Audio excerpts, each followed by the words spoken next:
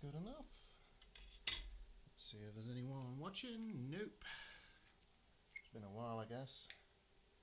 And it is a work night.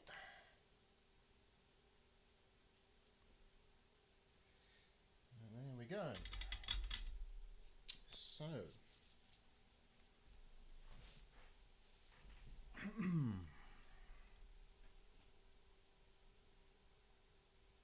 So, does YouTube think I'm actually live? Does it? Doesn't it? That's a question, isn't it?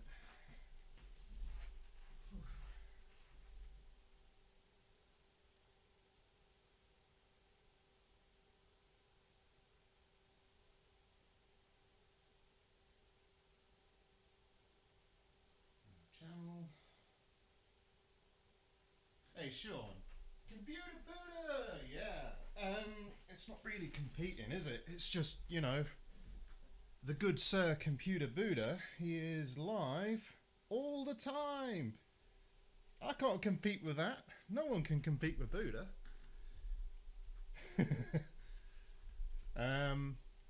Yeah, anyway, this one, I've already prepared up where the RSX goes. I should have started streaming earlier, I suppose, but I kind of figure I can record and stream at the same time, so yeah. You have good. If I could talk, yeah, you have fun too, man. I'll probably drop on your stream later, Buddha, when I'm done with this. Yeah, here we go. So I've got the original RSX off.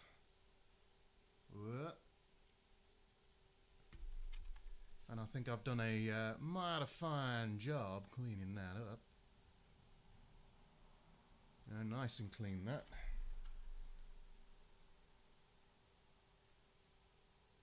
So there we go. So I've got to do the resistor mod. And I think that resistor is about there. So I'll get that under the scope. Flip over to the flippity floppity microscope. And let's have a look. So I think it is in this area, if I remember rightly. But I do have the memory of a goldfish. So there is that. So I think it's this one, which the focus is really bad on. But right there, I think that is our target of attack. Hey Felix. Dual streaming? Yeah, you can dual stream. Why not? Dual stream! So yeah, so I've got to do the resistor mod. So for that, I'm going to need a pair of tweezers. Oh god, I really should clean those and grab a different pair. There we go. So this... Oh god, I need to clean these as well. Damn it. How about these ones? Do I have a clean... No, they're not clean either. Good god. What about these ones? Okay, I think these are clean. But, you know, I'm going to clean my tweezers. One sec.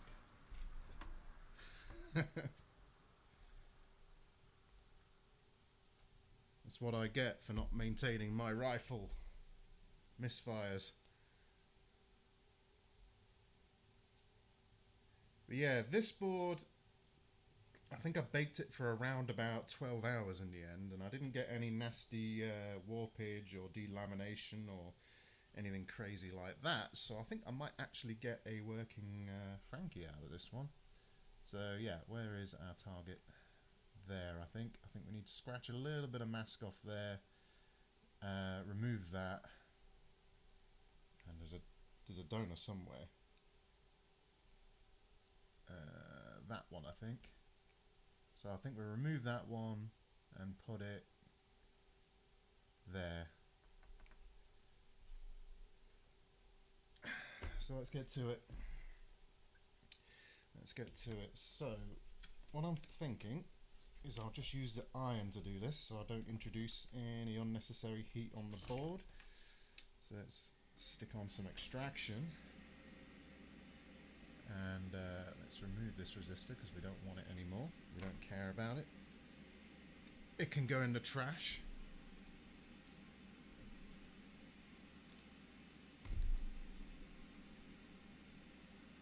This is the first, Frankie. It's probably the first one that's going to work, Sean. I've tried another one, but it didn't go so well. Oh, hey, Vic. Nice to have you along. So, it helps if I turn my iron on. That ain't going to work without the iron switched on.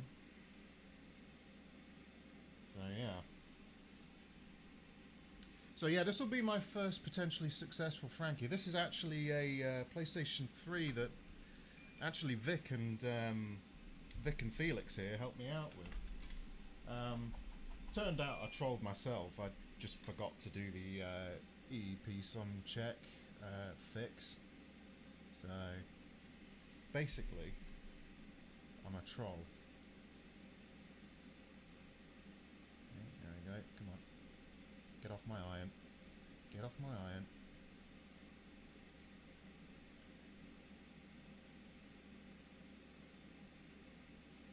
Won't you please get off my iron?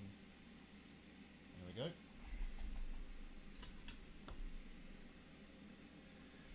Step 1. Nearly complete.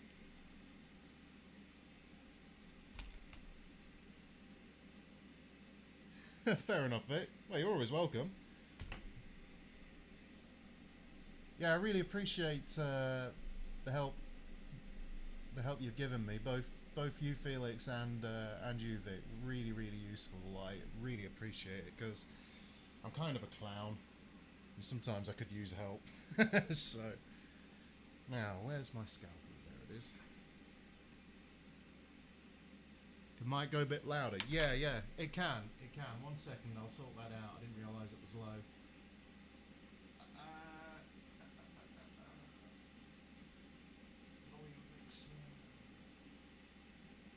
Just bear with me, I'm sorting it out. I know why that is. I completely forgot. It's because I did some recording. When I record, I turn the microphone down. Device properties. Right, that should probably be quite a bit better now. How's that? How's the audio now? That should be a lot better for you, I think. I might need to turn it down a little bit. You guys let me know. Yeah, what happens is whenever you're doing a recording, if you want studio level quality audio, you need to turn your levels right down and get very close to the microphone. That's how you get the audio to sound kind of semi-professional, right? Like right now for streaming, it makes more sense to have the levels right up so you guys can just sort of hear me because I'm a bit further away from the mic. But yeah, anyway, while we're here, let's... don't need fume extraction right now. Let's turn that off and let's reveal some solder mask. Some solder mask. I think about there, isn't it? I'm going to change my orientation actually. Let's rotate the board. Where were we? We were over here somewhere.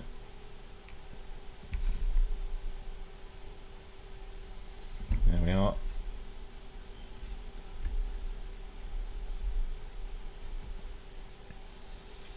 Was that it? Yeah, that's it. Right there. Got a bit of glare going on, haven't I? And I'm assuming that focuses out. Of course it is. Let's resolve that.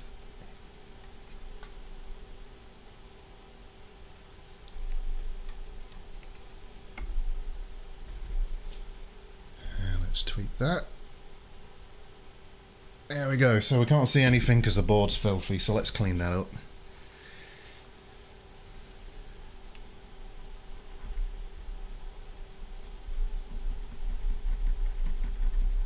Much better. Much, much better. Now, if I recall, we're not going to be using this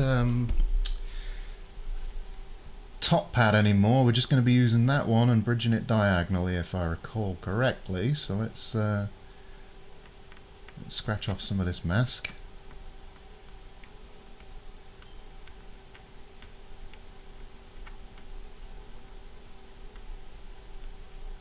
I do like micro-soldering. Micro-soldering's fun. Diagnosing's fun when you know what you're doing. I kind of half know what I'm doing.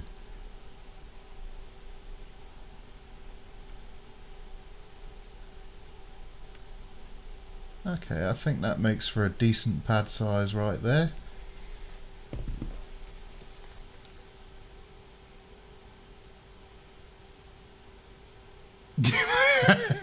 Jason's gonna come here, demonetize the channel. Well, the way my channel is, probably just get demonetized anyway. Just copyright trolls keep hitting me. It's really annoying. It's hardly like I make much in ads anyway, but scratch a bit more. Come on. Come on. Strictly, this board didn't actually need the Frankie mod, because the RSX chip on it was good.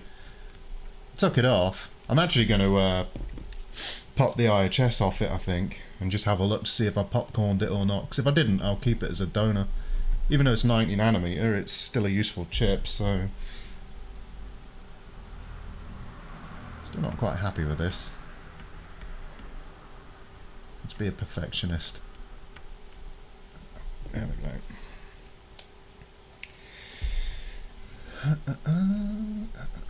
Okay.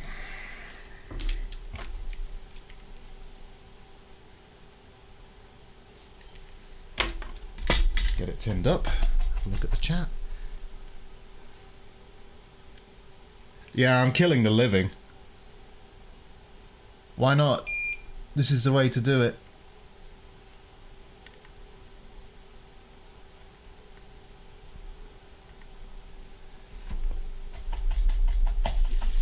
I think that'll do the job. Now I need to move this one here, I think, so this could be a little awkward with the iron, but I'm sure I can do it.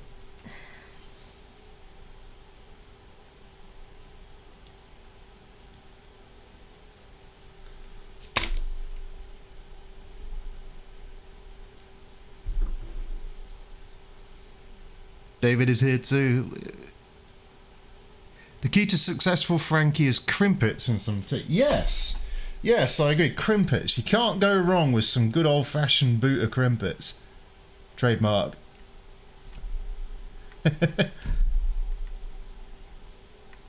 you know what? Actually, David, we should totally do a dual stream one day. We so should. Let's get a bit of solder on that to get that to come off.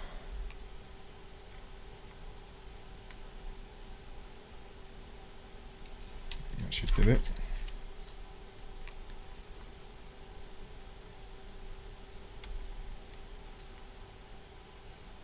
Come on. There we go. No. There we go. That's what we want.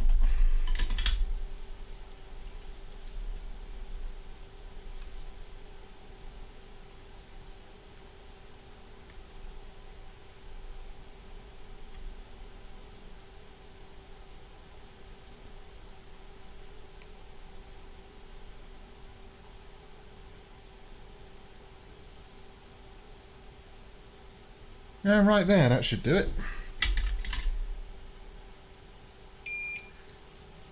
Do you know what? I like the name. I like that Technoman, so that's pretty good. I do like that.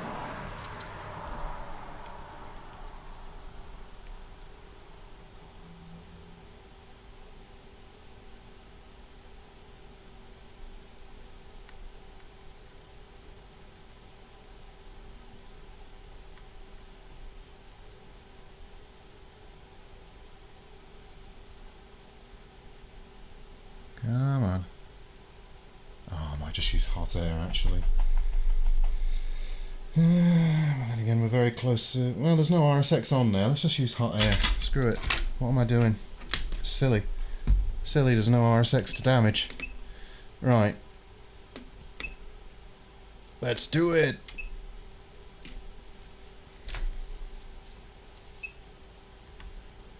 And I don't care about getting flux everywhere because I'm going to throw it in the ultrasonic anyways.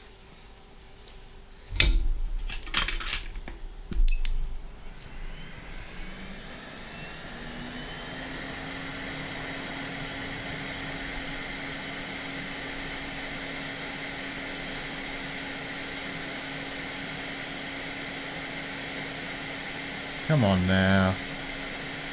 Come on.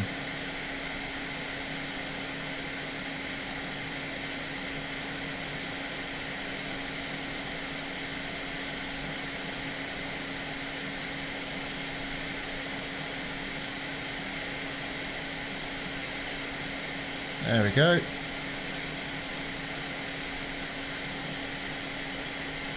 Perfect. That'll do the job. Right, so the resistor mod's done. What next? What do we want to do next? There's a few other things we want to do, don't we? We want to change power good, I think. Power good, I think we want to modify that.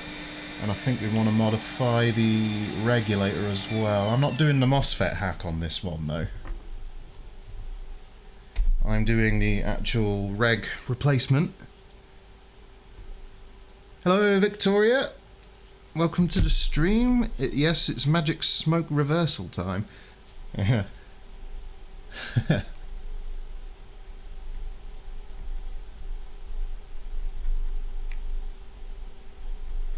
Yeah, good. That's definitely not bridged. That's a good sign. Okay. So, what next? What do I want to do next with this mod? Let's find out. Yeah, I will be prepping the board as well, Felix, for sure. I'll be wrapping it like crazy in aluminum foil, like I did. I did that when taking it off as well. It's pretty crazy, but yeah, I think I prepare it now, do the reflow, and then it's done. So, let's see, what next?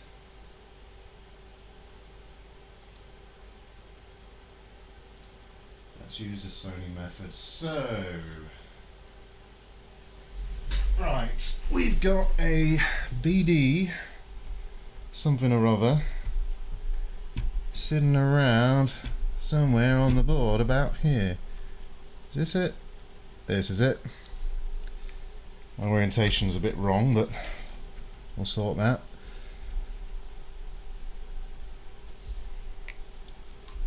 Up we come.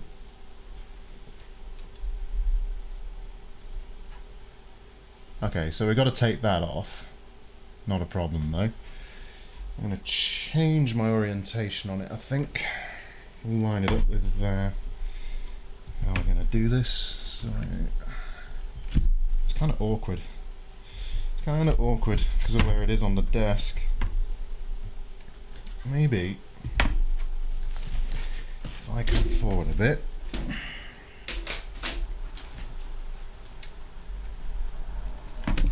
Come on, articulating the arm, you can do it. Whoop. There she blows, Captain. There's our whale. Man the harpoons, or some such. Right there. Okay.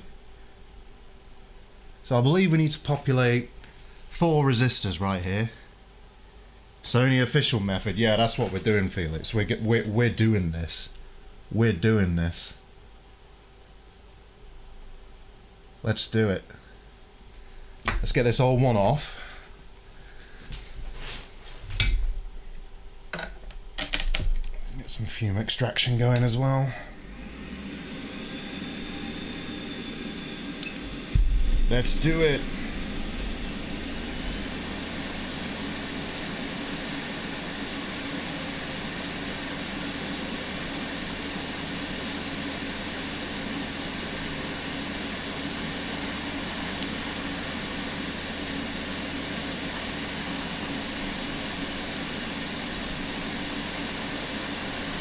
Let's do it.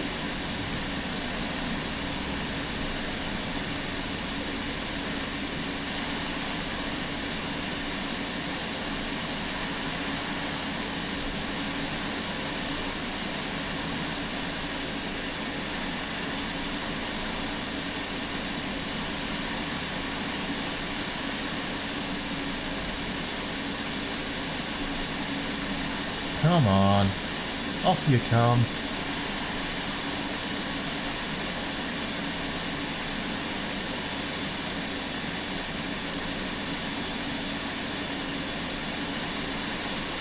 70% airflow, really not enough. Really? Really? Right, fine. Let's crank the temperature to 420.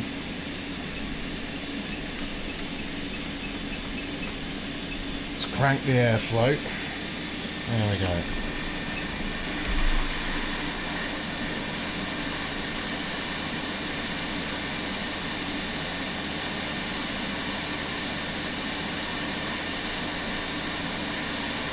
Come on. Come on.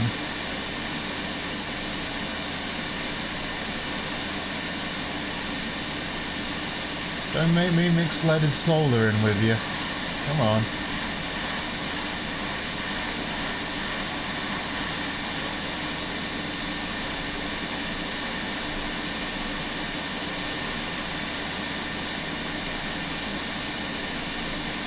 Good God.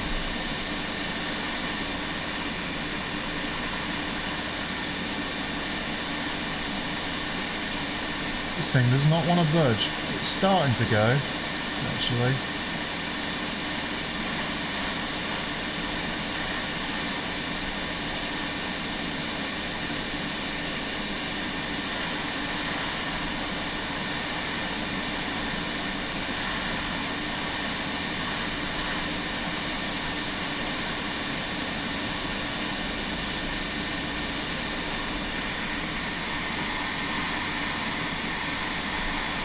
Damn, son. Let's get some leaded solar on there.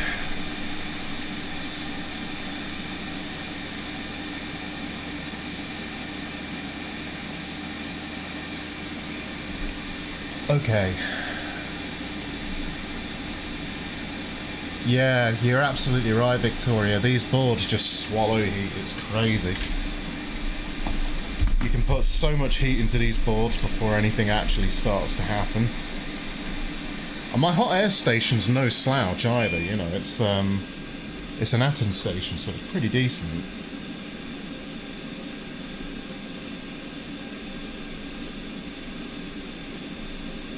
Whoops.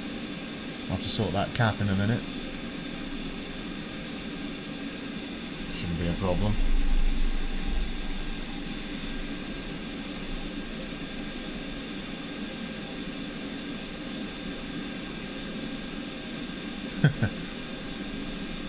Oh no!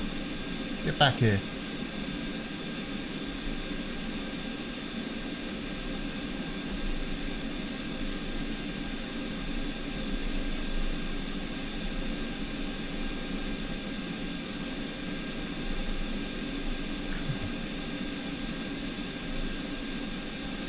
Okay, now I see where that cap's supposed to go.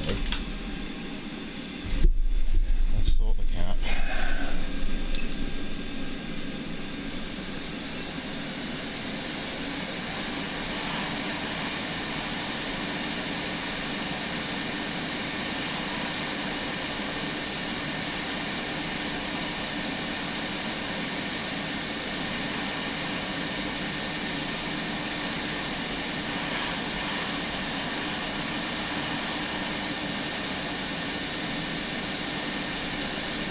Need you gone anyway, that's fine.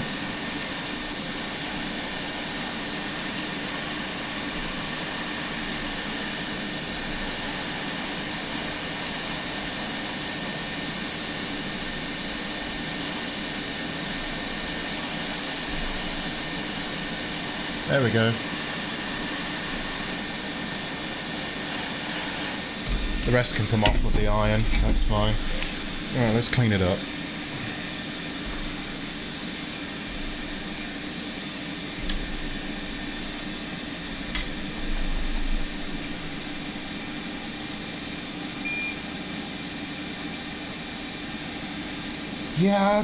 Yeah, you know, you might be right about using low melt, like something like Chip Quick. I do have some actually. I've got some, well, not Chip Quick. I've got some ghetto stuff. Rose quartz or whatever it is. Bismuth, basically. Pure bismuth.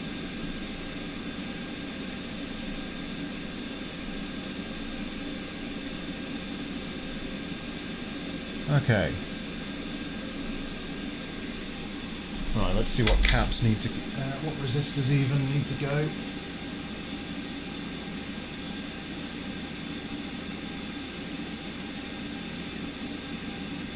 So we need to remove, we've already taken the 0 ohm, so we need to remove another 0 ohm.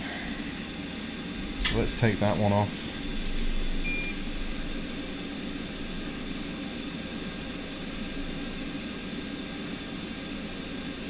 There we go.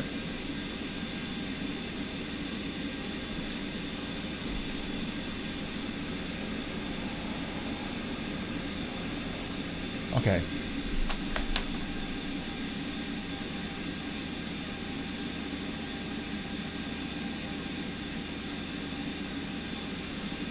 So we need some resistors. I do have some of those somewhere in a nice little wallet.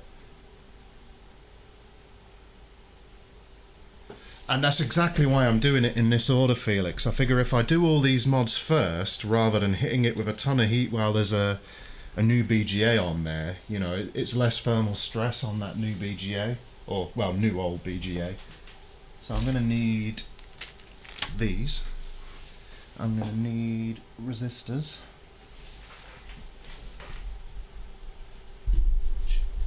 Probably this one. By the way, I highly recommend to folks,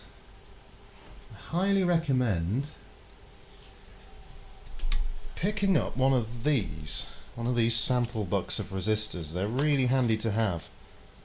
You get, you know, thousands of different resistors with different values. It's just super, super useful.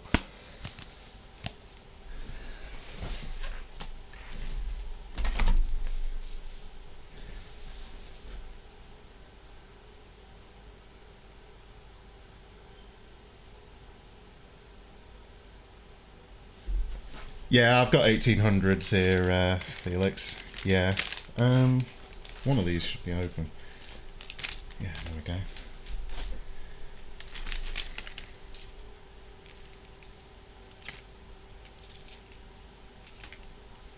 So, let's grab ourselves a regulator. We've got ourselves a regulator.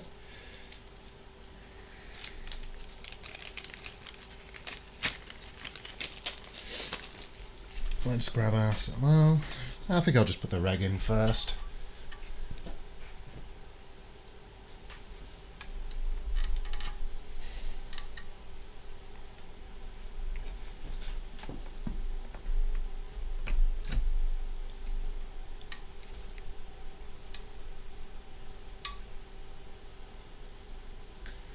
How's that focus? Nice. Yeah, exactly, Victoria. That's why they're really, really handy to have. You know, it's just, I mean, they're sample books, but for repair work like this or mod work, they're pretty good. I can't remember where pin 1 goes, but there's a little dot. So I'm going to assume that is pin 1. So that orientation looks correct. So I think I'll hot air this in. So I'm just going to pre-tin these pads. So let's do that. Might as well do those and that one.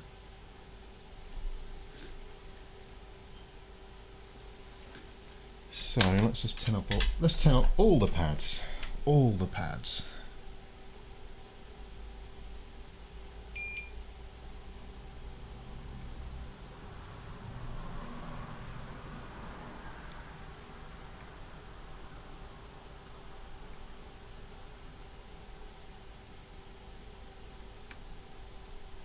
Ah, smoky.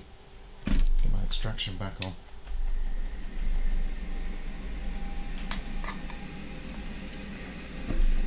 Whoops. Keep doing this. I've got the board in a really awkward position. There we are.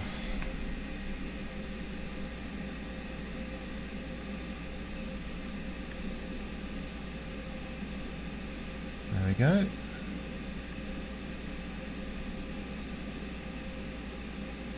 Right, right.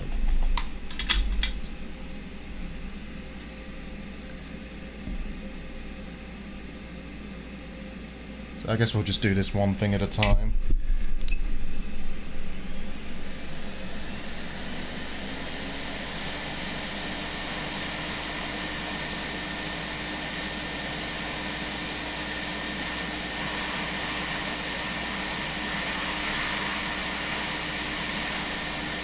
Ah no!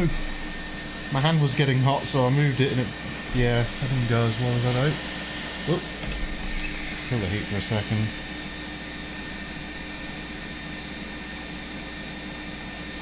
I've lost my marking now.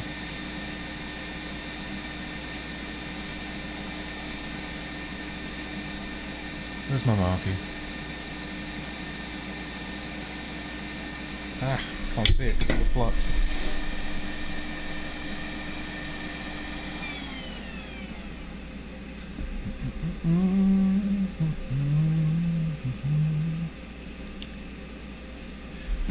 Oh, I think I see it.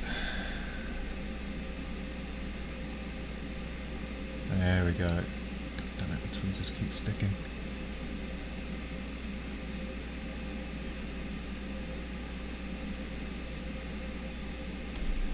I mean, I could solder this by hand, but... eh.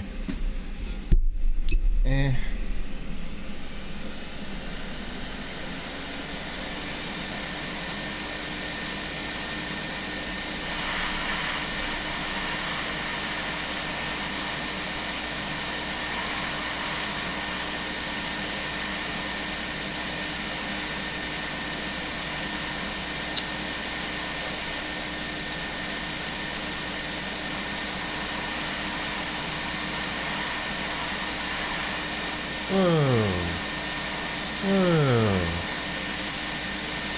God damn it. I swear I can solder. Alright.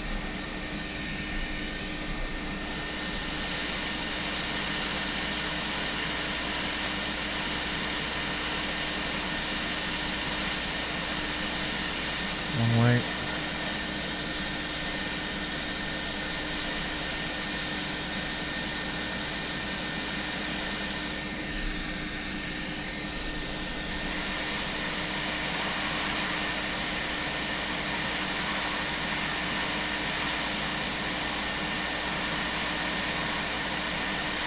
There we go, that's better. That's better.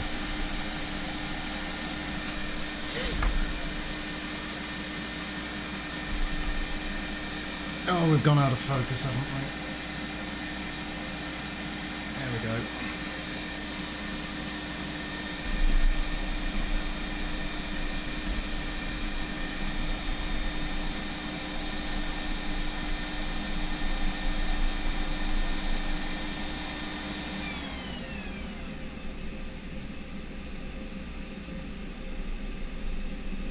Okay, that's better. So we've got the new voltage reg in, so we just need to put the resistors in to set the output of that regulator to 0.95 volts. I really don't... I'm not balancing the board. Hold up. Hold up. There we go, that's a bit better.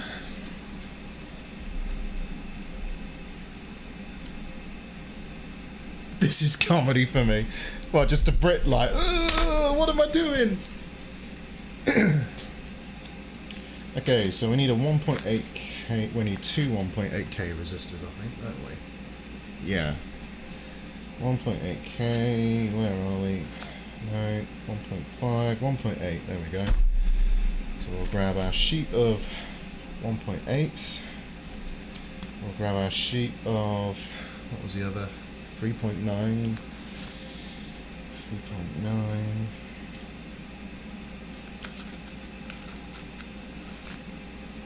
Those there. Okay.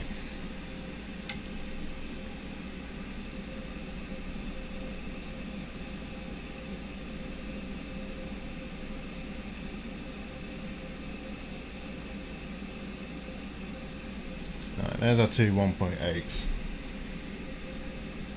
I'm going to tack these in first, I think. So the first one goes up top like this. The second one goes down here. I'm going to switch to a smaller tip, I think, as well. So that goes there. Right. Max, hey! Yeah, everything's going pretty good, Max. Actually, I have some potentially good news for you. I've been harvesting RSX chips from PS3 Slims, so I should, hopefully, be able to do your Catch A very soon. I've had quite a few failures, so I'm actually really glad I didn't try anything with yours first. But I think we may be at the point where the failures are largely behind us, so that's good news. Good news. If this works, it'll be my first working one anyway, so... Alright, there we go. Go misery.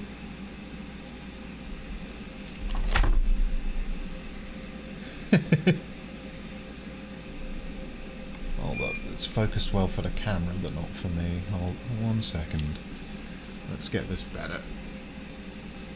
There we go.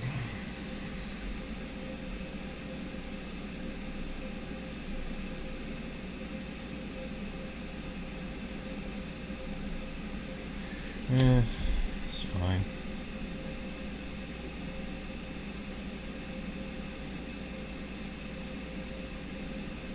Okay.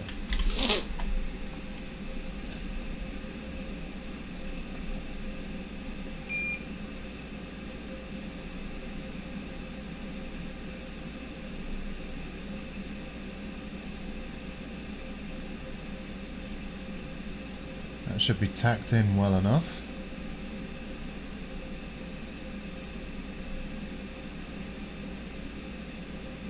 Hopefully that should be tacked in well. No, that's not tacked in at all. Let's try that again. No.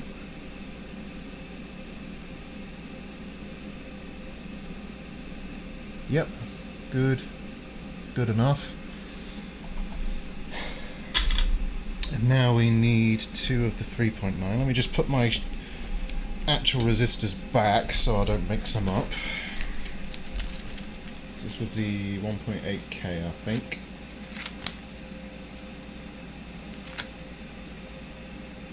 Let's put these back.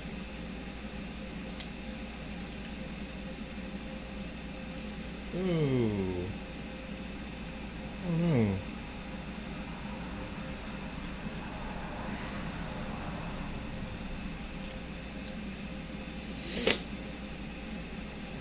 There we go. So now I just need 2 of the 3.9s, I think they were. Yeah. I just need 2 of these.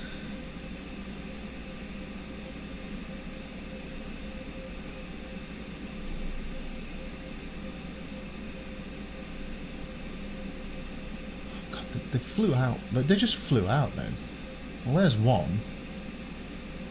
Where'd the other go? Ah, there we go. Right. I'll put that back in my resistor book. The book of unwritten resistors. Well, actually they're written, thankfully.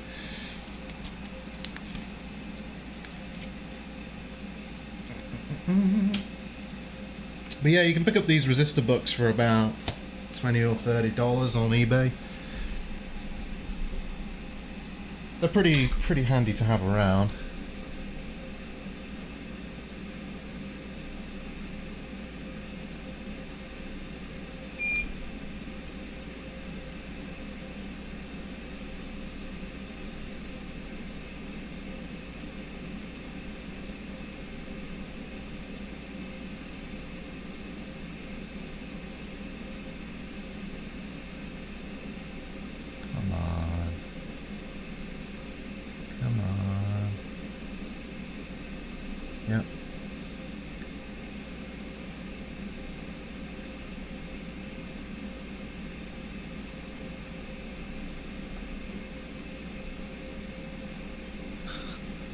Get off my tweezers.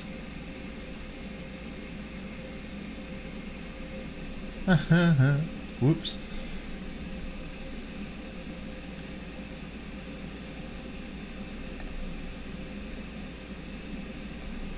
We're nearly there though. We're nearly there, and then we'll just hot air them to reflow them properly. Once we got them tacked in a bit.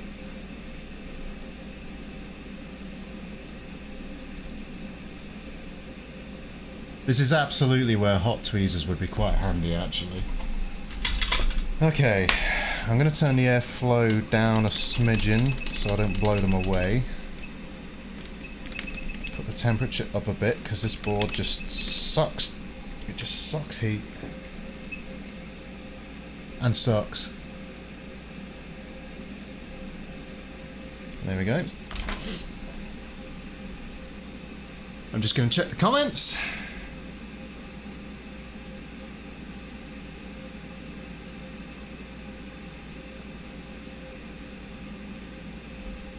So, Vic's talking about using hot air and the soldering iron. Yeah, that's probably not a bad way to do it. Hello, Mr. RB King. Hello. Let's see. Okay. It's always nice to see people active in the chat.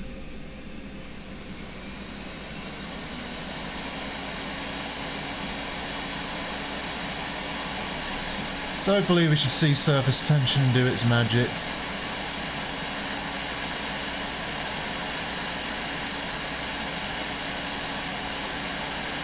Any second now.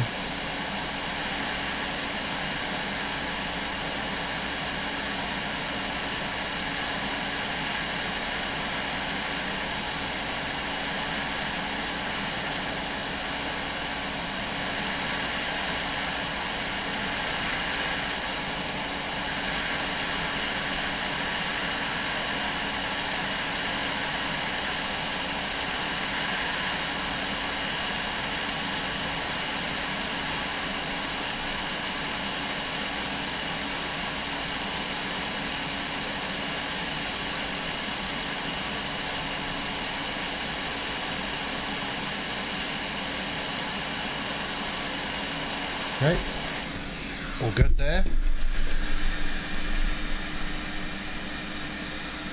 That's it, those are installed. So that's the volt mod done. Let's just double check this soldering though, let's make sure. I'm not overly happy with one of those, but there's still a bit of heat in the board. Let's go ahead and stick some flux on.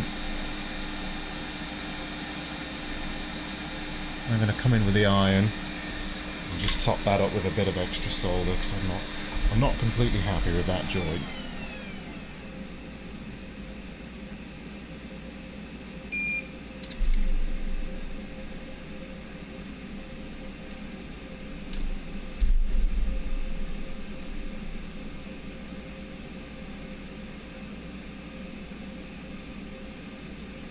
Yeah, that's better.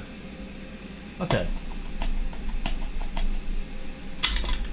So we've got the volt mod done. So we've got our BD on there. We've got the resistor mod done. We need to set power good now, I believe.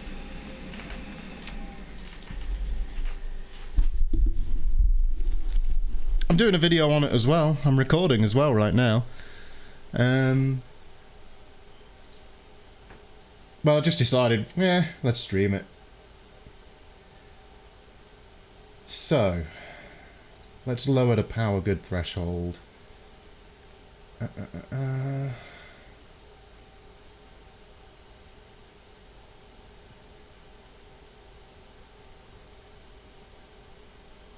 remember how I did this before. Yes, so I need 27k and 10k resistors.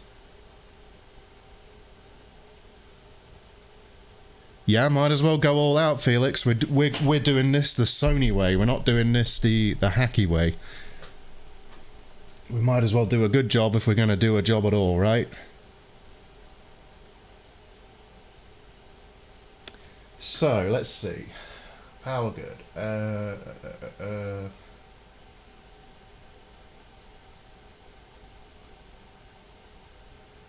Okay.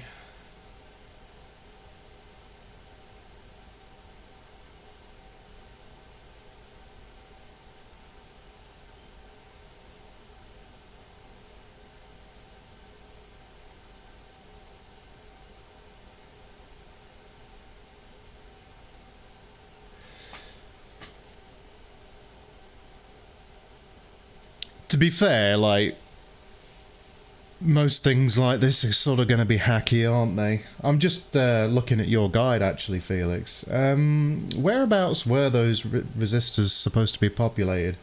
I see 6201 and 6103, which are the buck converters. I forget where they were.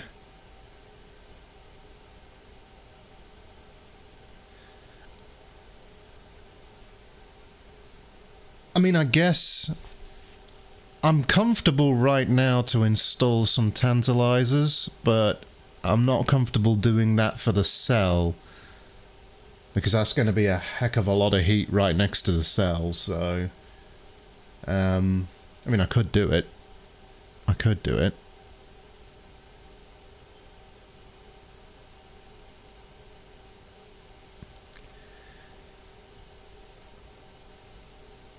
Need a VRM butt controller. Right, so you're saying that one, I think, is near the tokens.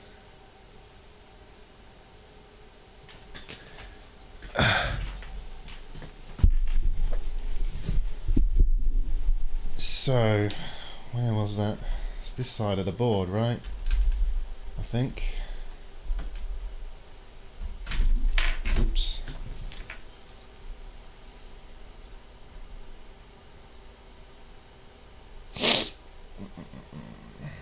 What am I looking at? I'm looking at blurriness, that's what I'm looking at. No, it wasn't that. It wasn't that. I've done this as well. I've done it on one before, and I've forgotten.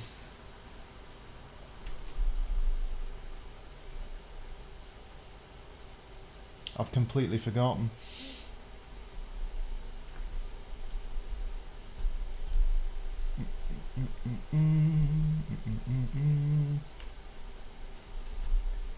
Where did I do it? Where did I do it before? Where did I do it?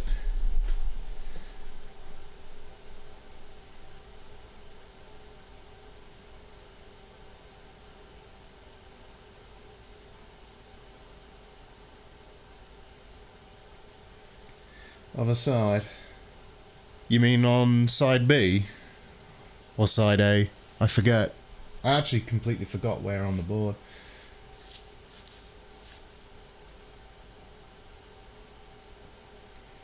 Oh, you know what? I've got the schematic open. What am I doing? Okay. I see 62.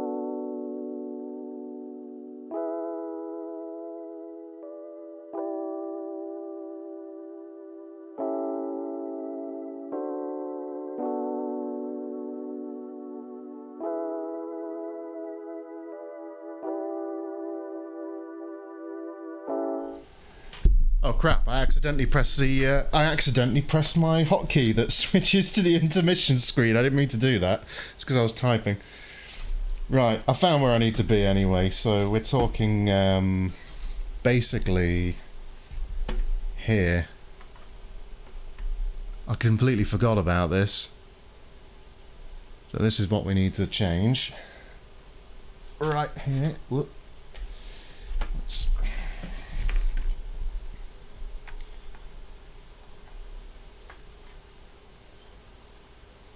Okay.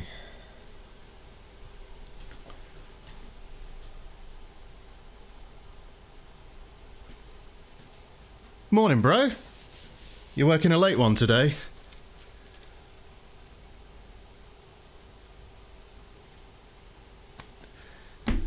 Yeah, you're right about that as well, Vic. Victoria, that is, not Victor.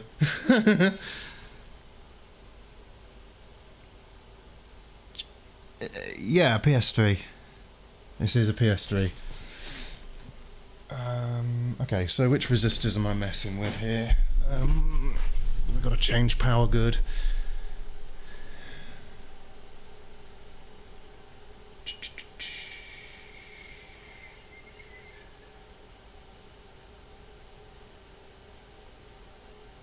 Okay.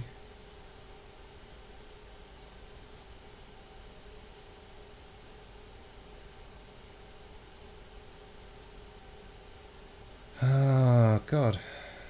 I know I've done this. Get Adam a job in there as well, kiddo. Really? Nice one. Score. Right. Anyway, I need to figure out which resistors I was supposed to deal with.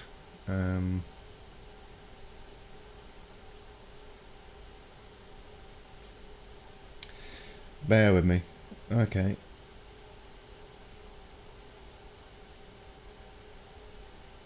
I'm not going to replace the tokens on this. I'm going to leave them on. So. Okay.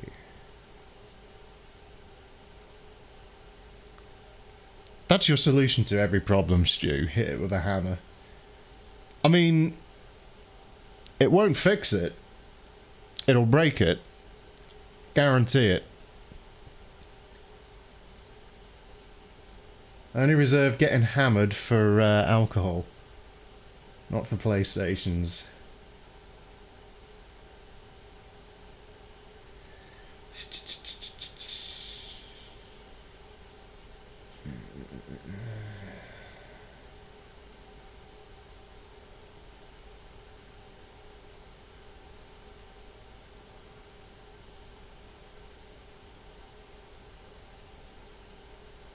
I cannot remember where these resistors go. What am I looking at? Let's look at the schematic.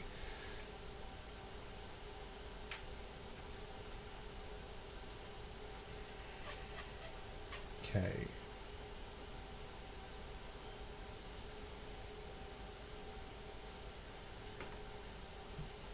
Yeah, well, you know.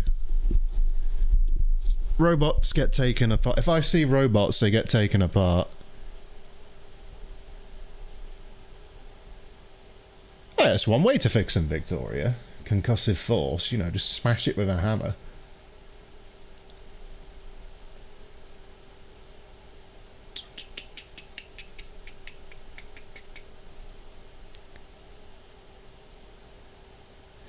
I use Kingbo RMA 218 bean. Actually, most people you'll find on YouTube are using the RMA 218, the Kingbo stuff. It's actually pretty good.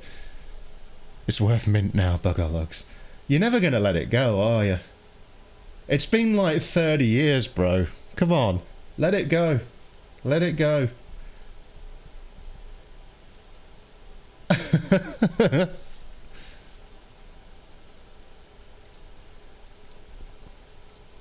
Okay. So I am reading your guide, Mr. Felix. Well, maybe not your guide, but your your post, should I say?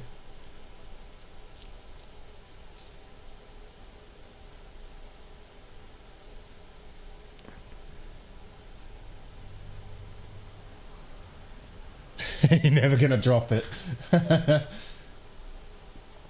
vid 062016103 but 6-digit code corresponding to the VOUT no load set point. Power good Vmin and Vmax thresholds are relative to that set point. The stock COK 00X AE models voltage divider values 15 and 20k.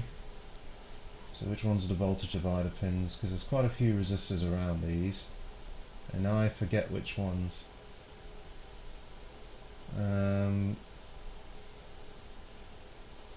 I mean, I could start removing them and measuring them, just to check.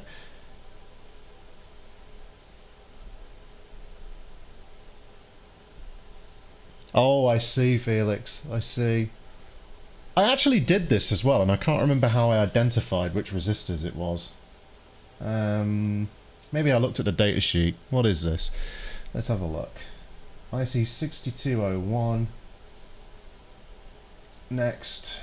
So there's our pinouts.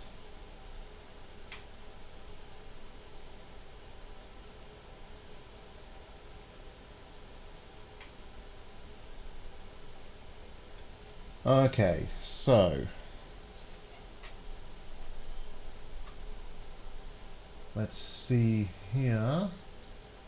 Let's do some experimental stuff, Felix. Let's do some experimental stuff. So we're saying the defaults are 15K and 20K. Therefore, if I find those on this schematic, which I could share actually, couldn't I?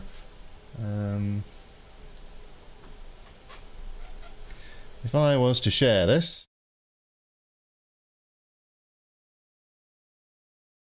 whoops, could probably do with copying my microphone into that scene. Copy. There we go. So, somewhere we've got a 10K and we've got a 15K. Well, that's for 6204, but it's also shared with 6201. Is it our 6215 and 6207 by any chance?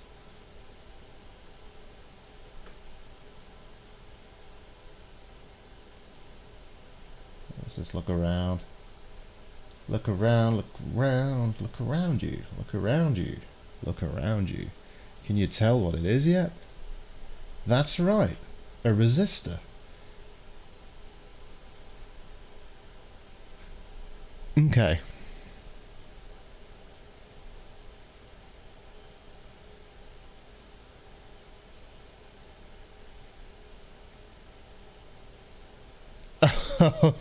Oh yeah.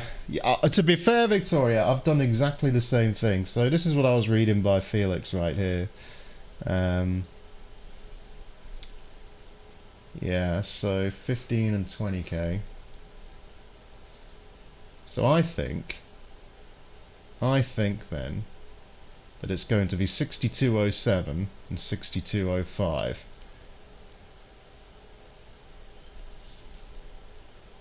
$6207, $6205. That would make sense. PWALS, and what's the other one?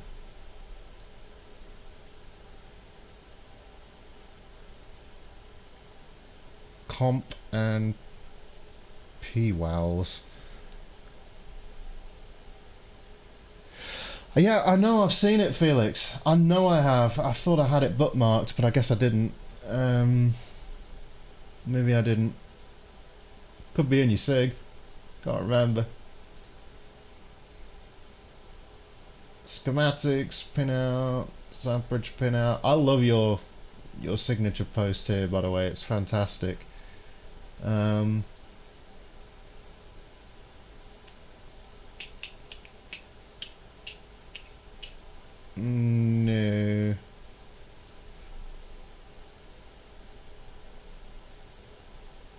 $15 and $20K. I think it is what I was looking at on the schematic. I think it's these two.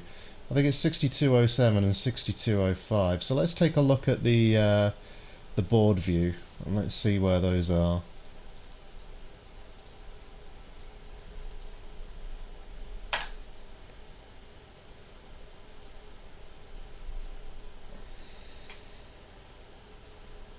These two. I think it's going to be these two. That one and that one. That's what I think. Your first cell dealing went flawlessly. Funnily enough, my first one went okay, and then the second one I wrecked the cell, so whoops. Whoa, let's go back. No, go back. Back. Glenn, my man, how are you doing? Welcome to the stream. Okay. Finally, indeed, yeah. Yeah, so there we go. So let's get this orientation right, shall we? So let's spin the board round.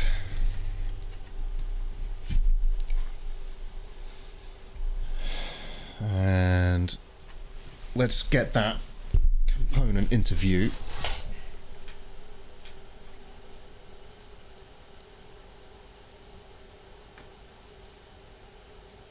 So it's right near where it says F6301 on the board, so let me just find that.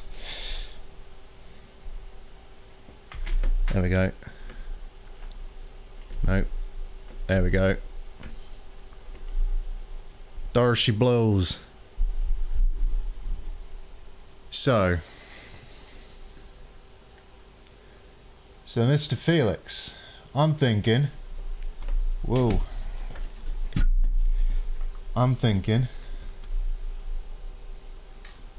but it's these two that I'm looking at right here. Ah, there we go. Yeah, this is a cockatoo. This is a massive cockatoo. It stopped throbbing now that it's cooled down though, so that's good.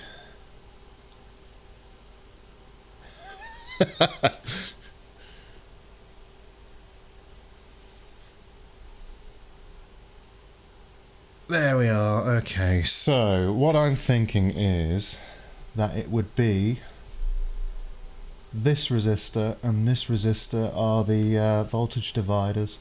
That's what I think.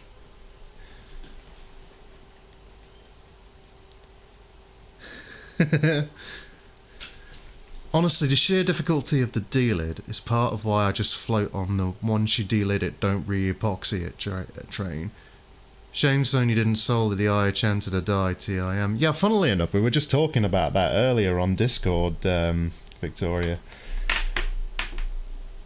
I mentioned it kind of as a joke to somebody, but like, in a way, yeah, it is kind of a shame.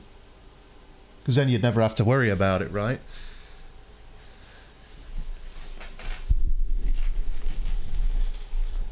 So we've got 6205, 6207. They are both respectively 15K and 20K. So we're saying we need to change them to 27K and 10K. If I am actually looking at the right one. Now there should be two pairs of these. There should be another IC. One for the RSX and one for the cell, I believe.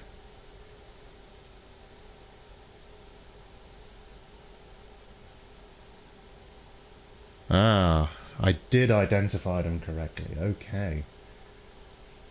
So what are we saying then? We want to swap the 15K for the 10K and the 20K for the 27K. Does that sound about right?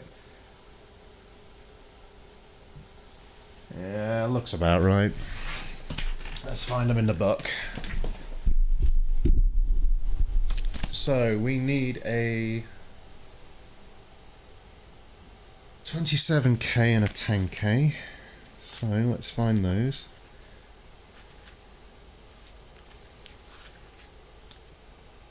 There's our 27K.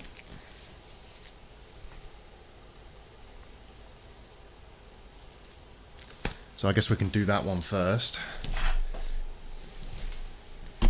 And on the board, that would be 6205.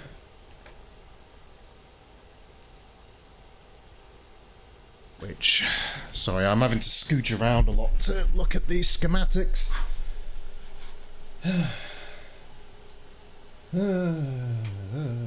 6207, okay.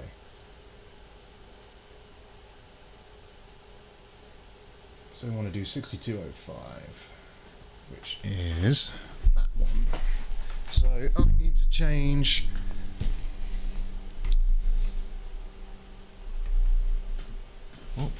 this one right here.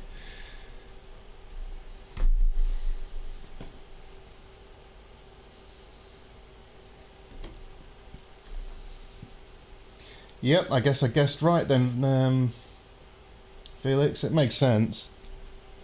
It does make sense. Let's see if we can just swipe it away with the iron.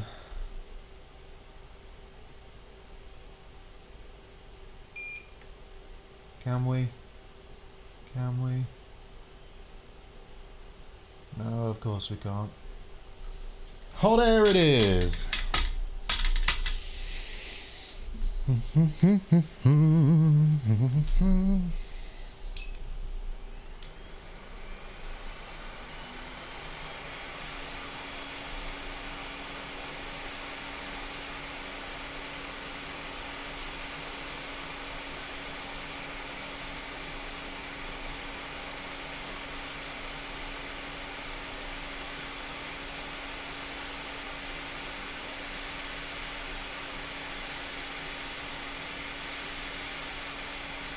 There we go.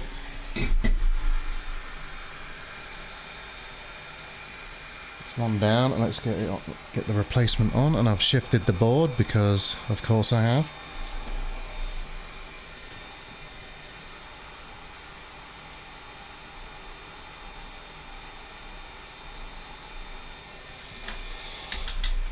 Solder, please.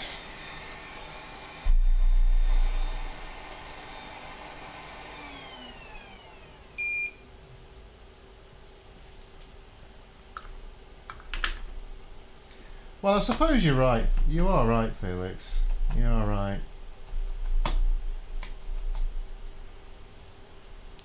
Let's just do it.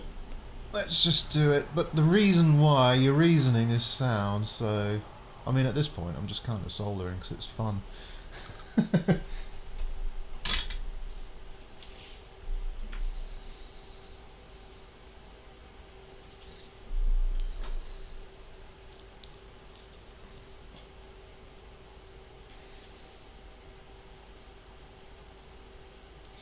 Well, there's a lot of debate on tokens, right? Like, there's an awful lot of debate on them, and, like, frankly,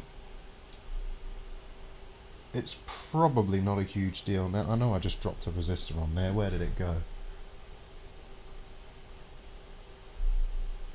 At least I thought I did. Did I? Maybe I didn't.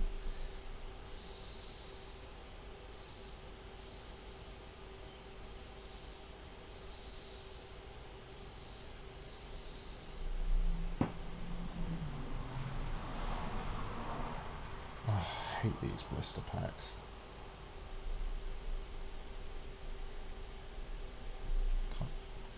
I'll see what I'm doing because my fingers are in the way.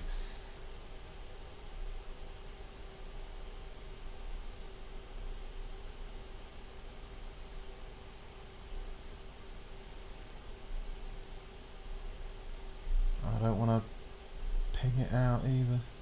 There we go. Oh, I'm using my knackered tweezers.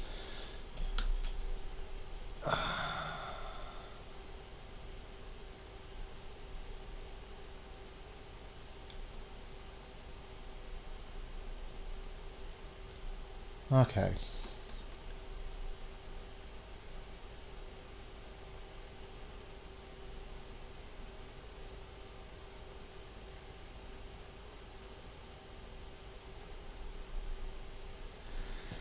So we'll tack this one in.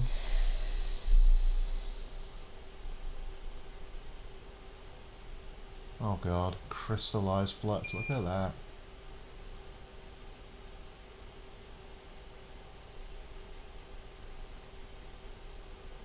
Nice rosin crystal. Now,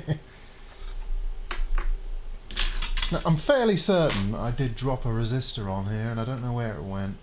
It's gone into the void. Who knows? Anyway, that was a 27k. So, where's my book of many resistors? There it is.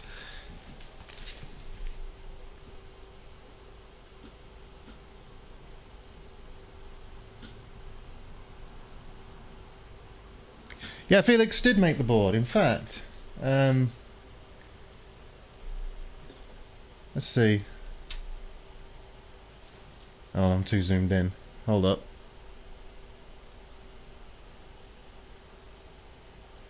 There's one of Felix's boards.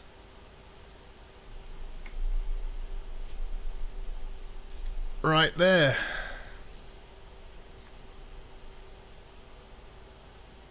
That is a tantalizer.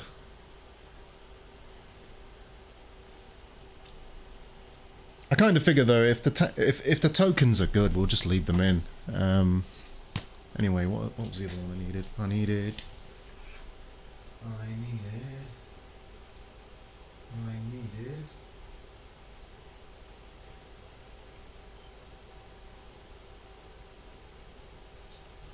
10K.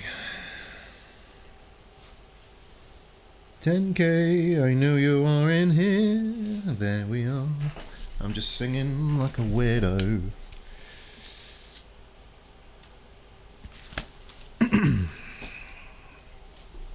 Okay. Okay.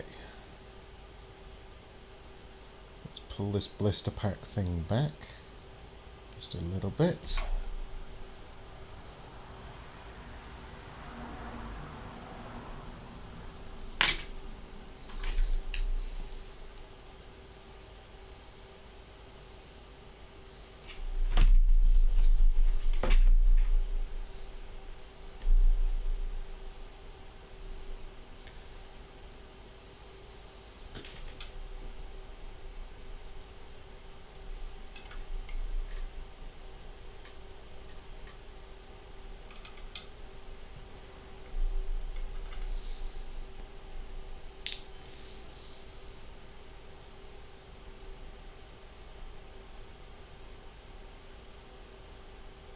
Come on.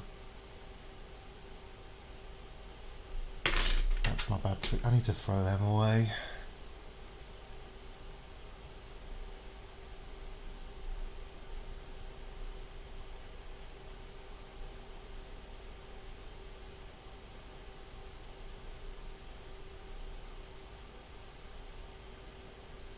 Hey.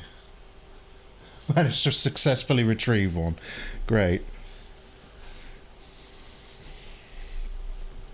Okay, let's just put this somewhere safe, like not there. Let's put it on my blue mat, like there. Okay. Damn it.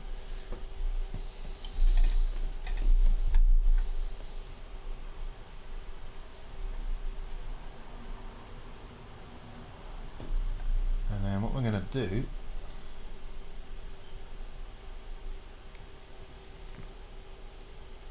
is remove that resistor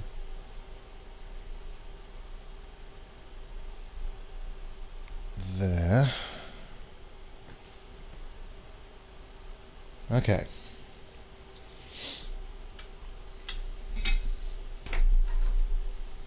Let's do it. What MLCC values did you use, Dan? I took them straight off of a PS3 Slim, so I think I did measure them. I think they were 10 and 22 microfarad, but I'd have to check. But that's off the top of my head, right? I think they were 10 and 22 microfarad. I kind of figured the ones that were on the PS3 probably line up quite well with the specs that they were intended, right?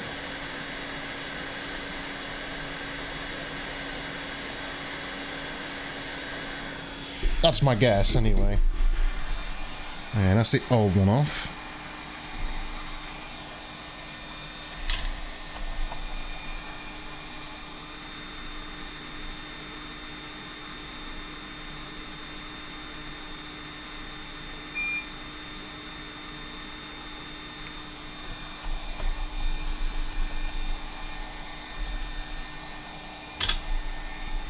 Now, I know I stashed a little SMD here. Yeah, there it is.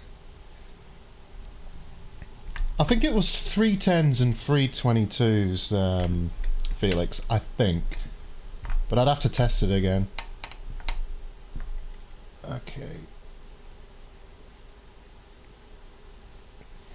I'll get this in focus in just a second. I just want to get this thing off my tweezers. If I can. There we go.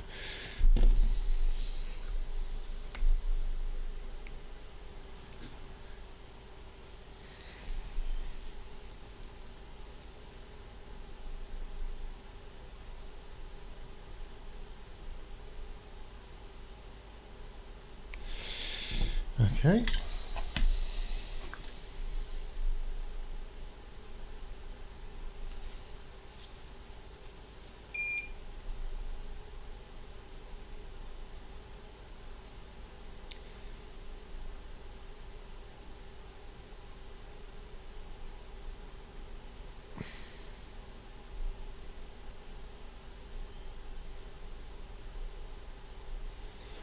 Right, we'll hot air that back so that it floats nicely.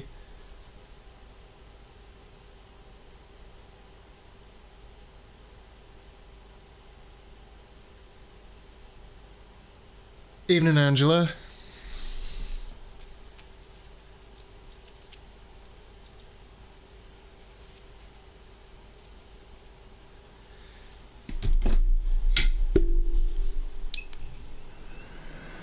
I think the PS3s used aluminium polymers, didn't they? Because I think they're Panasonics, right? I need to check the chat in a second, folks, because I've not had a proper catch up on it yet. There we go. That's flown in nicely. Okay. Well, while we're in the region, let's just do a quick little bit of cleanup.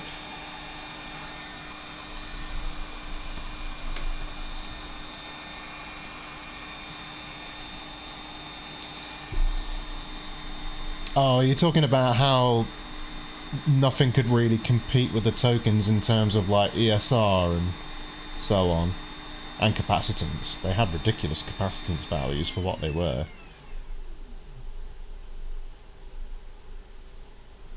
In fact, spec-wise, the tokens are really good. And to be fair, they are really good when they're used properly in an application, right? Like in the PS3, you've got... In fact, I'll show people watching. You've got, if we look here at the tokens, what we've got are these vias. Now, these vias aren't here for no reason, right? They have a purpose. These vias exist for one reason and one reason only, and it is not to connect both sides of the board. You'd need far less number of vias to do that. These are thermal vias, and that's to allow heat in the area to dissipate, and that's because these are fairly close to the ICs that they're filtering the power for. You know, in this case, this one's next to where the cell goes, the RSX goes even, sorry, the other one's the cell. And the idea of these holes is to dissipate heat so that these NEC tokens aren't getting quite as hot as they would without these thermal vias. And as you know, if you've ever taken these tokens off just using a hot air gun, it's really hard to get them off because, you know, a lot of the heat gets dissipated, and that is in part down to these thermal vias that you can see right now. And that kept these tokens within their sort of temperature ranges that would prevent them from failing due to heat stress. Now, what we've found, a lot of people assumed it was tokens because quite often on other devices like Toshiba laptops, it looks like it's the tokens, and the tokens on those do fail, but they are directly below the chip that's producing the heat, and that just a few degrees extra is enough to make them fail much, much earlier. The PlayStation 3 thermally is actually designed quite well with these tokens in mind, so a lot of people assumed because loads of Toshiba laptops were failing because of these NEC tokens that was the source of every and all problems, you know, and it's not, right? The tokens are actually pretty decently spec'd, and they're not terrible capacitors like people think. I thought they were, but like, you know, I've read up on them, I've looked at the specs and so on, and like I've looked at discussions in PSX Place, and the conclusion I came to is largely the same as what the people who spent a lot more time looking into it than I have come to, and that is that the tokens themselves are usually just fine, and it's actually something else that's going bad. usually the RSX, but not necessarily exclusively that. It could be anything depending on your device, you know. But there we go.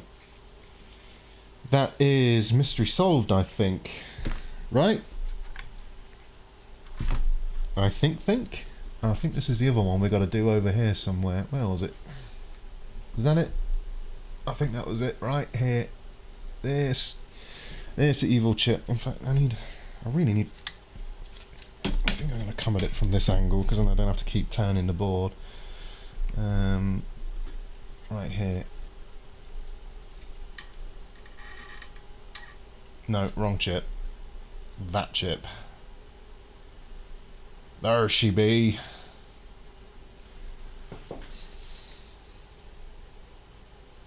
Right, I'm going to check the chat anyway. I'm not in a little while. I might actually take just a quick short break. Just chat with folks while I take my short break. Because I am a hopeless smoker and I would really, really like a cigarette. This one, Rantec, is not an error in the Syscon. Actually, the problem with this PlayStation was nothing to do with what work I'm doing right now. I'm doing the Frankenstein mod. It doesn't need it. And I'm going to make it clear to people watching, actually, you shouldn't do this on a working system. I'm doing it to get experience of actually doing the Frankenstein mod, but, you know, if you've got a working console, don't do this. This really should be, in my opinion, a repair of last resort. It should be a lasting repair when you do have a problem with your RSX, but this one, no, not the problem. But anyway, right, let's check the chat. Let's check the chat. Okay.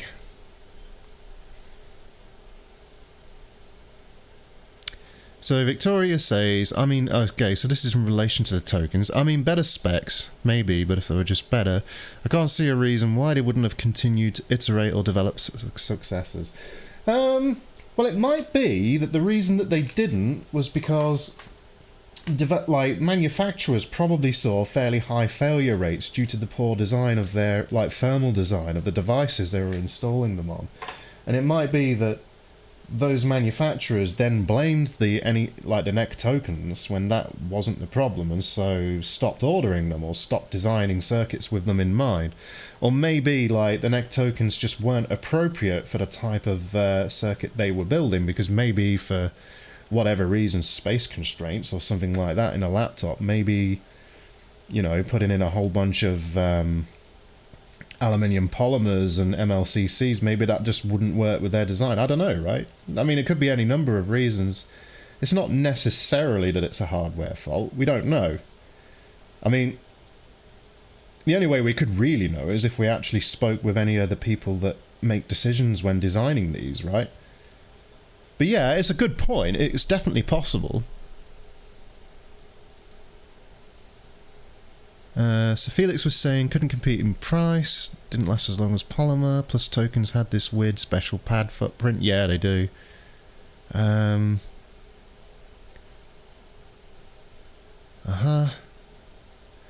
Meaning unit, yep. Tyler Clearwater, I've reflowed my A01 3 times now. Finally decided to install custom firmware and take control of the fan to keep it below 70F. 70F? What? 70F is not a very high temperature. 70 Celsius is fairly high. Well, not that high, I think. But if you're needing to reflow, Tyler, check using a UART reading device. Check the Syscon errors and see if you're getting 3034 errors in your error logs. If you are, you might be having an issue with the actual RSX chip. Yeah.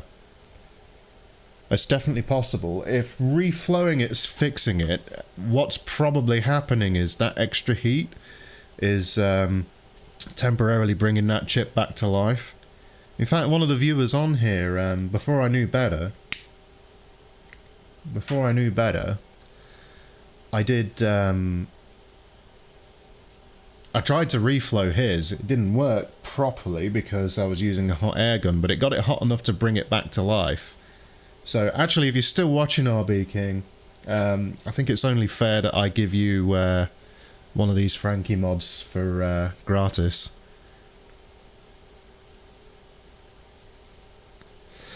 Oh yeah, if you're lazy you could use a UV light to see if there's a crack in the underfill, but that's not necessarily indicative, right? We don't know for sure.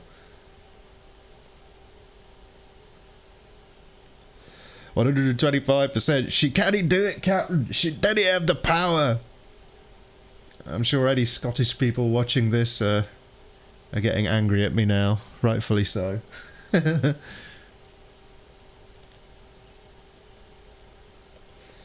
Anyway. There be our target. There be our targets right there.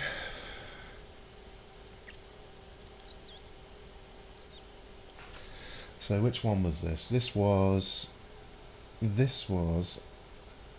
IC 6103, I believe. Let me check the schematic.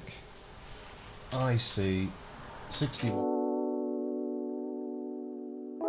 Sorry about that. I was using my numpad and my numpad. I need to unbind those keys. So R6112 and R6111. So let's look at the value of 6112. I'm sure it's also going to be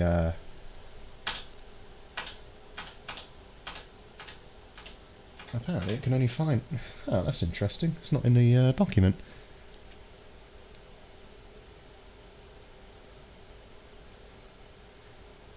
Yeah, if you want it Frankied, RB King, be aware though, there is a risk with it, but you know, I'll do my best if you do send it. I've got some others to do first though. Yeah, I know my accent was crap, Angela, I know. I know. She can't do it, Captain!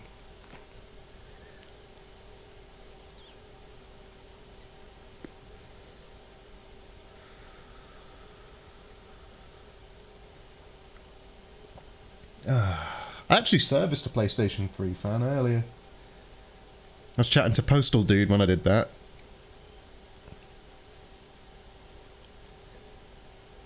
Well, if you don't mind the risk, I can do that, RB King. You know, not a problem.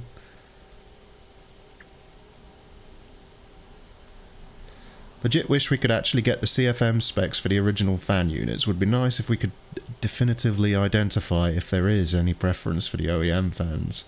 Yeah. Yeah, it would be.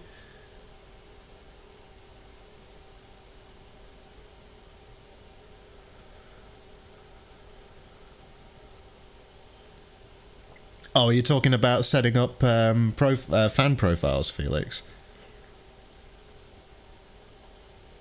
I think Sandungas, if I'm saying that name right, I think he was working on a whole set of profiles, wasn't he? If I recall right. I remember seeing a post like that, a comment like that on that Frankie thread somewhere.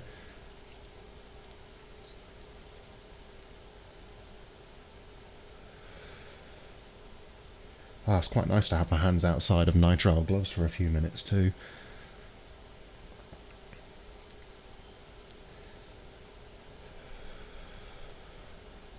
Yeah, that was the one, Felix, the custom fan table stuff.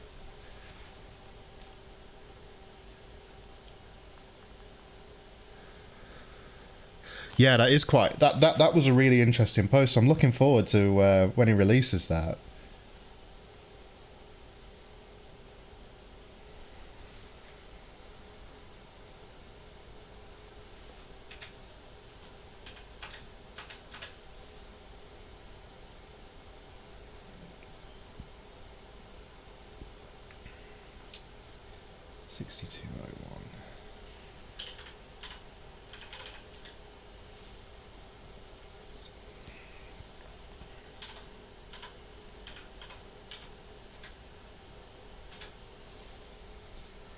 So that needs to be a 10K. Okay.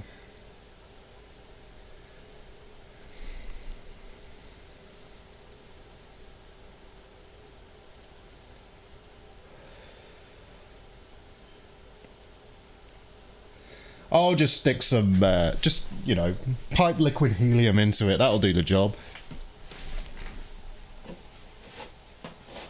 Okay. Bear with me, I'm just putting gloves on.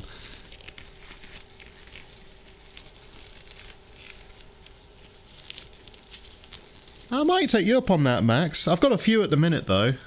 I might take you up on it.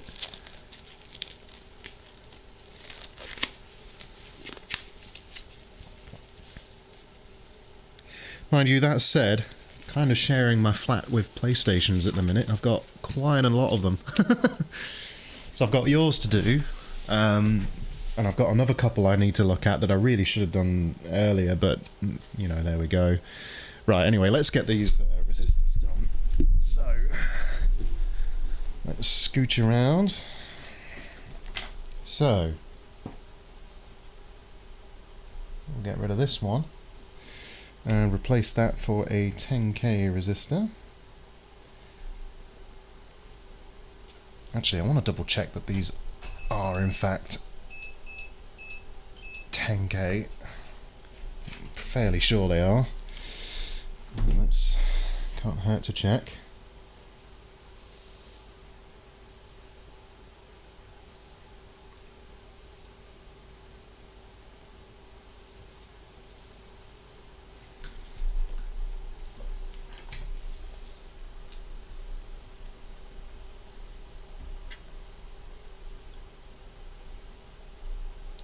Watch it ping out now that I'm trying to probe it. This is really hard.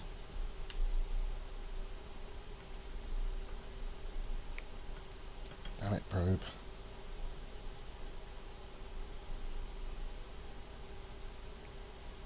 $10k. Excellent. Alright. I'm getting paranoid over nothing. Great. Okay. Okay. So let's take out this 10k resistor.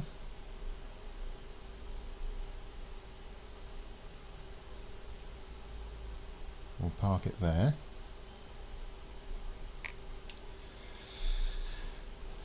Now let's put it somewhere a little bit safer. Let's wedge it just here. So that shouldn't blow away. Now let's take that one off.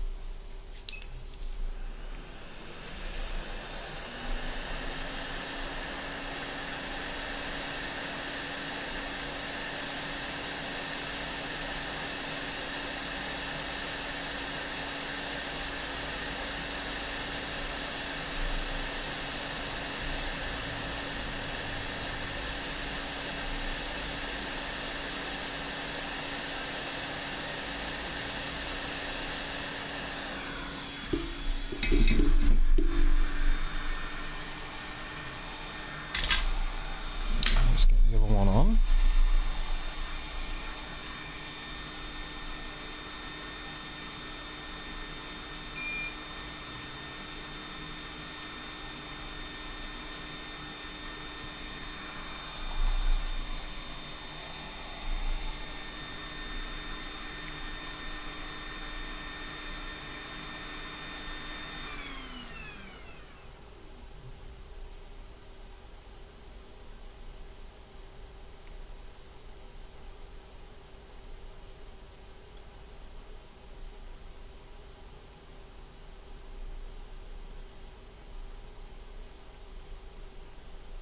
Good enough. Now I'm just going to put my 10k resistors away, that way I don't mix them up in the book.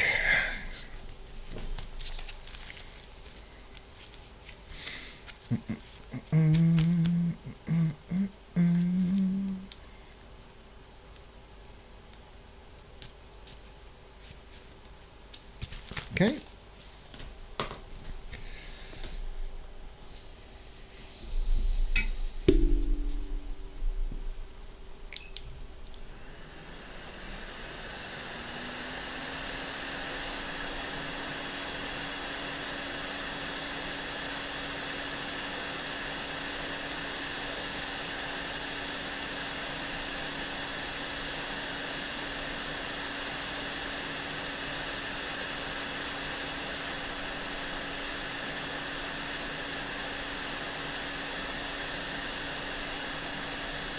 That blew away.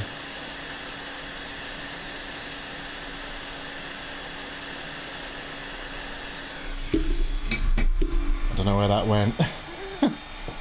Where did that go?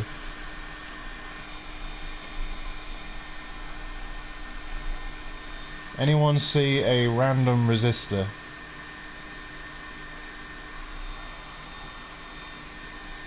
I think I was blowing that way, so... Where'd it go? Oh, I hate when that happens. Well, never mind. It's in the 10th dimension now.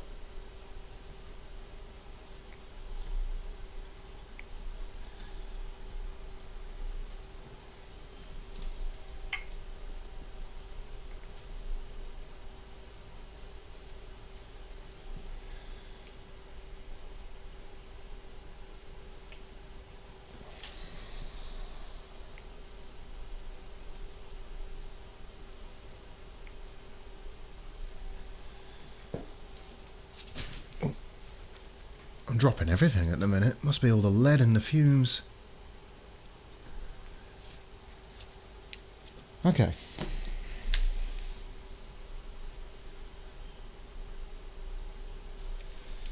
So...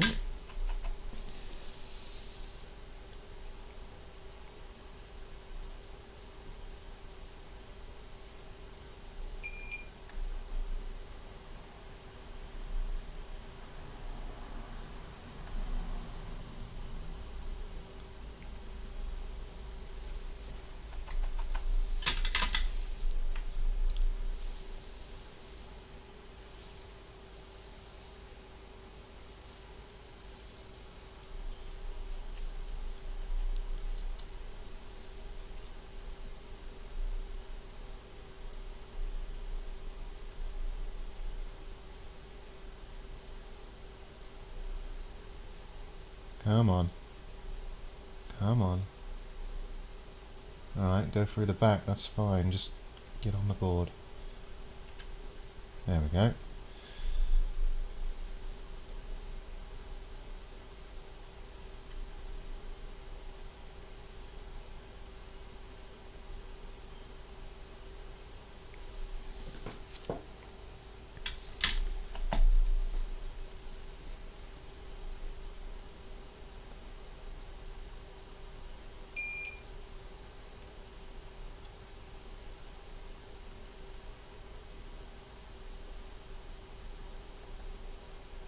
Right.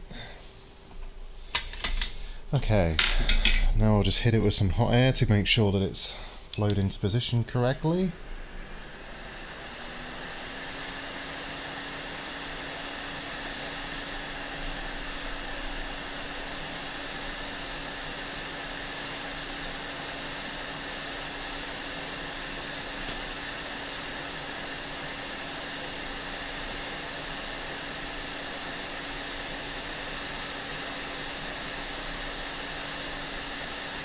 Very nice.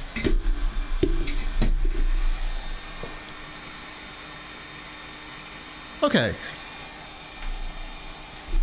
So what have we done? We've done the original resistor mod we needed to do. We've switched the voltage regulator. We've populated the resistors that needs to set it to 0.95 volts. We've set power good for RSX and cell. So we've adjusted that for questionable reasons. And yeah. So next up, what is next? Next is to solder the RSX chip, I suppose.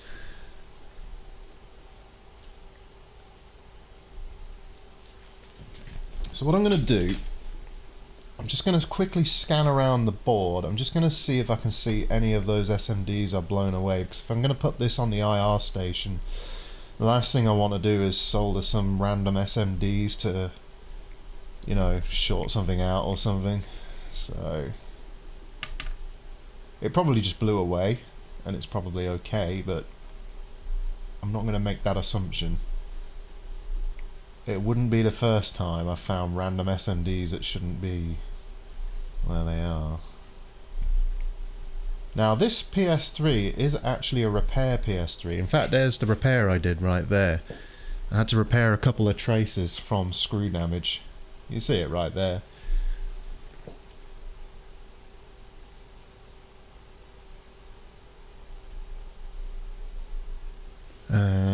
Anyway, Let's keep going. So, bunch of factory flux on the board. Notice that it's around connectors, and that is because flux is not corrosive, or at least RMA fluxes tend not to be corrosive. Oh, look at those nice, clean, fresh black resistors on there. Looking nice, looking nice. Anyway,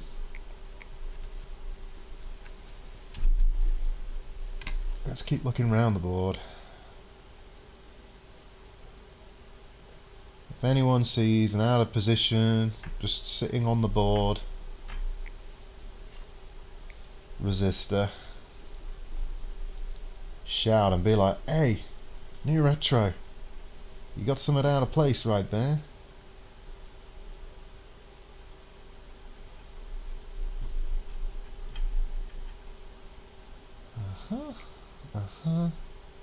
Looking good. Nothing too out of place. There's the other one we did, and I think that looks okay. Yeah, those resistors look okay. Let's go take a look at the other thing we did, the BD. The BD, which was near some tokens, I think.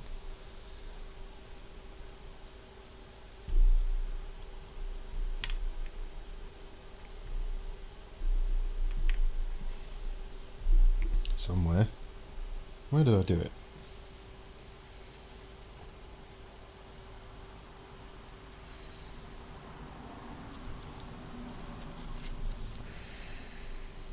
Where did I do it? I always do this. I forget where I am on the board.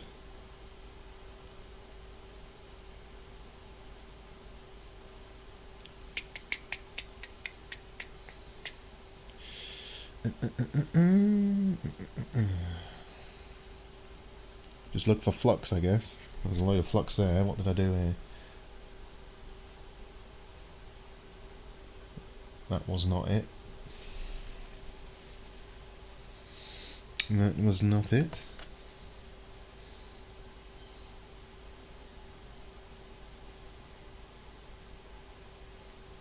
So I did that, I did that. I know I did the resistor mod. Oh, there it was, next to the token bank. So I've done that. So just a quick inspection, make sure we're all good. And it looks like we are. Okay. Alright, so I think we're good. So I'm going to clean up this flux a bit so it's not dripping off the bottom of the board and onto the heating elements of the BGA station, and we'll prep the board and solder on a new RSX. In fact, I'm also tempted to reball the old one because I know that's an okay chip.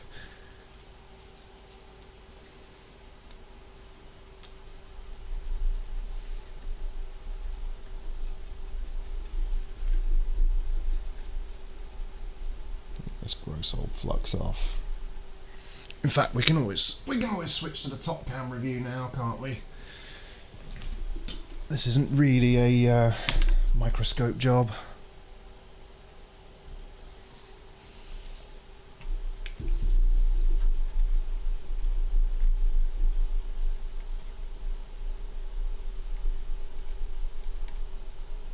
Also, I have a trick.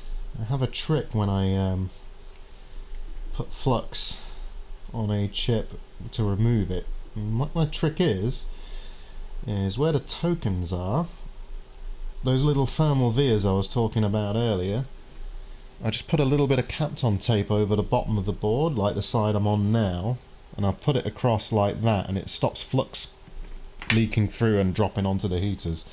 I've had that happen before and it bursts into flames. Same's happened to Computer Booter as well. We've both made that mistake.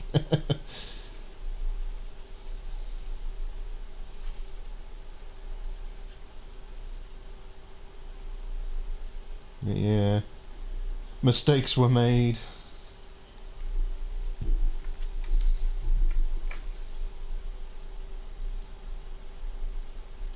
But yeah, you can probably see this is actually a reasonably nice condition board. I did bake the damn thing for like 10 hours though. That's what makes streaming these kind of repairs hard, right? Like if I was to just crack open a PS3 and then throw it on the BGA station, there's a very high likelihood it's just gonna delaminate. I've had it happen. There's actually some footage on another channel I've got of it, like unedited, just a clip. It's cool as well because it looks like a volcano. It just pops up. Rest in pepperonis.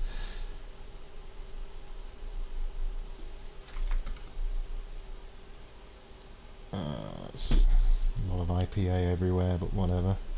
Whatever. It's alright.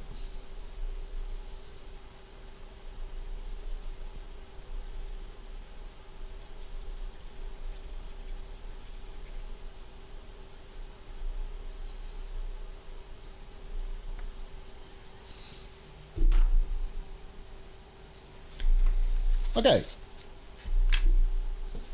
As you can see, there's my cleanup job on the where the RSX was. Now, fortunately for us, here's one I prepared earlier. If I grab one of these,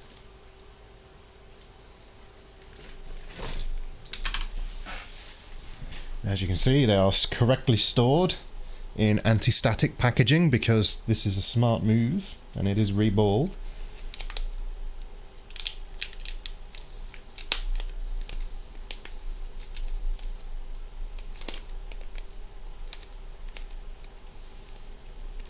Now while I'm at it, actually, because this is a sensitive chip, let's get the old anti-static wristband on, shall we?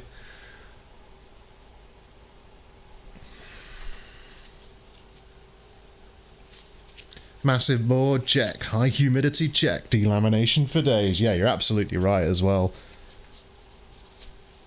The only way is a good old-fashioned bake.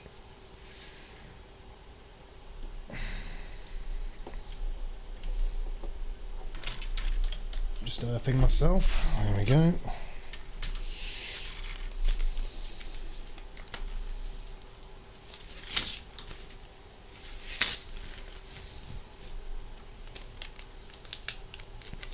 Oh, see this mark on my finger right here?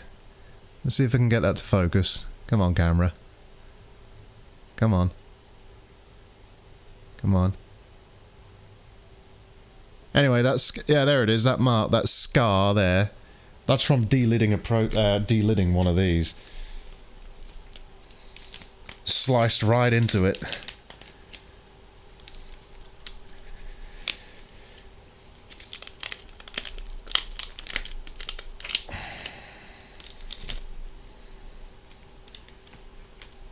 So there we go, here's one I've already prepped. With balls. Balls. And let's have a look at it under the scope, just because. Why not?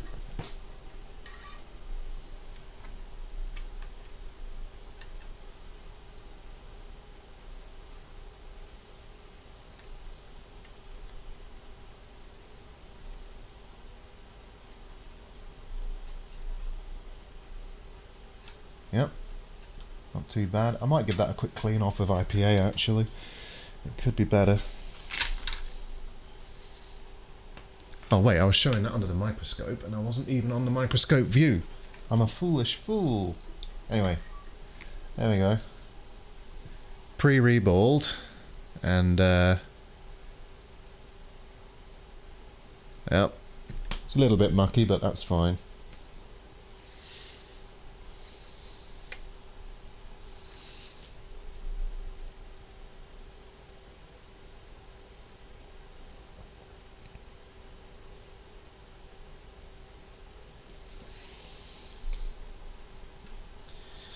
I'll tell you something, Victoria.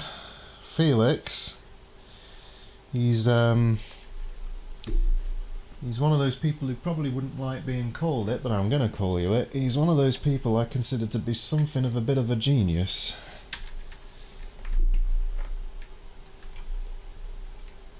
Definitely dedicated.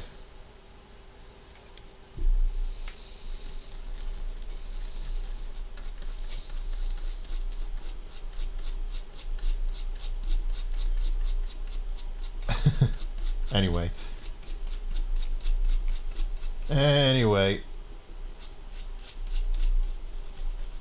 Try not to embarrass my viewers, eh?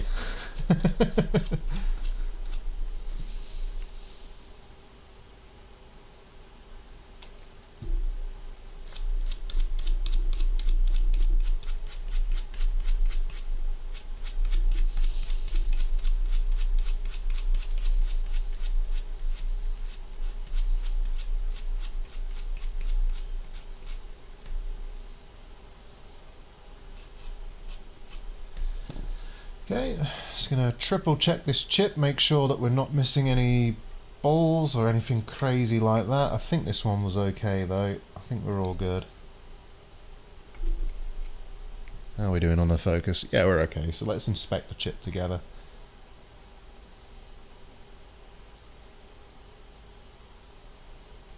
That all looks okay. That's okay.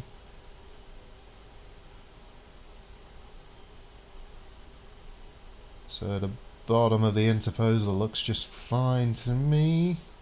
Yep, we're looking good. There's a little bit of dirt there. We don't want anything like that getting in the way of what we solder. Get off my chip. Get off my chip. Gear off! Gear off, son! Hello, hello, hello, what we got here? We got an unruly bit of dirt. We can't have that now, can we? I'm turning into Australian. Don't know why. Started out as a policeman, ended up Australian. I've gone mad.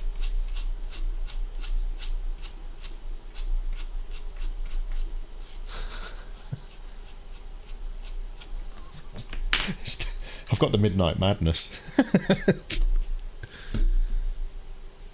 Okay, well, if we're not going to use the word genius, I'm going to call you cockmaster then.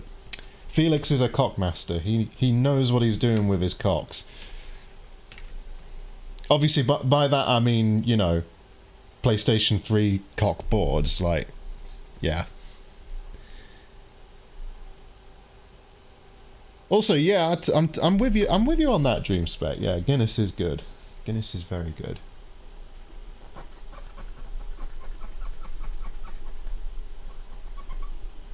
Look at that, we've got a slight chip on the top of the chip. A little chip on the mask there. It won't do any harm though.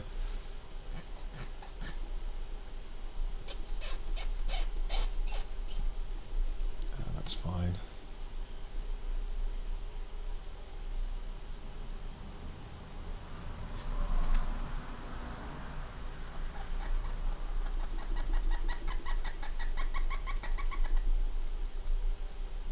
Okay.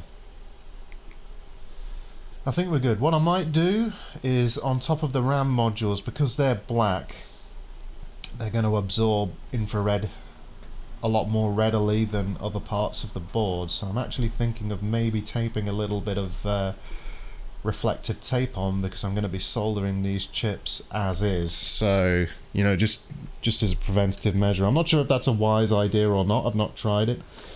I don't think we'll be getting this hot enough to cause the RAM to pop, but you never know, right? Oh, I really should keep that on while I'm handling this. Go back to the camera view.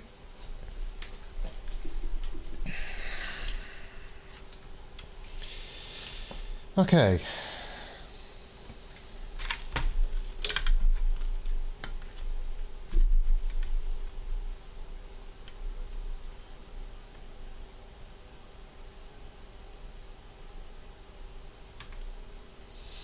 If I recall, the orientation of the RSX is like that. I seem to remember you could come in this side, but not any of the other sides if you wanted to pop the lid.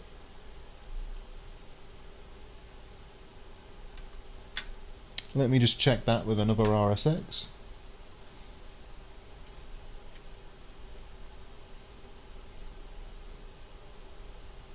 Yeah, okay, so it goes in that orientation, so yeah, that's correct. Alright, good.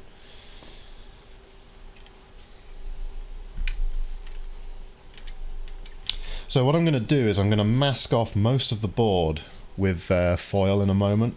I'm going to leave this part exposed. I'm going to tape a thermocouple here, And I'm going to put some flux down on the BGA array. Why not just put the IHS on? Well, I could. I could do that. I don't think it's necessary though. Again, we're only going to be getting it up to about 200C. It shouldn't pop the RAM. 210C tops. You know, that should definitely melt leaded. So that's what I'm thinking. And if we don't put the IHS on, I can do the nudge check where I just tap the chip to see if it wiggles once it's at reflow temp. And that way I'll know if it's definitely soldered correctly.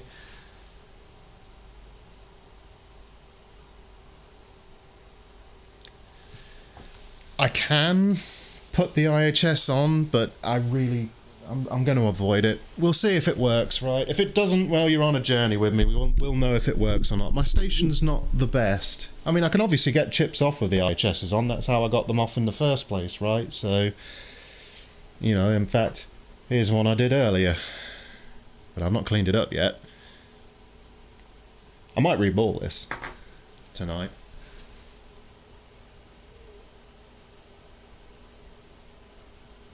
Yeah, it'll radiate heat evenly, but it'll also put quite a lot of weight on the solder balls, right? I'm not sure that's the best thing to do. Correct me if I'm wrong.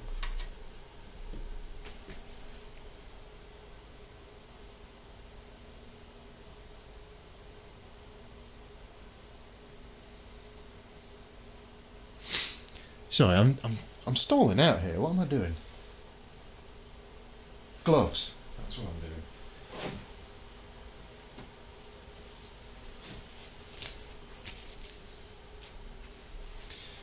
doing. Also, check it out. Oh wait, that's not on yet. Hold up, let me just activate that.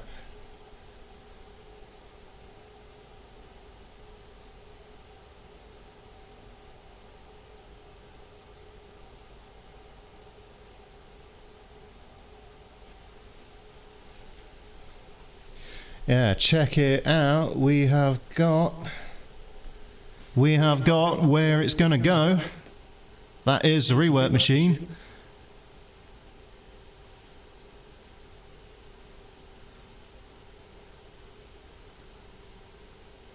Okay, guys, I'll put the IHS on. It's not gonna kill it, is it? So, you know, worst case, I've just got to reball the chip, right?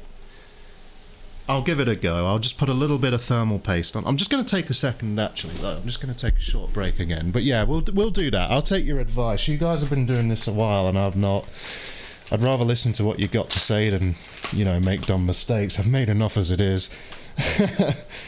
Yeah, I'll do that. I'll put a little bit of thermal paste on. I can always clean it off. And... Oh, 1 second.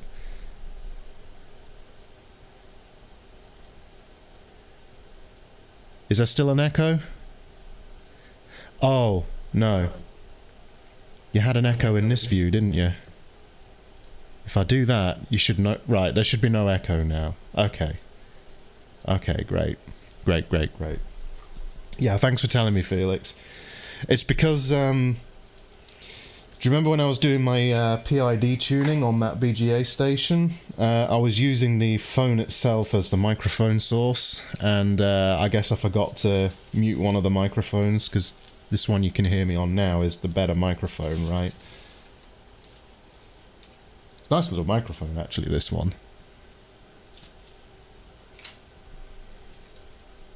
But yeah.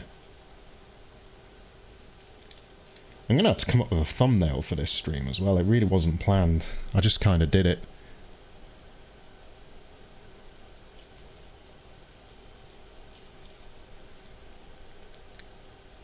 Vic says, I thought David was listening and comes from him.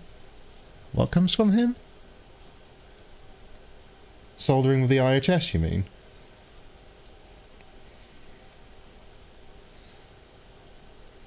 Three streams at the same time.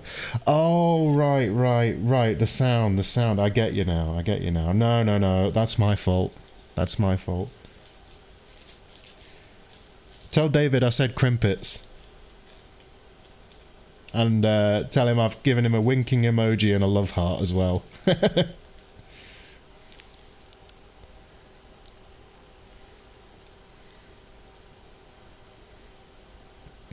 Yeah, you're going to get to witness soon, Vic, the slowness that is my station.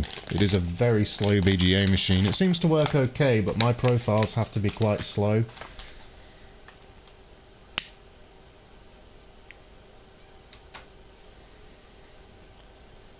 Coda, Booter and Dan. The big boy streamers.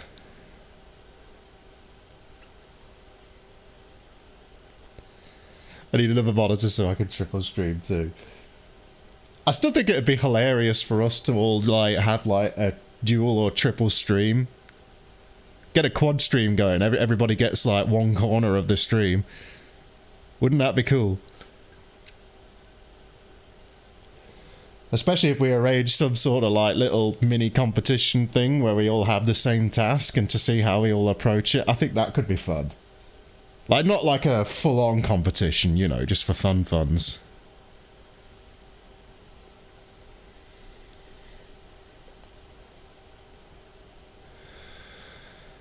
You're not wrong, Victoria, about that. In fact, you are quite right. Slow and steady indeed, yeah. I mean, all we got to do now is solder on the new RSX, do the syscon command to set that up, fix the EEPC some. Yeah, this has been successfully done. You should, hopefully, assuming the soldering goes well, you'll see it done here as well. Yeah, exactly, Felix. Some kind of roundtable setup thing. I think it'd be really cool. I've suggested it to Booter a little while ago, and he seemed open to it, so we probably could. Odd thing to do at 1 in the morning. I'm an odd person.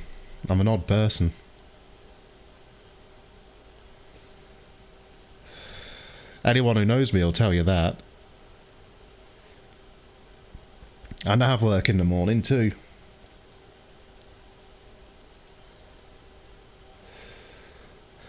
But yeah, it's been done before, but I don't think the way I've done it has necessarily been done. Or at least if it has been done, it's not been done on film, on camera.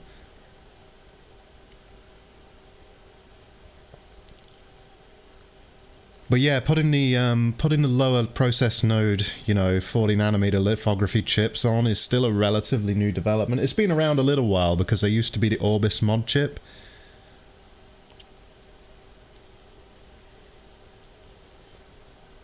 Yeah, nice to have you around, Vic. Always appreciate you being around. He keeps USA hours. I kind of do, and it's partly because of my fiancée. She lives in California. So I kind of sync up with her because I like to talk to her when she's, like, even when she's working, I'll talk to her on a lunch break and stuff like that, you know. Can't wait to see her. You're just getting a bit of socialising from me. Rather than me staring through a microscope. But we're going to get this new old RSX on.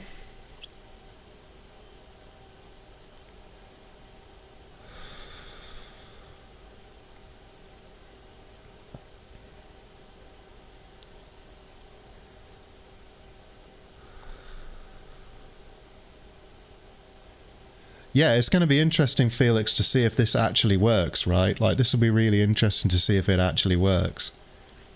I'm probably not going to do, like, a super thorough test tonight because of the time. I do have to get some sleep. But I'll get it together enough to, you know, output something.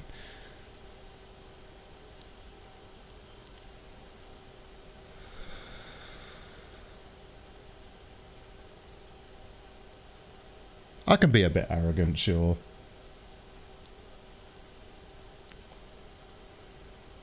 I mean, I'm being a bit arrogant, but ultimately this is not the product of me when it really boils down to it. Sure, I'm the tech doing the work, but I'm not the person responsible for the breakthroughs that have done all this. You know, I wouldn't be able to do this without your guys' input and posts and so on the forums. It wouldn't be possible. You know, I know that the lion's share of the really hard work has been done by members of the community, not me.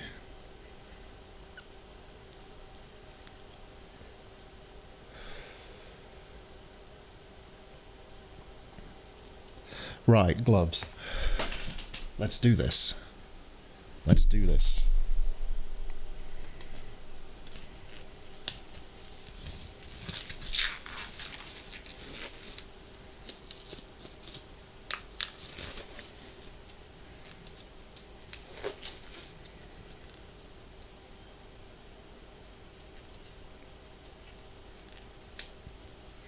But yeah, ultimately, when it comes to these PlayStation 3s, like, the knowledge that's been gathered by the community and, you know, the dedicated members, we're talking people like Major, Sandungus, Victor here, yourself, Felix, as well, you know, like, all of you putting together guides, compiling information, collating data on different failures and successes and so on, like, again, all of that is far more important than what I'm doing right here.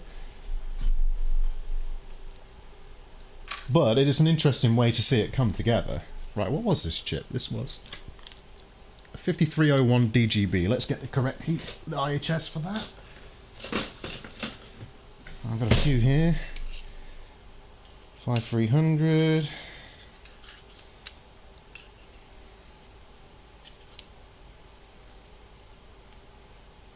Five 300. 5301 DGB. There we go. There's our IHS.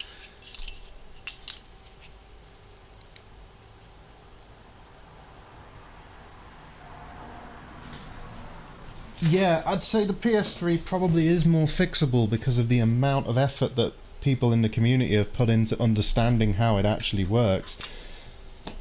You know, it really is down to that. Not for lack of people trying with PS4s and 5s, but again, where is my thermal paste? There it is. Okay.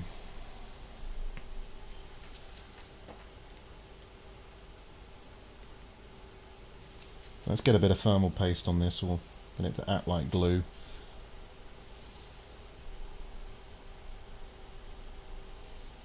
A small blob on the die. Some blobs on the RAM.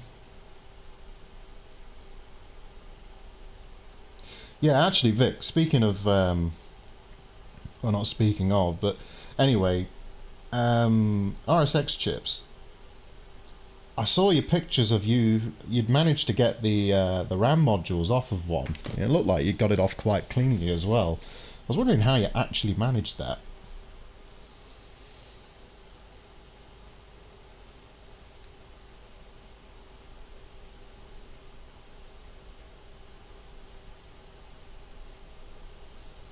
Okay, so that's squished down pretty hard. Let's make sure it's lined up correctly, and it more or less is. Yep, that should do it. So we've got the IHS spreader on there now. It's a little loose, but it should do the job. Let's get some flux down.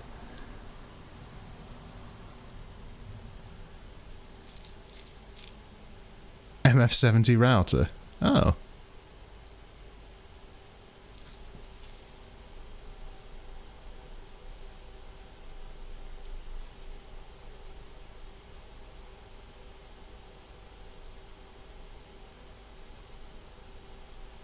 Make sure we get a nice even spread of flux on these pads.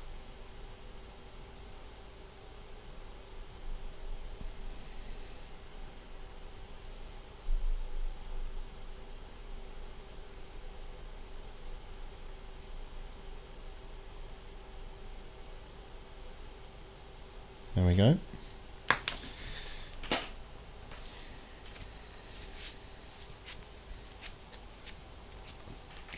I'm just going to move this IHS and RSX. And now we do the Felix trick.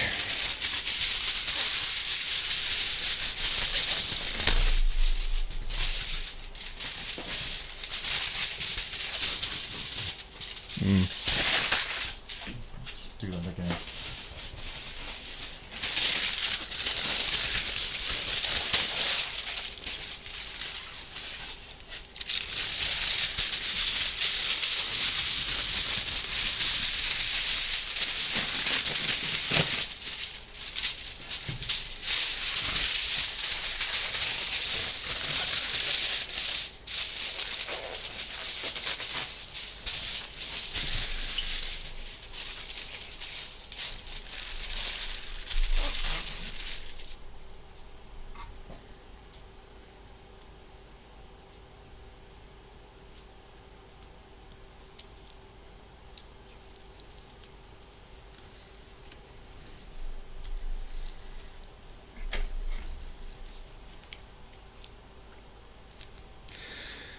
So what I'm doing is I'm wrapping the board, the top of the board, in aluminium foil.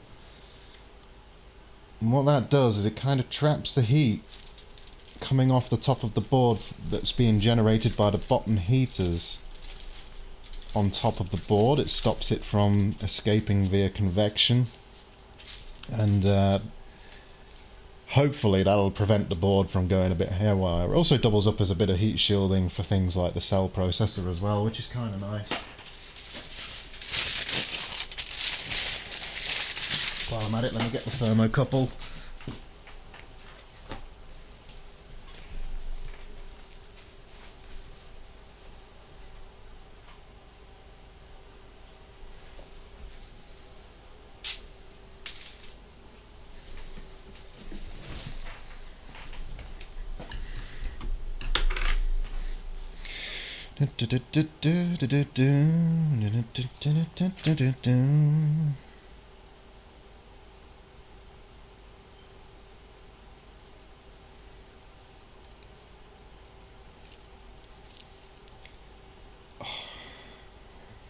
Hate getting the end of tape.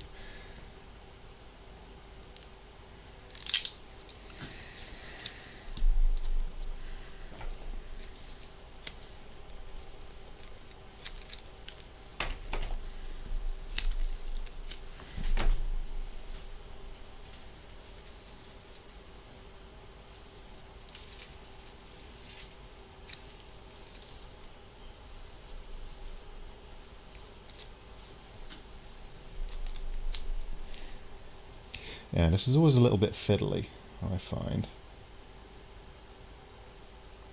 This is a super fine, it's a super fine tip thermocouple. It's a really nice little thermocouple, this.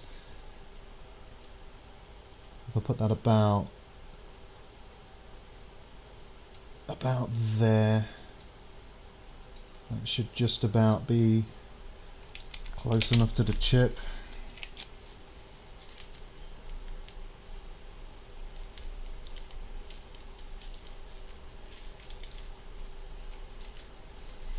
The nice thing about this particular thermocouple is it's super thin and it sticks to the board really easily.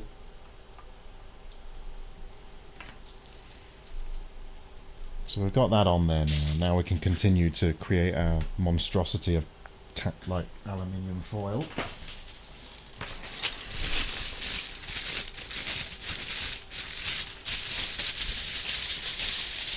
Yeah, I should get one of those as well, Felix. It's a good idea.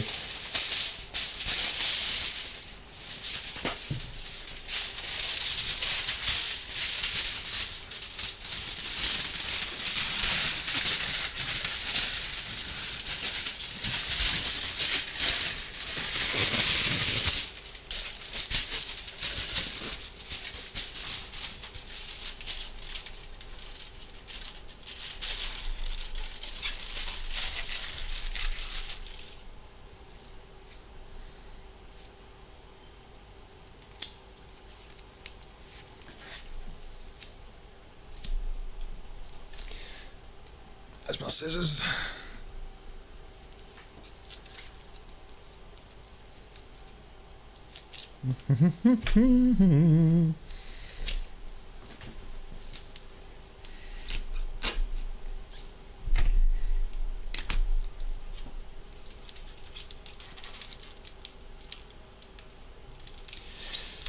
I do have the aluminum duct tape style stuff, but that stuff just comes off the board. It like de-adheres. It's really annoying.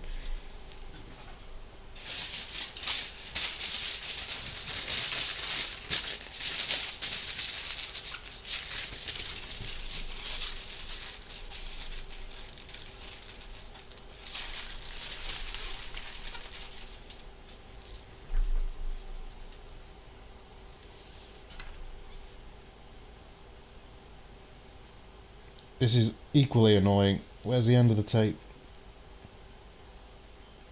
Is it that way? Is it that way? Where is it?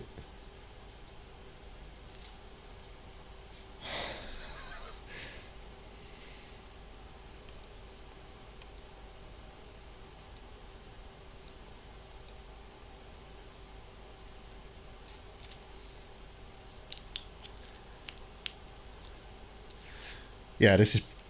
You're right, A. This is pretty much aluminum surgery. Or aluminium for those of us that speak the Queen's English and not the Rebel English.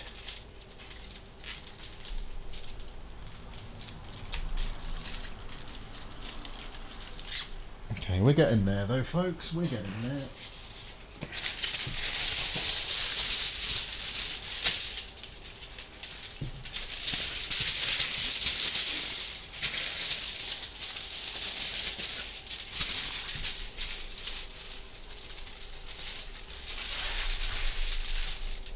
Oh, I hate the noise of this stuff. I see why cats hate it.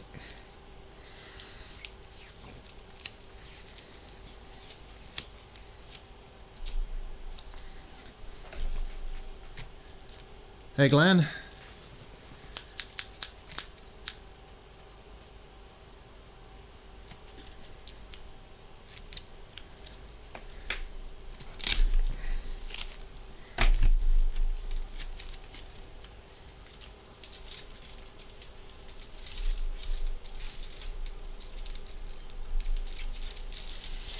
Okay, so now the trick is to flip the board and fold this foil over and trim it. So let's do that. Let's flip the board over.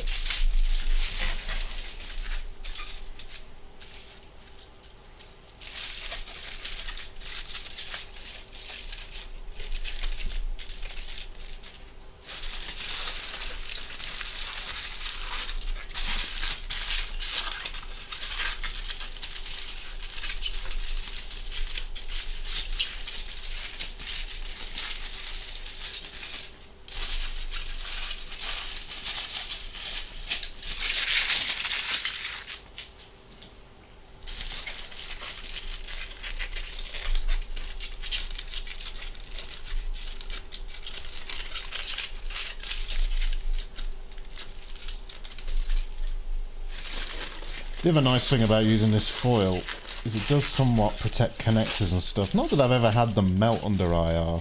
They only tend to melt under hot air.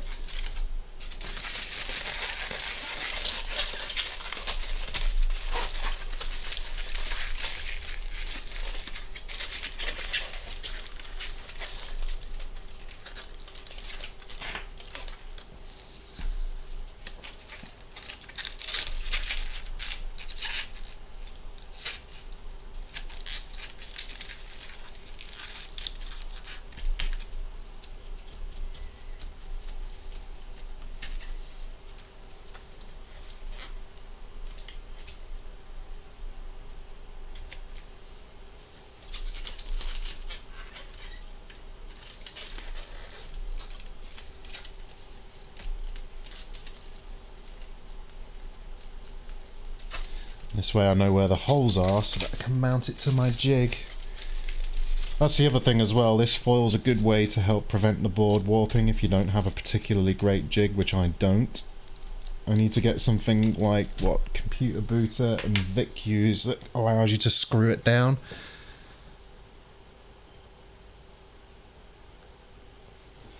Anyway, let's flip the board back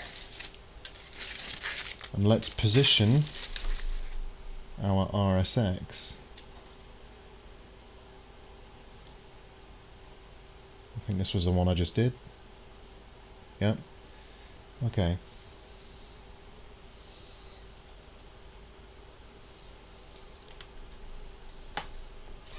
So this is the trickier part, is positioning it.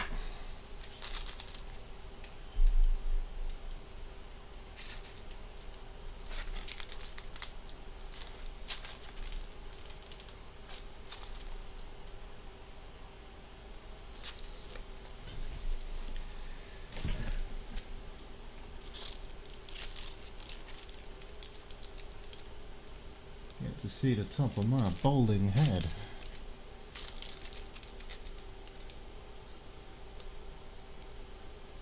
Okay, I think that alignment is pretty good. In fact, actually, I think I need to nudge it slightly that way.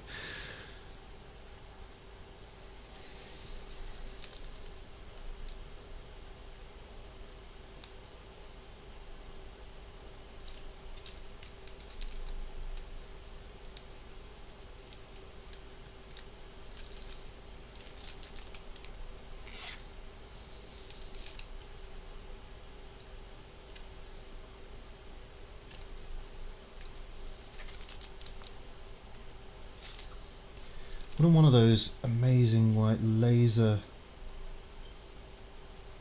positioning things be awesome for this?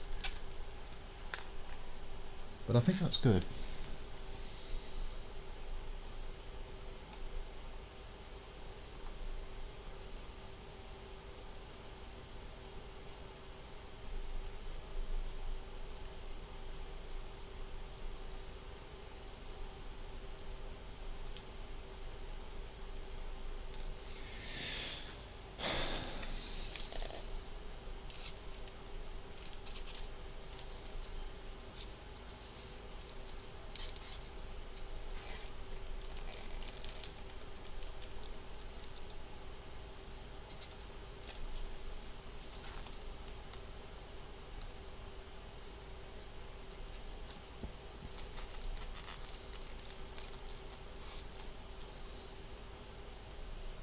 Okay, I think my thermocouple's good. I think the positioning of the chip is good. I think we're ready to rock. Where's the hole that was this side gone? Oh, there it is. Right, let's do this.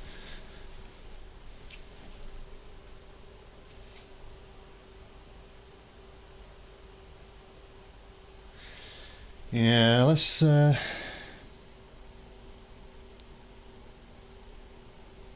you know what? That's mated directly. I can feel that. That's not budging.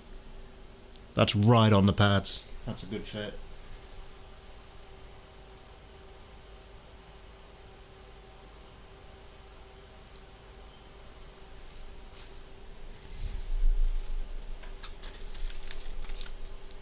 Right, let's get this on the BGA machine.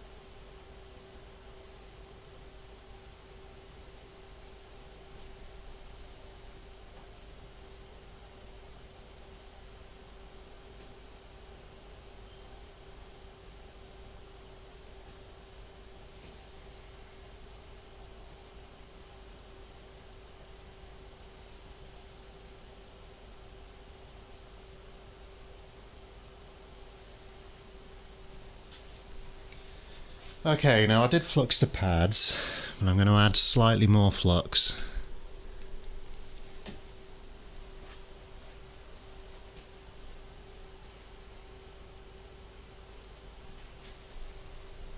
Also, there's a hair on there. I don't really want that burning. It's going to stink.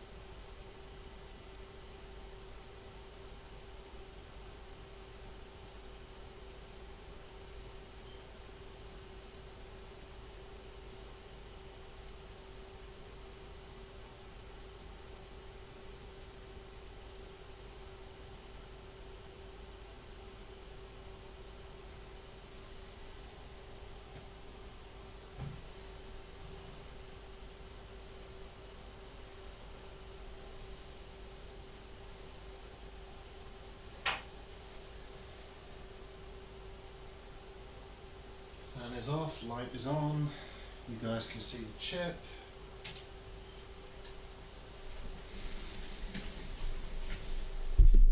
Right, I've just started the profile.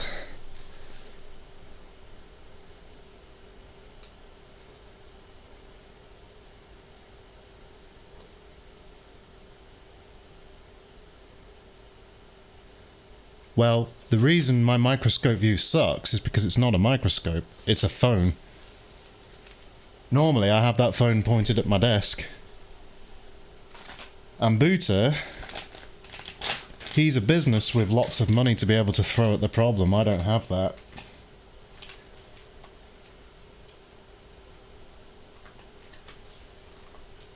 I'm just a regular guy.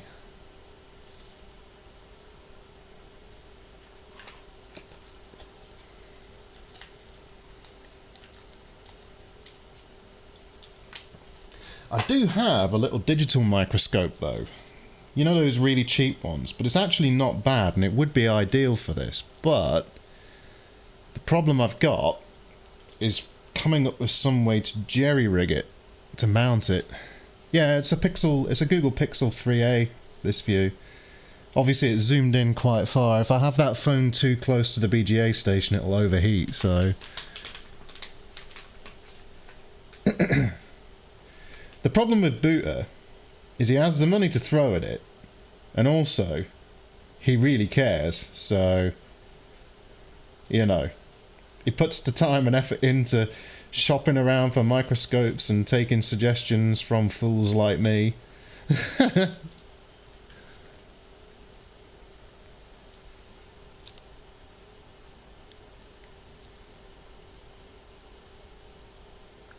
Yeah, that's pretty good actually, Vic. That's a pretty decent investment. To be fair, I mean, even your Jovi station alone's quite a large chunk, right? Like, I think those things go for like, what? 1,500, 2,000 euros?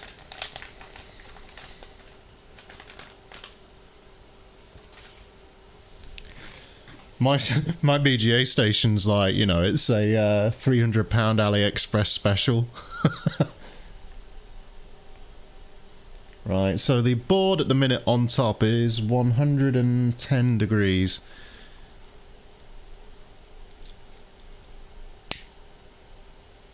Yeah, the the AliExpress special. That's what I call all the cheap stuff. It's the AliExpress special.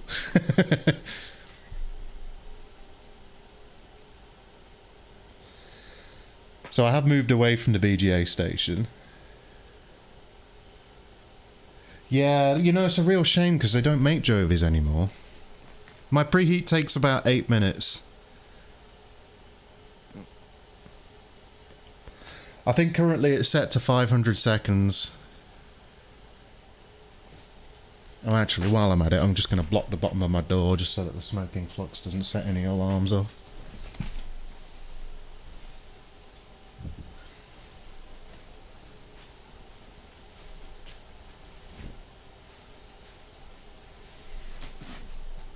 There we go.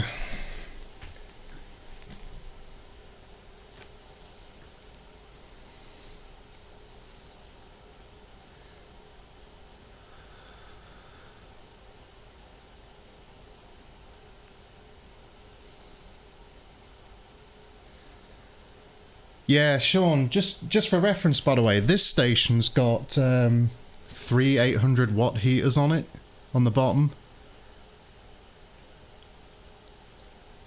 So, you know, the underheating's like 2,400 watts. In fact, actually, that board's now 140C.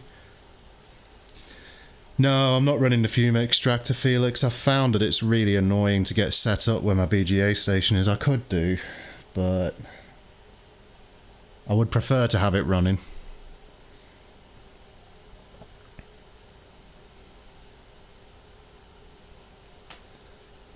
It should be fine though. It smokes up a bit at this kind of temperature. Like, this is activation temperature now, right? Like, it's like 150C.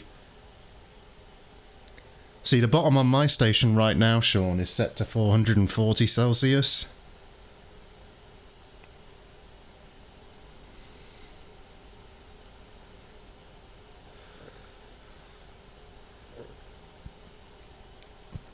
But I suspect, because I think you have one of the...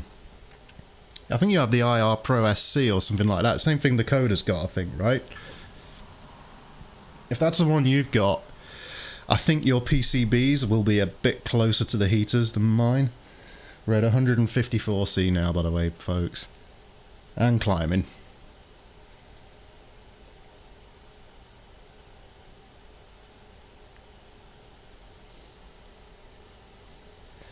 I'm keeping an eye on it because I didn't tape the bottom of the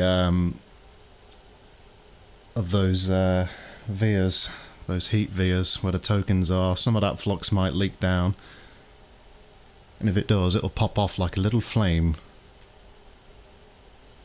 Won't do any damage, but it's annoying when it happens. Yeah, that's a nice setup, that, Sean, that kind of setup.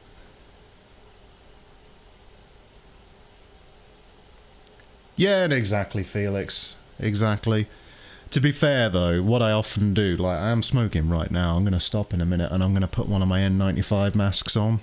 And then, once it's done, I'm going to open up the door and activate the extraction fan at the window.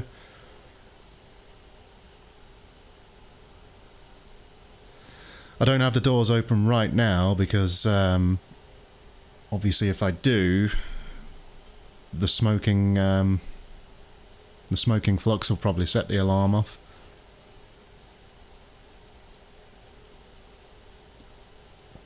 Oh, coronavirus is not a lie. It's annoying, but it's not a lie.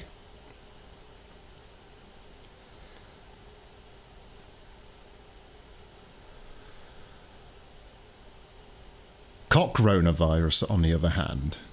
I don't know about cockronavirus.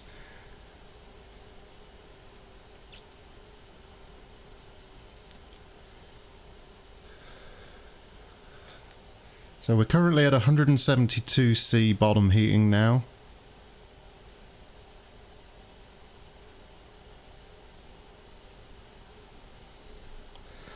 I'm thinking when we see that chip settle on the camera, I'm just going to go over there and deactivate everything. I'm thinking that it should flow at about 200, 210C. We're currently at 175 now.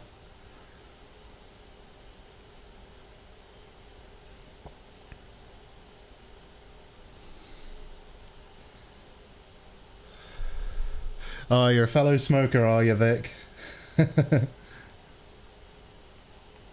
I used to vape a lot, and then I ran out of e-liquid, and I ended up buying tobacco, and I've been buying tobacco since. I need to go back to vaping. I prefer it. Feels less heavy on the lungs.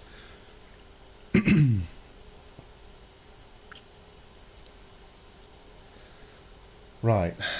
I'm going to put a mask on now that I'm done with that. That's kind of ironic, though. Smokes cigarette, then puts mask on.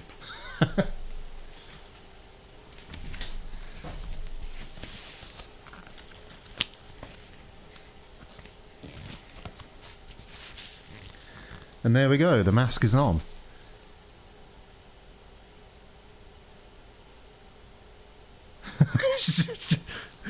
The cock protein.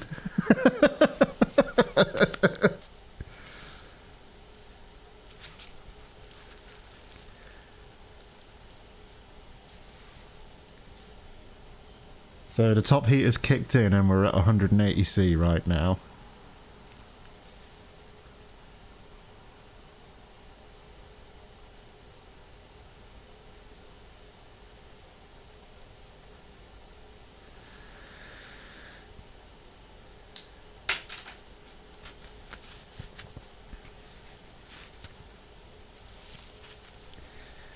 Da, da, da. So 181C from the thermocouple.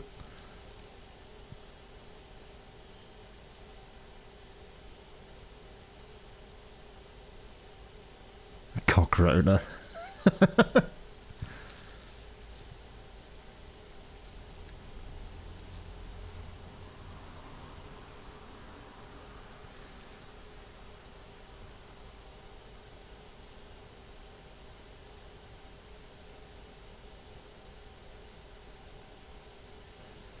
Well, to be fair, vapes can help quit.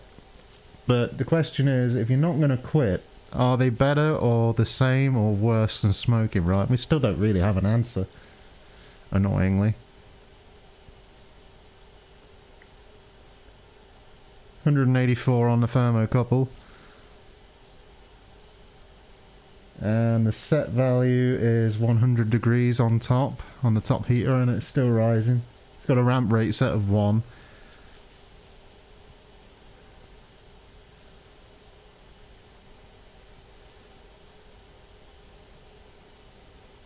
It almost looks like that chip's settled, doesn't it? I'm not sure if it's just my camera though.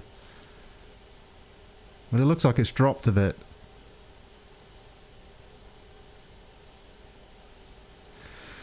Yeah, it might be. PG and VG are actually both expectorants. They make you cough, right? In fact, I think that was one of the original purposes of things like propylene glycol and vegetable glycerin. Vegetable glycerin particularly, I think. You think that's ready, Vic?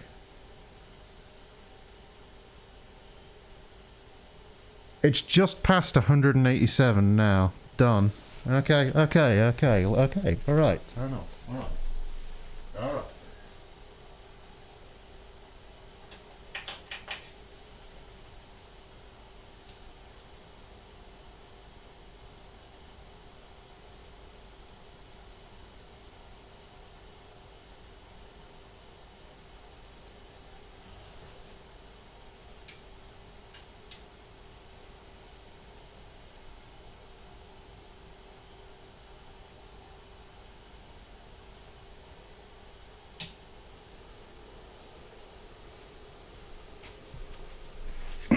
The heat is off.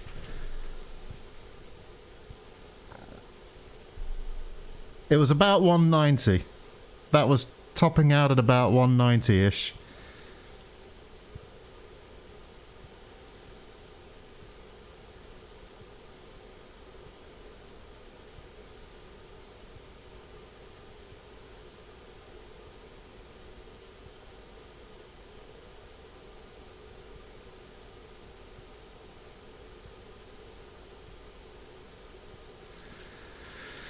I'm going to nudge that chip in just a second. It's 183 on the thermocouple right now. Yeah, I mean, I don't debate that vaping is bad for you. Like anybody with a brain knows that inhaling anything that's not the atmosphere is bad for your lungs.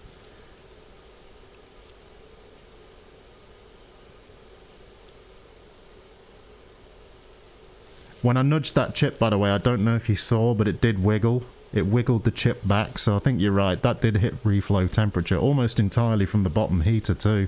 That was actually pretty good. It takes a lot more heat to do the leaded.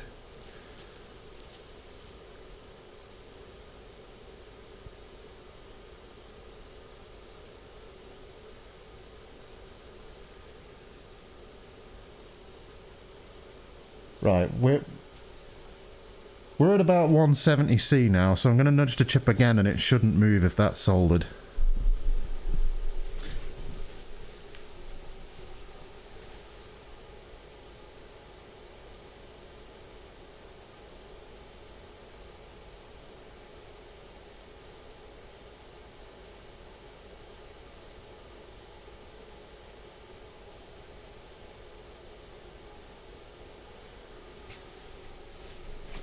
Yeah, I think we're good. I think that's solid. It's not budging.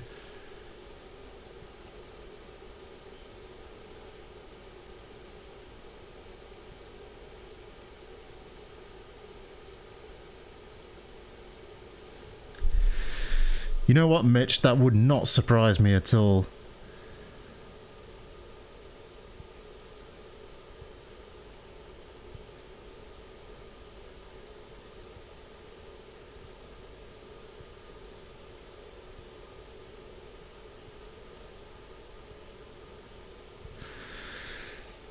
There's a book.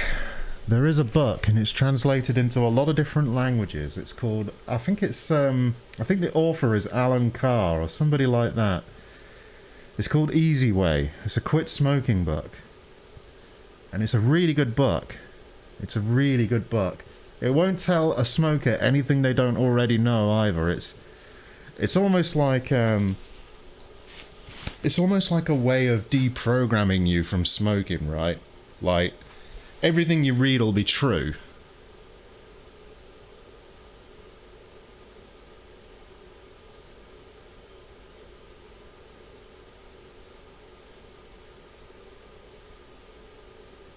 Okay, we're just going to let that board cool anyway. I'm going to leave it on there for now so it doesn't cool too quickly. We're down to 140C now on that top thermocouple.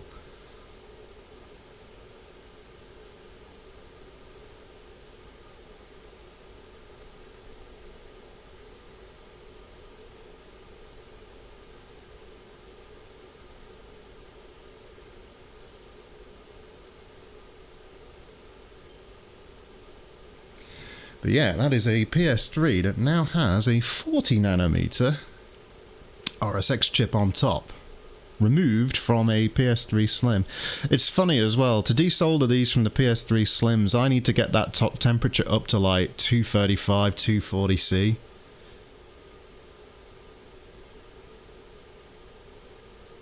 Yeah, I think you might be right, Vic. I think you might be right.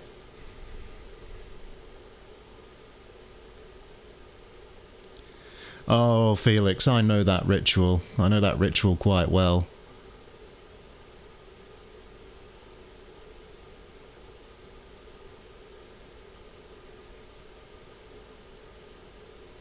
Yeah, a lot of people have associations like that. Like, one of the associations I've got with smoking is going outside of the office where I'd normally work and just chatting with other colleagues and socializing.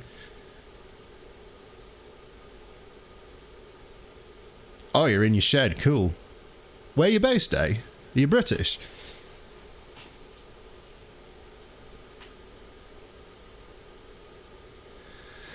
Yeah, that's the thing, ain't it, Felix? That's the thing. Smoking's an excuse to be outside.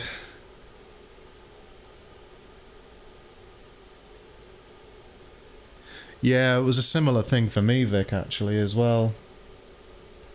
I'd smoked on and off as a teenager, but never really got hooked on it when I was a teenager, and then I stopped into about my mid-20s, and, yeah, my father passed away, and I remember my mum gave me a cigarette outside the hospital, and that was it. I was back on them. And I've been on them ever since. That was a while ago now. Ah. Cigarettes.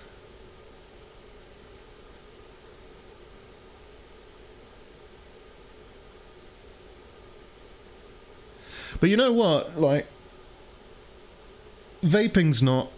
It's not too bad either. It really isn't too bad. The board is now 100C, by the way, folks.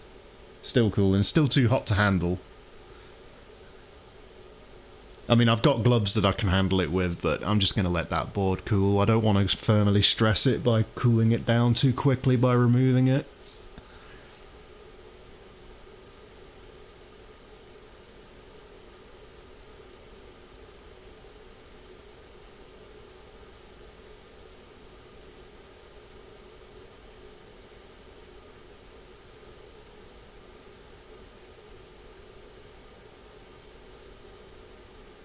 Come on, cool down.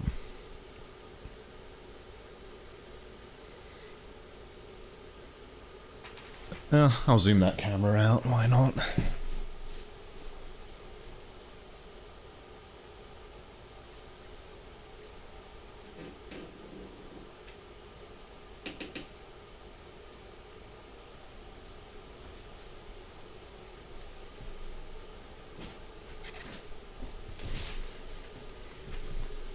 David is waiting good results. Let's hope. Let's hope.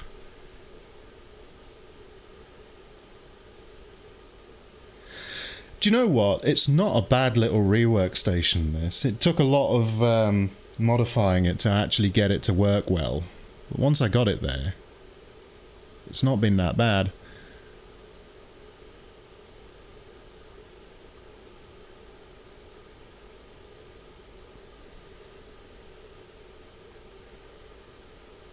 But yeah, do you see my do you see my crazy lower bottom heating temperature there? 140C. Yeah, I bet these things were pretty good for the 360 because they were just about the right size, right?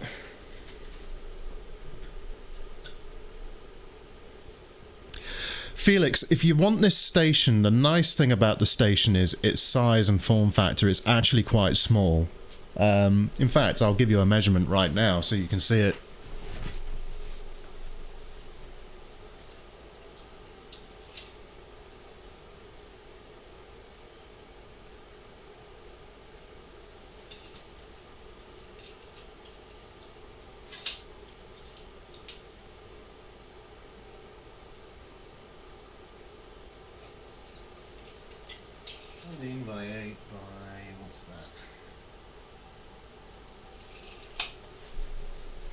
It's about 13 by 8 by 15 inches, so pretty small. But it is underpowered when you buy it, Felix. You'll have to upgrade the heaters, right? Like, well, you might get away with the factory ones. I never really tried it with the factory ones, because the factory heaters are 500 watts. I've installed 800 watt heaters. 3 Elstein 800 watt heaters, and they work quite well. The only thing you also might want to change is the upper heater element. I've got a very cheap Chinese one. I had to buy 5 of them to get one that was evenly heating. Most of them were garbage. So if you're gonna get one, you probably want to order like 5 or 6 of those cheap Chinese top heaters, or you want to get one of the Elstein top heaters, but they're quite hard to find.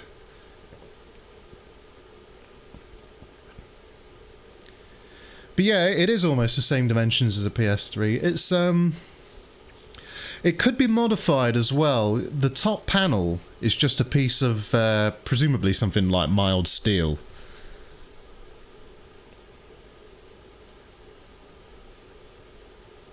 But yeah, the Elstein heaters, they heat absolute evenly as well, and it means you can get them closer to an IC as well. Like if you've got an Elstein top heater.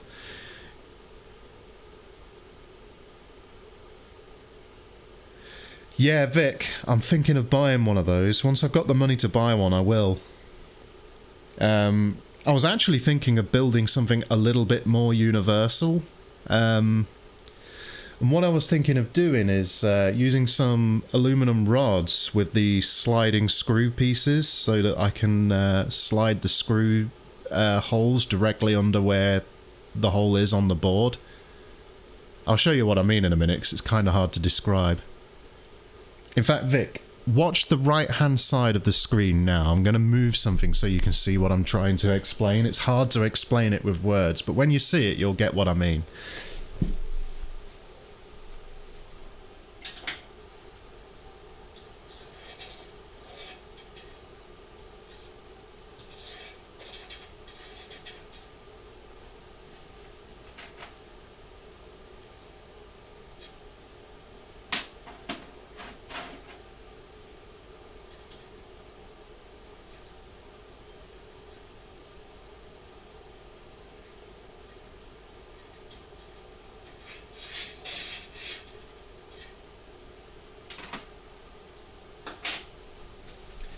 I was thinking of building a jig using those slidey things, those rails, and having rails that can be moved so that I can move the rails under the board, mount the board to the rail basically by those screw posts, and just move the screw posts as needed. And that way it should work for any board, and it should also stop the board from warping, like those dedicated jigs you've got, basically, but just something a little bit more flexible. Now I think it's still 60 degrees. I'm going to give it a little bit more time to cool, and then we're going to bring it over.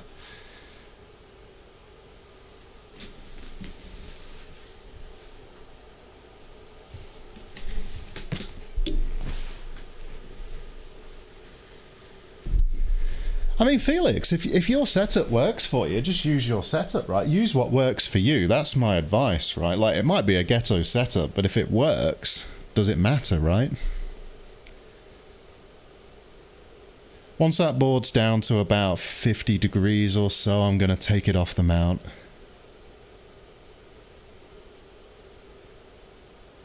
Well, it's not that it's faster to make, Vic. I'm just thinking that it's like a fairly simple thing to make, right? It shouldn't be too hard, I'm hoping.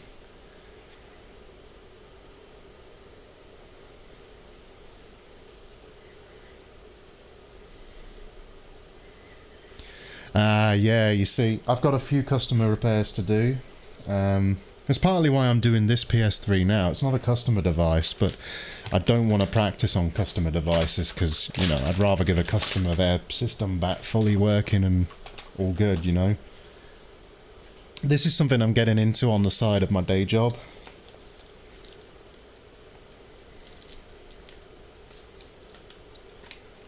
Ooh, I just heard slight crackly noises coming from over where the BGA station is. I think that's the sound of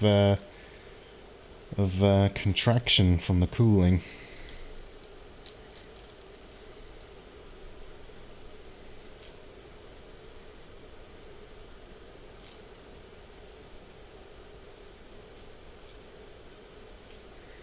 50C, we're almost there.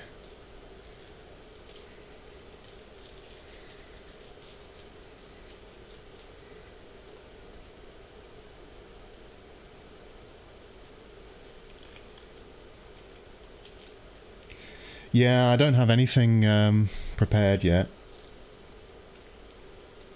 I was thinking of, like, maybe making one myself, right? Because it's not going to take anything really crazy. It's just, I just need something that I can screw it into. I could probably modify an actual PlayStation 3 base, right? And just cut holes into it to allow the heat to rise. And just leave the screw holes where they are. That's kind of what I was thinking of doing.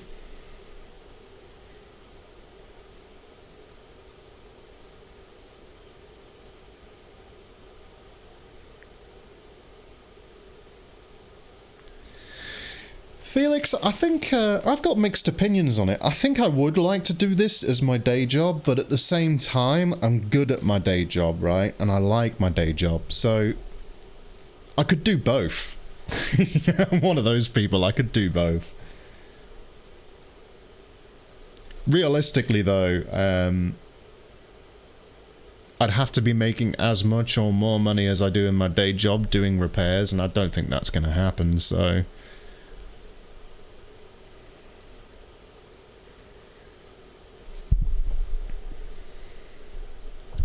Right, let's take it off. I think we're ready to take it off now.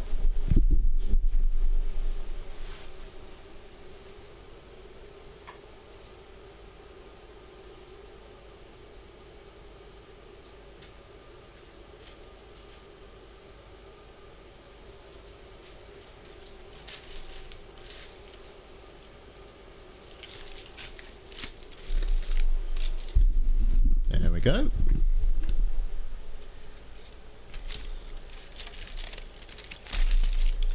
Still feels warm to the touch, but it's not hot.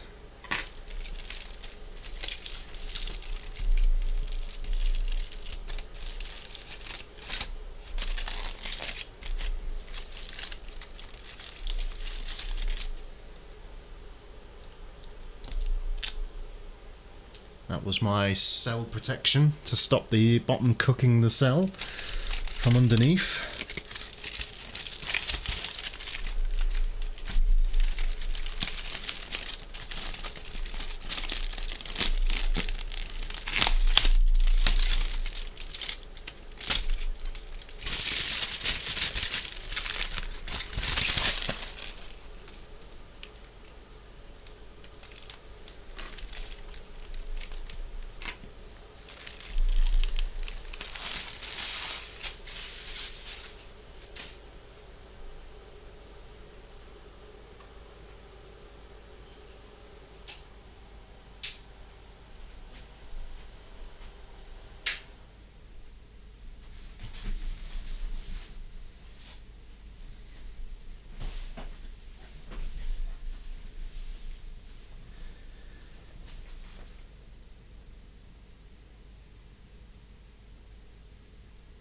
Right, there we go. So, we now have an RSX transplant. And if we nudge it with some tweezers, solid. And it's perfectly positioned too. That looks good. Great. Great. Let's clean up a bit, shall we?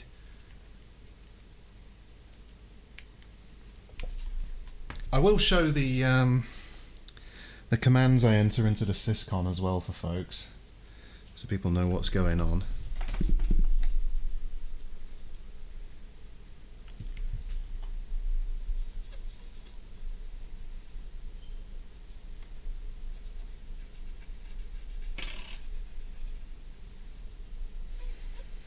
Obviously, I'm not going to leave flux on this or under the chip. I will be running this through the ultrasonic cleaner, but not this evening. I'm going to test it this evening though. What is that? There's some burnt flux on this.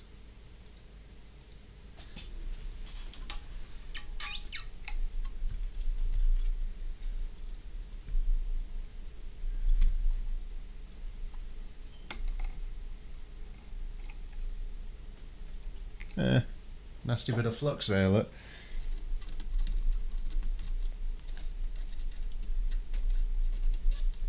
Come off, you blighter. There we go.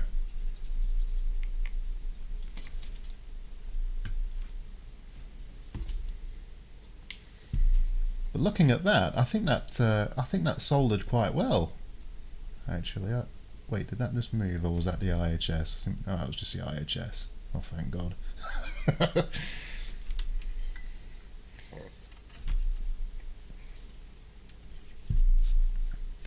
There's little globs of flux everywhere. Boo!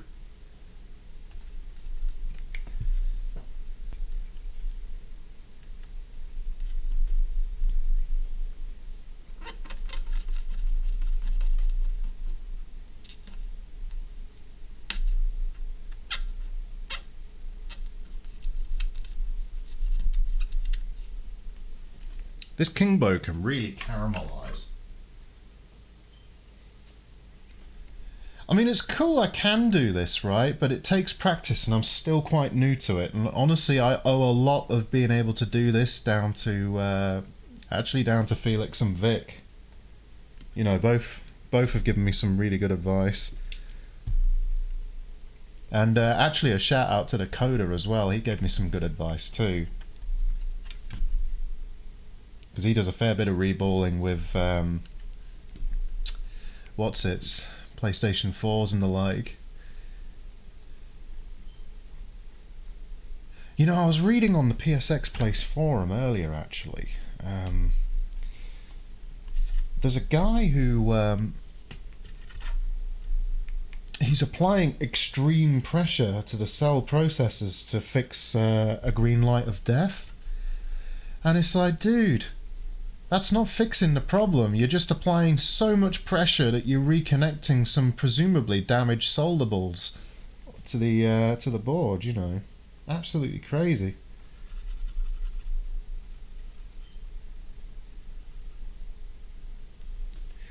We'll leave the IHS on, I think.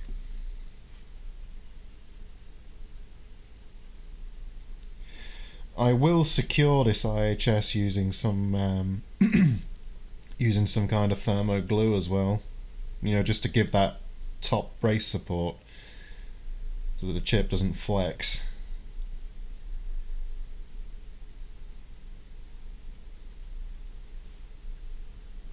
There we go. So there we go. We've cleaned that up.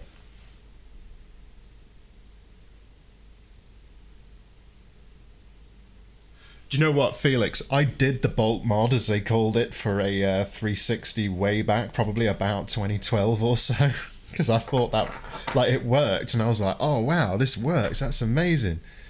And yeah, I didn't know any better back then. Probably should have. Well, when you don't know, you don't know. The big problem about not knowing, though, is somebody will come along and say, oh yeah, that'll fix it, do that, and you think that it does, and then you do it, and it does fix it for a little while, and you think that it's all good, but it's not, right? And that's the danger. Right, we need to get the UART reader wired up to the, points over here.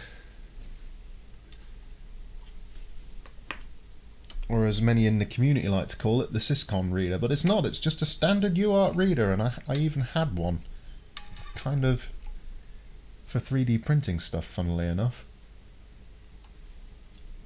And now its dedicated life is to PlayStations. Now where is that thing? There it is. Great. Okay.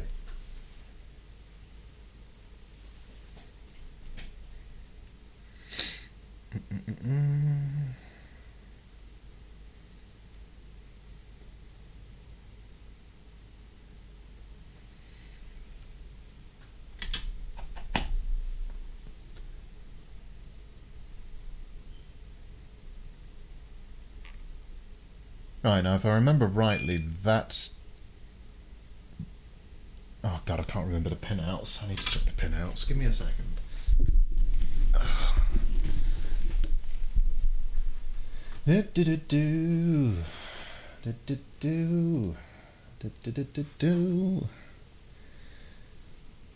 Now,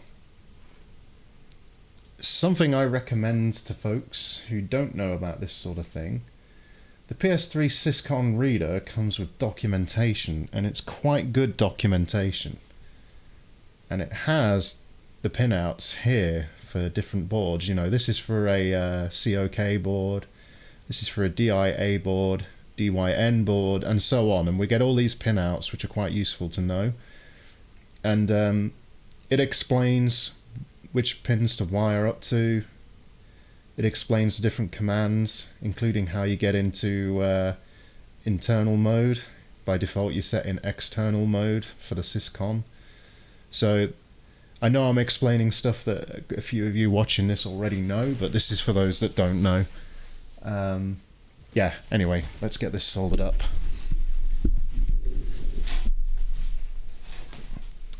So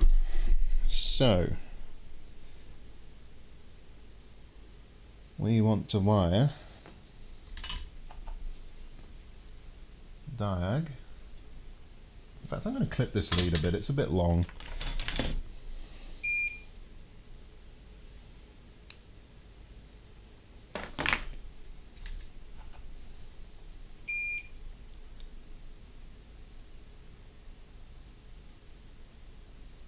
There we go.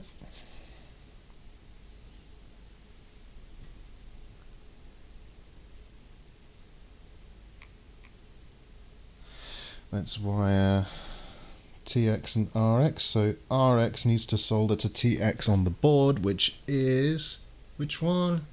Hard to see. The next one over. Okay. So RX to TX. Definitely not tripping. Yeah. You guys can't see what I'm doing. I'm being a fool. That's what I meant to be showing you. There we go.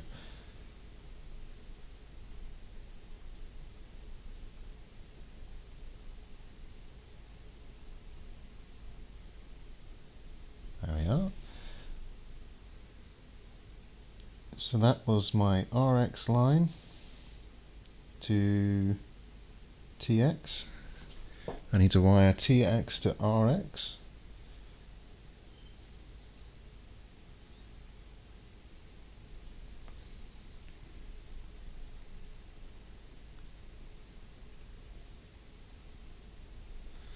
And I need to solder ground as well. Now I think this middle one's ground.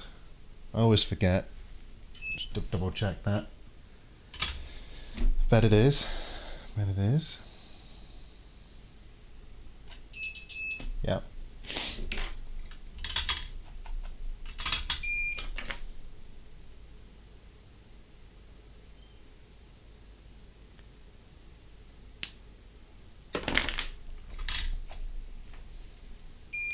So we're about to make the magic happen.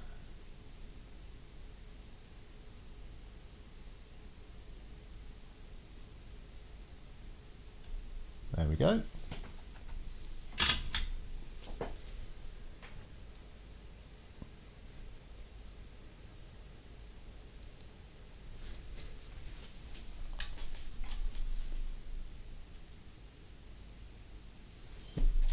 So what this will allow us to do is to communicate with the PlayStation 3 system controller, or Syscon for short.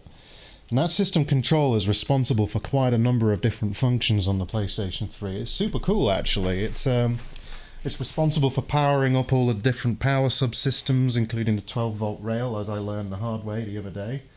It's responsible for the marriage between different components on the board. It's a really critical part of the whole design of the PlayStation, but it's also super cool that people like Major and Sandungus have cracked the thing and really busted it open. Super cool. All kinds of clever hackery can be done. So I'm being lazy because I've still not developed an external PSU for these yet, so I'm just using a standard dock it on like this jobby.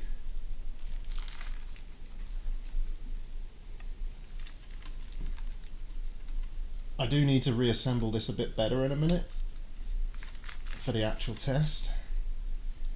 But for just issuing the syscon commands that we need to issue, this is fine. Now bear with me a minute, I just need a power lead for the PlayStation.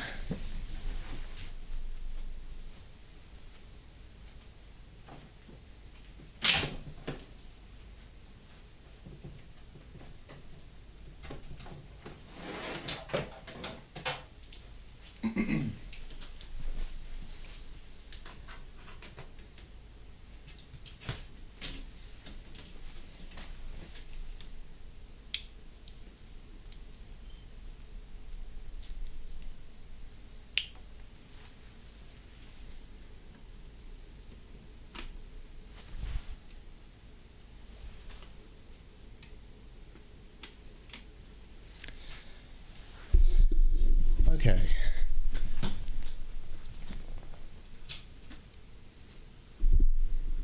Yeah, the all-seeing eye of the PS3. That's a cool way to put it, Felix. I like that. That would have been a great name for the software. Instead of PS3 Syscon, it should have been all-seeing eye.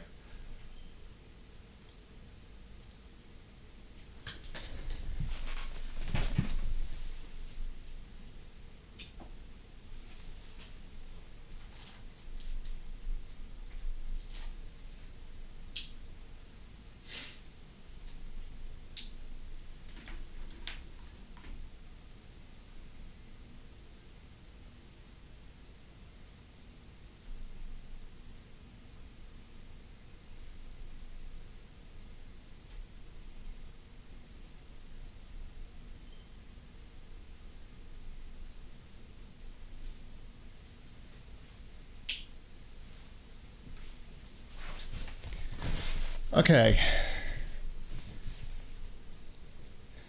Oh, don't worry. I'll only get slightly confused. So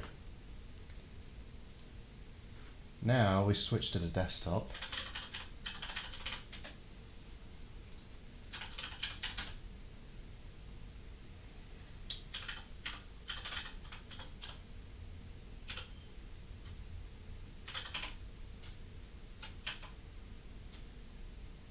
Or is it just syscon?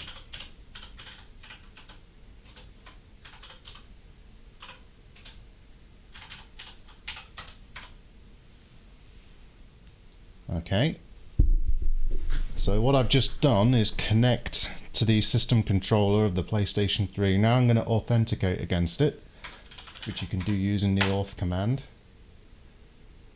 There we go, we're now authenticated.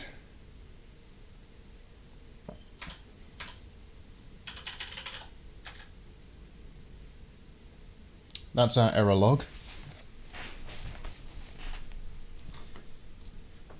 Very nice, okay. Actually I don't need to clear that, and we don't need the error log right now anyway. So let's head on over to this glorious Frankenstein thread. Now we need to train or trick the syscon using this convenient method. So, as you can see, Felix compiled this useful guide from the various sources in the community, and he's written this really handy guide. This is a super useful guide to anybody who's watching this stream later down the line. Maybe they're doing this mod themselves. Check out this thread. I will link this in the description of this stream once it's done as well. Really useful. And these commands that we can see in this window here, these are the commands that enable us to use the 40nm RSX with the PS3. So we need to issue these commands essentially, and we're also going to need to fix the checksum of the syscon. So first of all, we'll go with this. This is with an IHS, so we're good.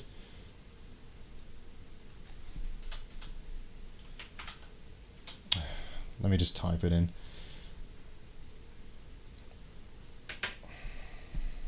In fact, EEPC sum, I think, is the thing. Yeah, so that's good. So let's write these commands.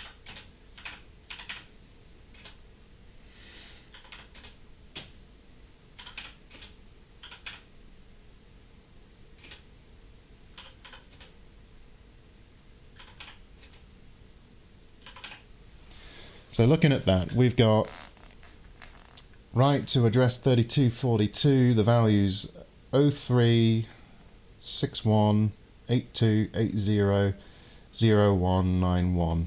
And presumably that's in little endian order, so let's hit enter. Great.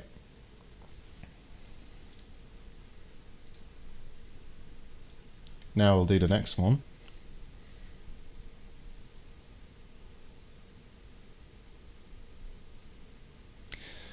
I'm a software engineer. The reason I like PowerShell is because it accepts Linux style commands like ls to list directory structure.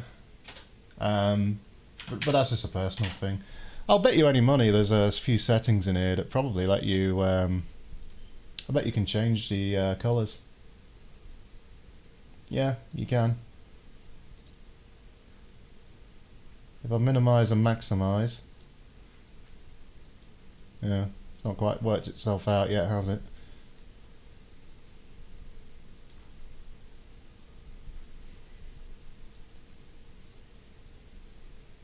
I've gone off on a tangent now. Screen background, screen text, pop-up text, pop-up background. Yeah, probably just needs to be restarted.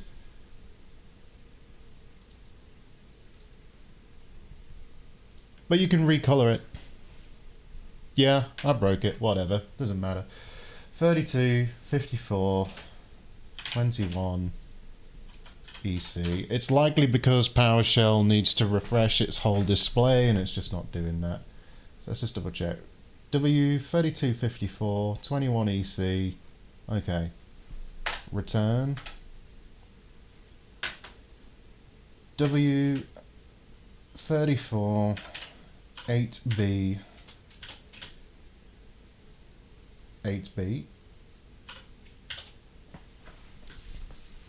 34, 8B, 8B, yep, return. W34, 8F, 8B. And now the checksum of the syscon won't match anymore because we've changed values. And we can see there, like, we've got two. We've got sum 0xEE10, 32FE should be 647C, basically. So we can fix that. I can't remember how we do that, but it's fairly straightforward. So there we go. So the command would be something like write to address 32FE the values, and we have to do this in little endian order. So in this case it would be 7C and 64. 7C 64. And now if we do the EEPC sum, we should see that it only has one sum error rather than the two that we see here. We should see this 0xEE10 disappear and it just become this one at the bottom. So let's have a look. And there we go, that's right. So now it's just 0x1800. That's our only mismatch in the checksum. So we'll sort that out now too. So that's basically the same thing. And this is address W34FE. So if we do the same again, W34FE, and then we write the values 1, 5, and 5. Sorry, hotkeys. It's because I'm using my numpad. 1559, like that. That should then get the checksum to match.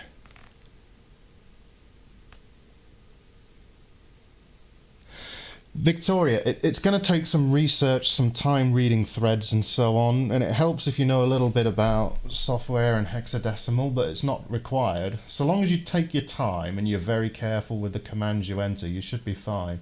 So if we run the EEPC sum now, the checksum, to explain this to people, by the way, the checksum, it checks against a sort of table, if you will, like a hash of the memory of the syscon. if you change something, that checksum will mismatch because it's sort of saying, look, this is what I expect the data to be, but something's changed. And by running the EEPC sum, so I assume that's electronically erasable programmable checksum, would be my guess, because it's checking the EEPROM memory on the syscon, which is the memory that holds all the settings and so on. When you get the mismatch, the system won't boot. And you have to correct the checksum to match what new settings have been updated. Once you do that and there's no more checksum mismatches, it'll work. So if we try that now, there we go. So our checksums match. Big endian versus little endian byte swapping. I used to know how to explain this, but in layman's terms, in little endian, your binary starts from the right and moves left. In big endian, it starts from the left and moves right. That's pretty much it.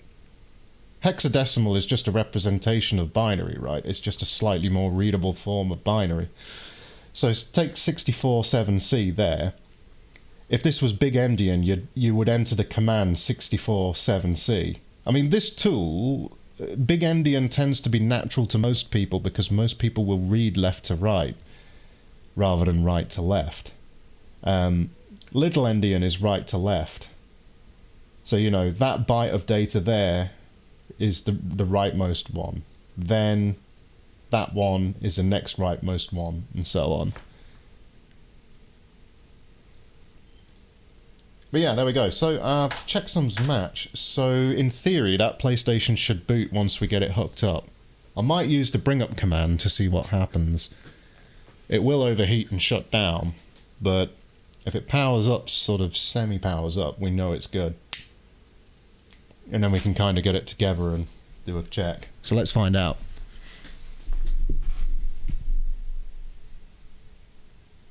Big is left to right, little is right to left. So let's power that off, power it on.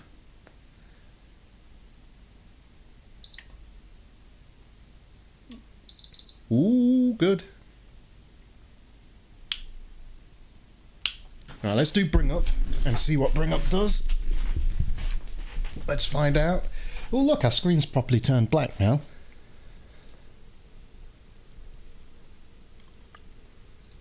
I'll test it in the case in just a second, Vic. I just want to see if things actually...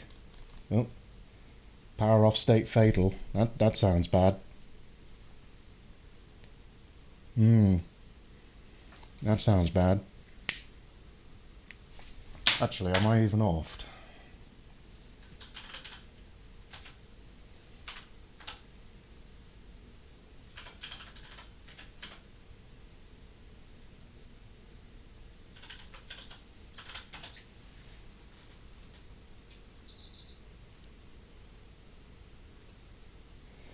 So hopefully we'll only see the error 1200. Although it looks like it's kind of stalled out. That looks bad. Oh, no, okay.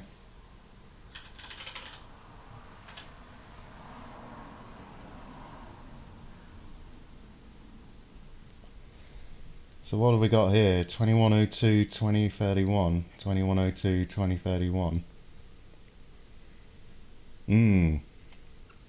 Interesting. That's why I didn't want to get it fully together, Vic. If something goes wrong, you know. So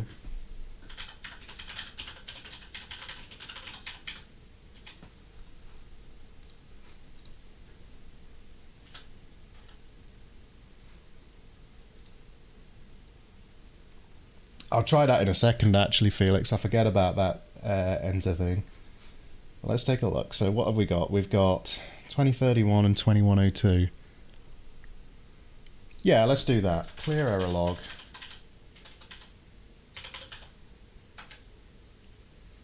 And then we'll power it off, do the same again, and then we can see what the errors are.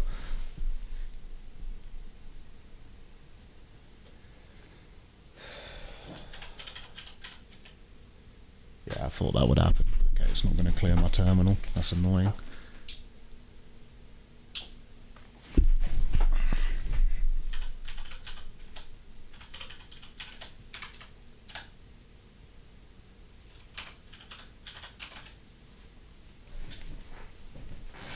Okay. So we should see this is an empty error log. It is. Oh, except that at the bottom. 2031. What's 2031?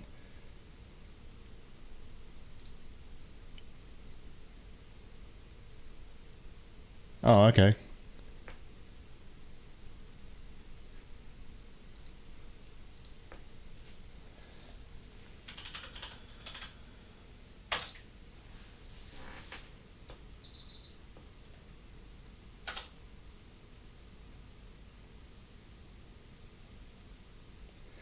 So there's our boot sequence log, I guess.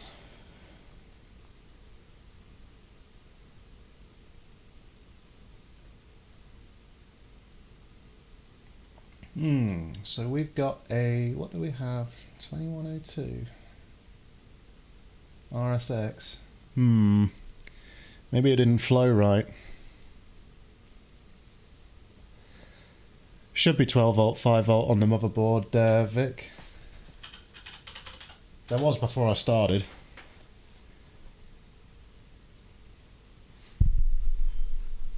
So it's complaining about the thermal sensor and it's complaining about the RSX. And we did just put those on.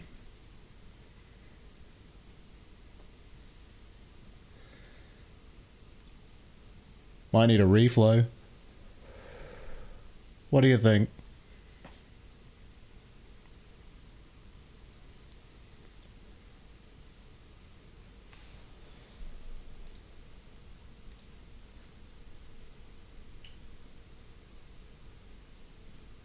So we fixed the EEPC some.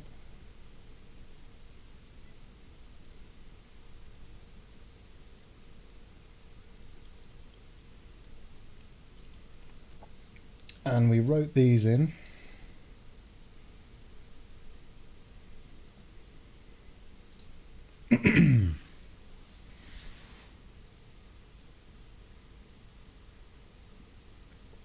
Is it just too hot, do you think? I was actually expecting 1200 if it was too hot. Thermal correction bits, do I need to change that?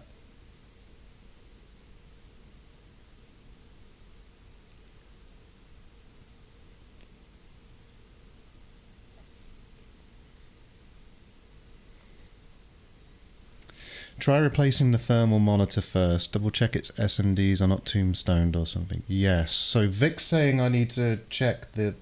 Okay. Where do I check that, Vic? I don't know where I check that. We could check that first and then we can check the thermal monitor. That's what I'm thinking. But I don't know where those bits are in relation to this.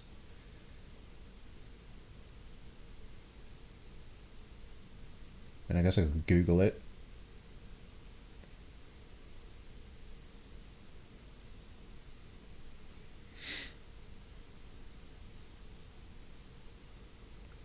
Oh, I did write all 4 stages, Vic.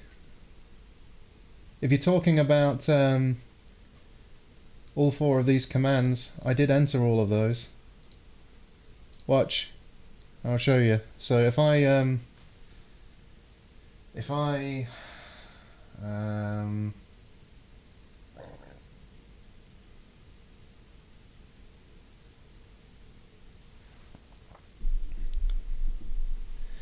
yeah, if you're talking about these 2 commands at the bottom, like all of these, watch. If I do the EEPC sum, we'll double check it. I'm pretty sure I did do it though. And then if we do 32, 42, 03, 6. Whoops, my bad. I was using numpad again. 61, 82, 80, 01. I think Felix is probably right. It's probably going to be hardware. I did put a lot of hot air and stuff on there. But if we check this, not 20, 32, 54, 21, EC, W, 34, 8B, 8B, W, 30, not 40, 34, AF, 8B, EEPC sum. You see, that checksum still matches.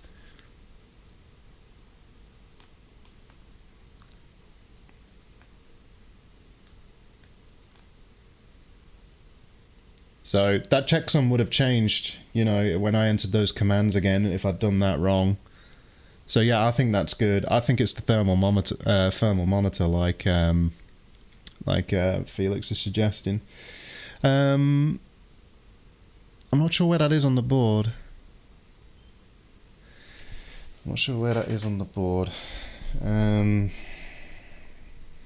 Zoom out. I'm gonna have to call this soon as well, because I need to get to bed. But I'll have a look. I'll have a look first.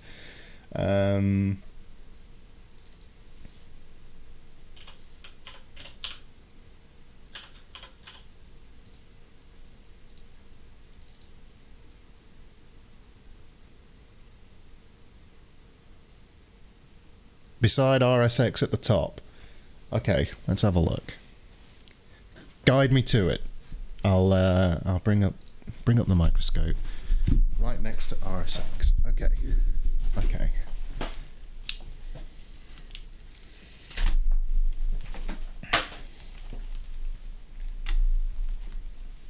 Bear with me. I'm unplugging stuff.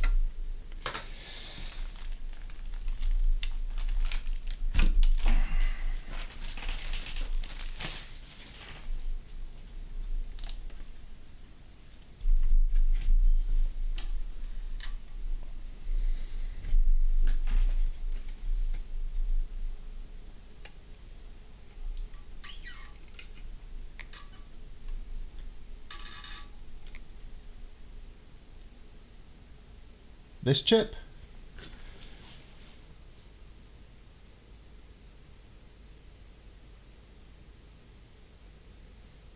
So we're talking about this chip right here.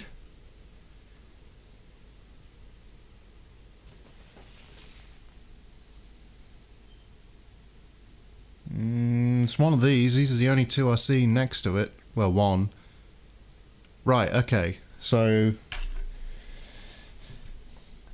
this chip. I mean, it looks fine. A bit fluxy. There's nothing shorted to it, is it? I mean, there's a lot of flux.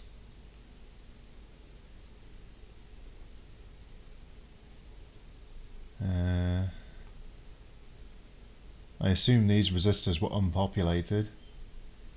I'm just checking them. I did have the probe tape next to them. I was just wondering, maybe. Okay. So what are you thinking? I reflow it? I mean, I can reflow it. I don't know what else I can do with it other than replace it. 1 second, I need flux.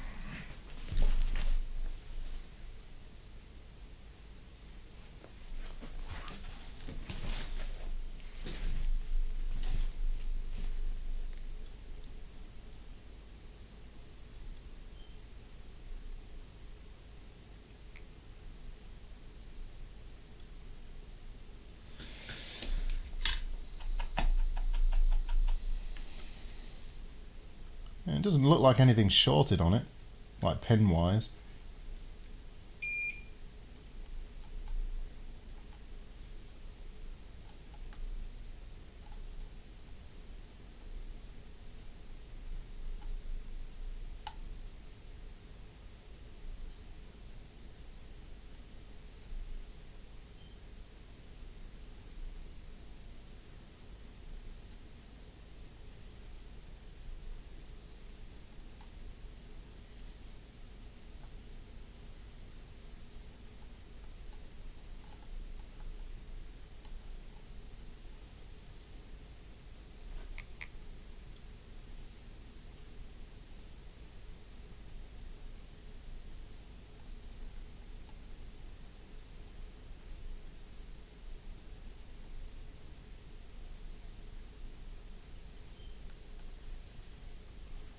But there was a lot of heat in this area, so it might have floated a bit or something, I don't know.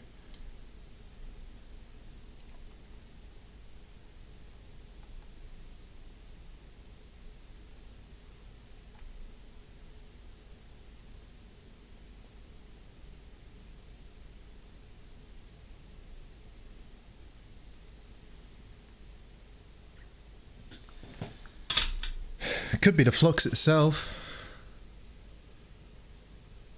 RSX was delidded, yes. Yeah, what it was. It was, Vic. Let's just clean the flux in this area, though. You never know. And I can replace that. I've got plenty of boards to take a donor from. But there is a lot of flux on this.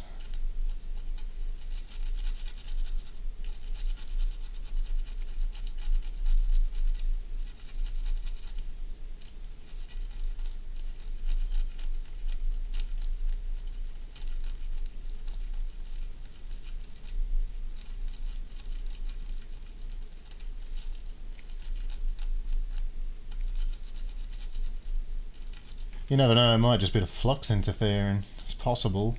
I don't think it is, but it's possible.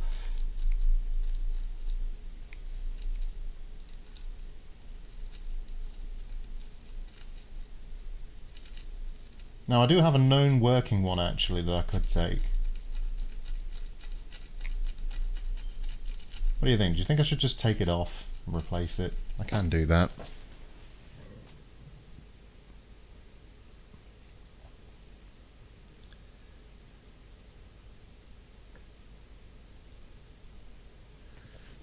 Well, we've reflowed the pins. Like for sure we've reflowed that. We can try it. If it doesn't work, we can replace it. And if that doesn't work, then who knows?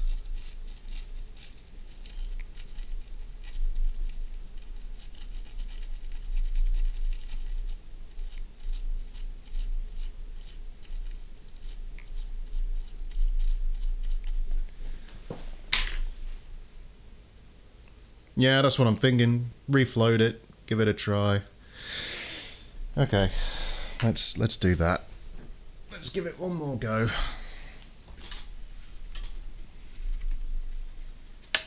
I mean, again, the area was under incredible heat after all. It's enough to reflow. Well, it's not probably not enough to reflow that. I don't know. Let's find out. I don't know. I don't know.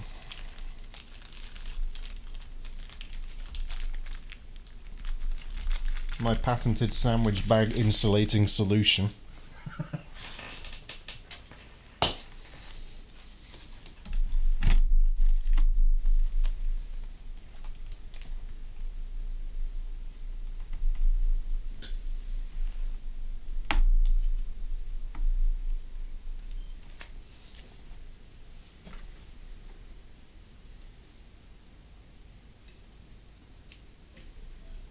Okay.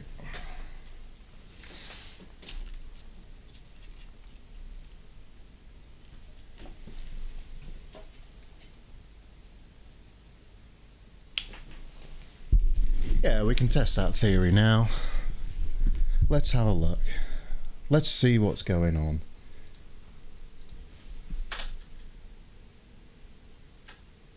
Yeah, I know. Right.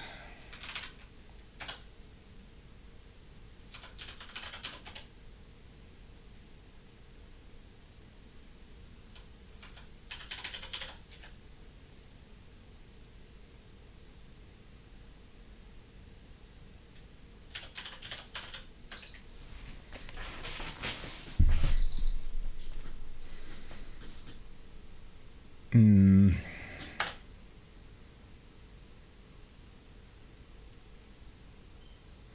2102 again. Yeah, I guess we can replace it.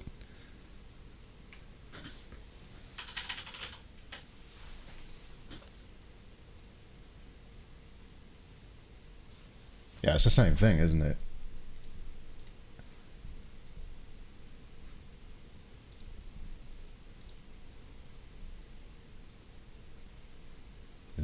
What did we get? 2031 and 2102.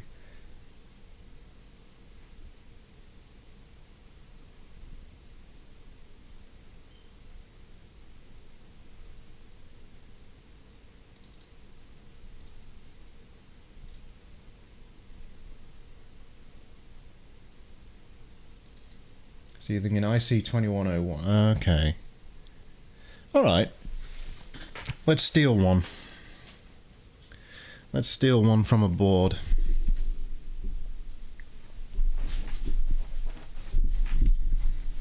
Let's just swap it out.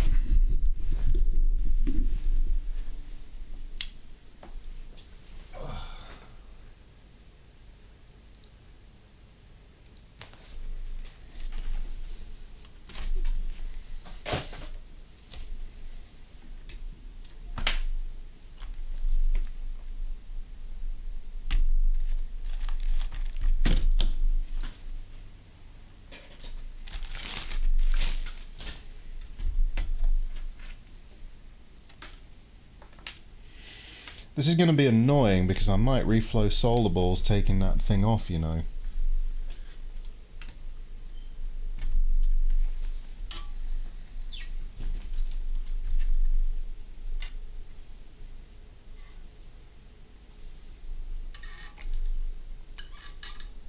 There's a sneaky bugger. Ah, I see it. Right, let's get that under microscope view for you folks. There we go, target acquired. Maybe I can put a little bit of heat shielding in front of that RSX. What could I use? Maybe this? No, too big. What can I use as heat shielding? What can I use as heat shielding?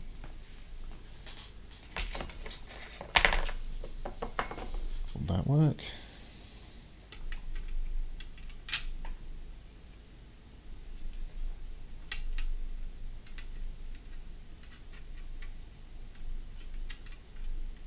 No.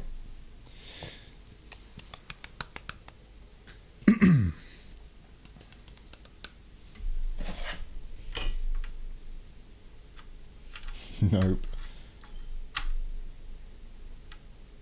Almost. Can I prop that with something? How about... No, a reel of solder might actually melt. That.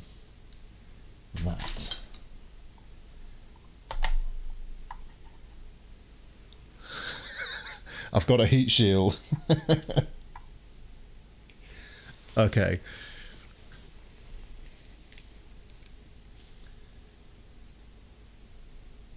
I'll try and blow the air away from the RSX as well.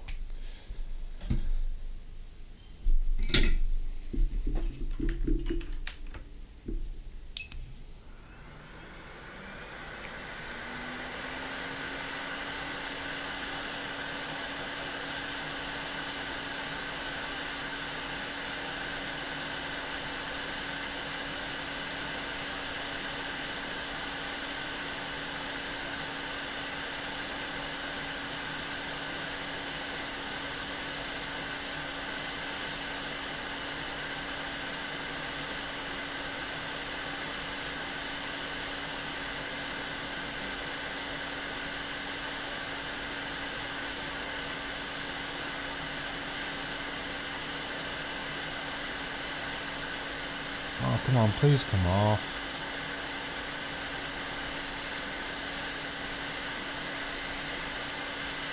Massive ground plane next to it.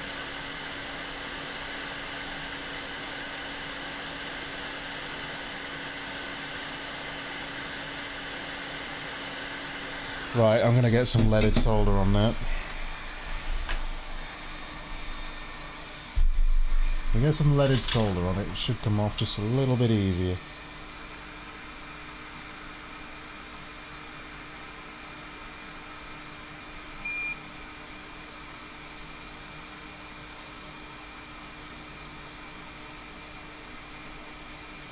Right.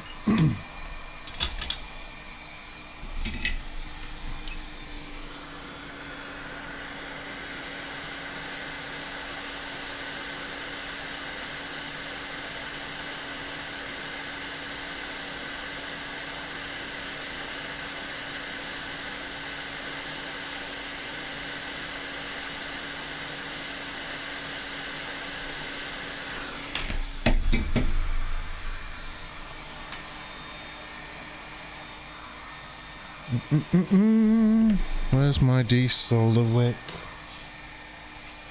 There it is.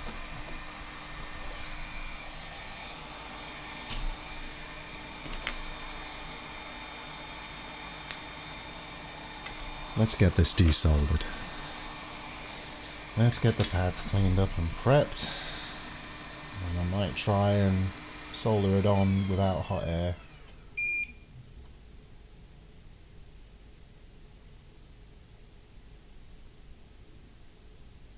There we go.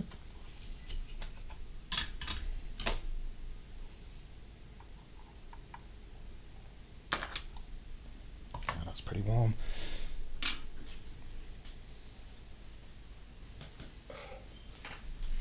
Right, I'm just grabbing a donor board.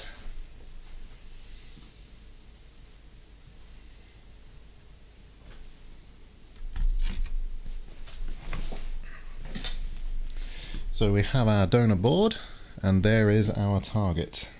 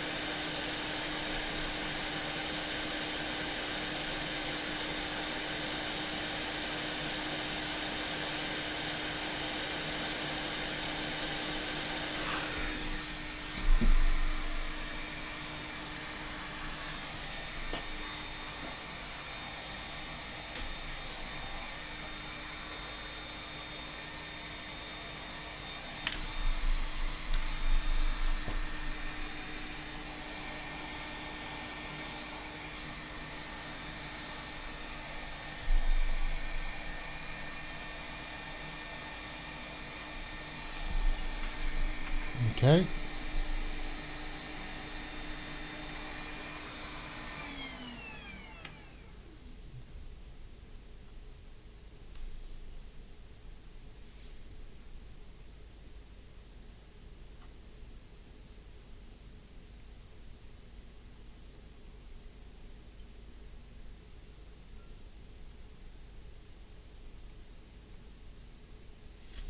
Oh, come on, don't stick to my tweezers, stick to the pads.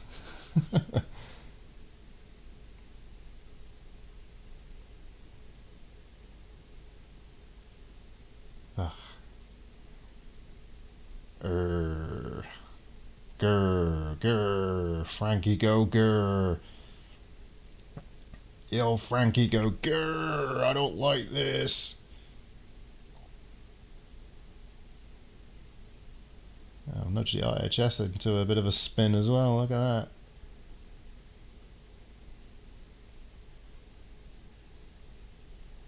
That pad's not, is it the chip? Oh, there are blobs of solder under it. Nope.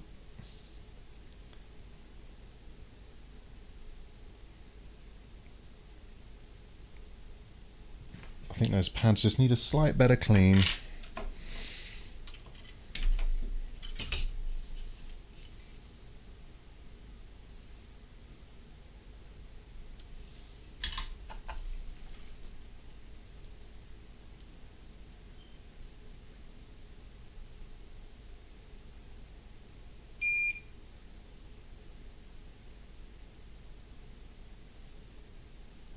There we are.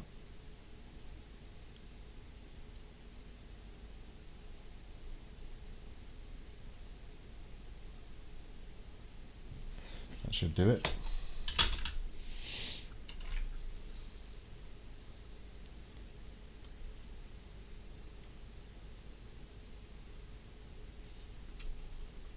Oh, for God's sake.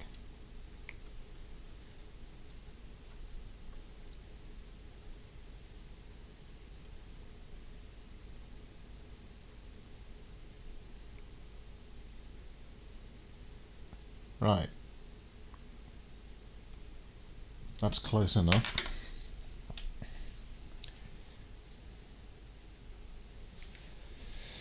What I'm going to do is just tack a couple of pins to begin with. And hopefully that'll put us on the straight and narrow.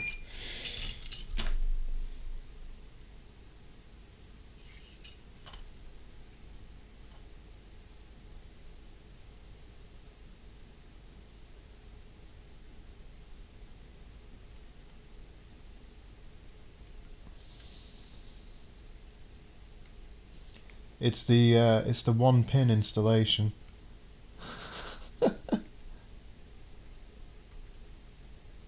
Oh, come on. Oh, sod it, we'll hot air it. Can't be bothered with this method. Alright.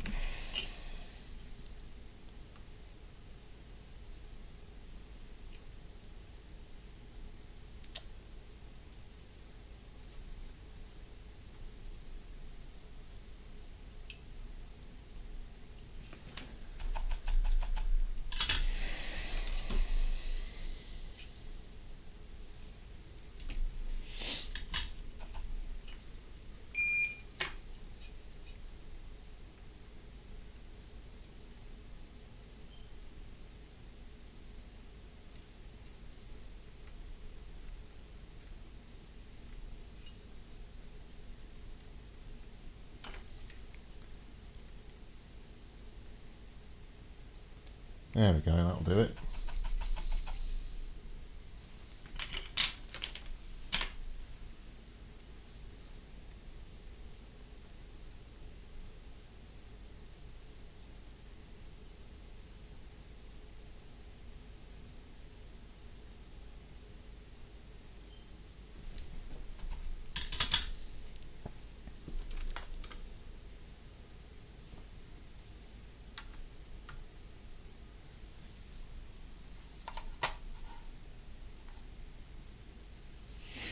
Okay.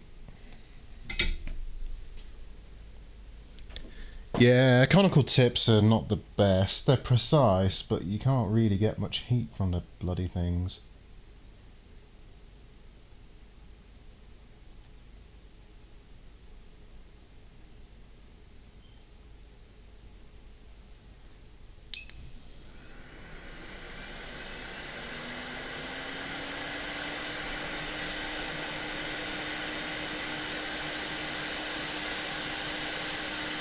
Oh. Oh. Oh, fuck. Where did that go? Jesus. Okay.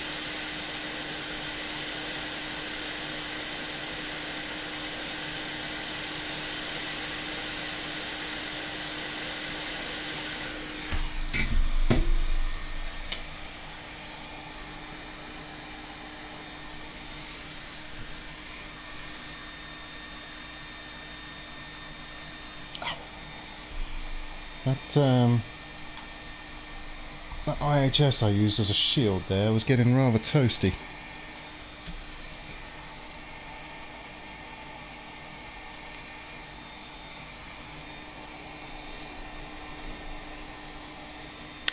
Hey Toltec, you missed me soldering in a new RSX chip, and now we've got some small errors going on which we're not sure about. I think, personally, it may be that what's happened is maybe some of the solder balls on bottom of the chip have bridged that are responsible for this thermal sensor talking to it, like establishing a connection. But I don't know. I don't know.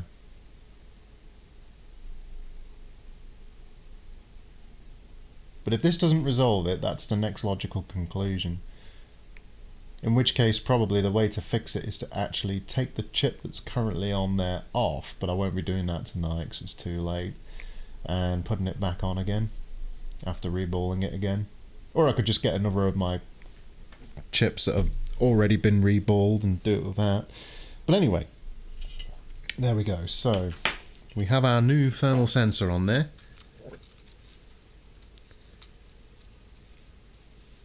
Torn pads under the APU. Ouch. Ouch. You want to get some of those solder lugs for that. You can use like super thin enameled wire, but that's such a pain in the ass. It's such a pain with like ripped BGA pads because they're so small. It's just annoying. I've done it myself before where you just curl it up and form a new pad out of it, but yeah, just a pain. Right. I feel the suffering, Toltec. I feel the suffering. I understand your pain.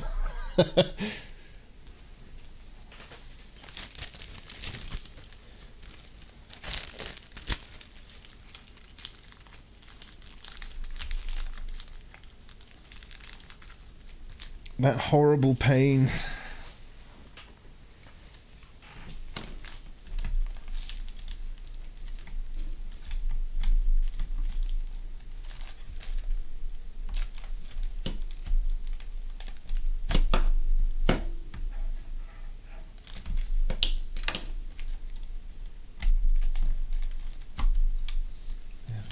Didn't feel quite right that before.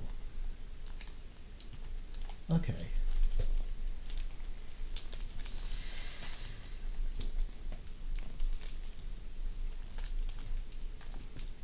Tell you what, this 5-volt connector can be really awkward. Is that in now? Yeah. Okay. Yeah, this is my sandwich. Totally my lunch. What I do is I take one of these to work every day, and I just scoff it down when I'm feeling a bit hungry, you know.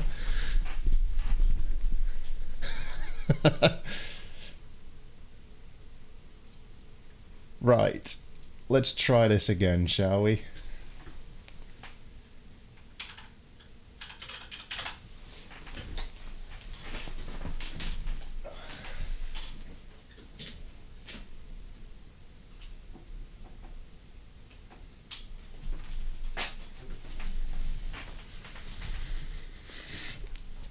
Yeah, it was a bag, Toltec. It's a sandwich bag.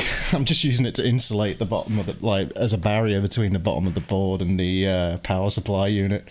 I've not bothered to make a breakout power supply for it yet.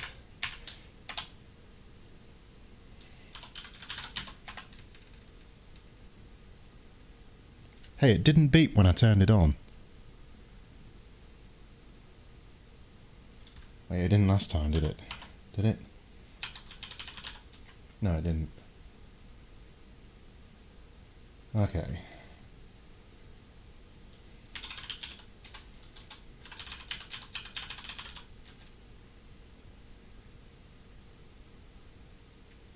Oh, I bet it's log clear. Oh no, that's it. Okay.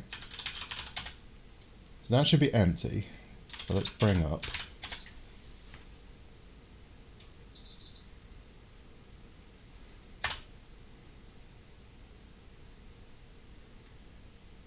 Okay. Same thing again, 2102, isn't it?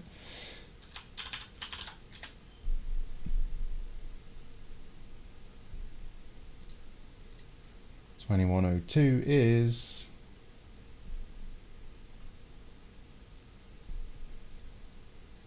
RSX. I think we've got some bad solder balls.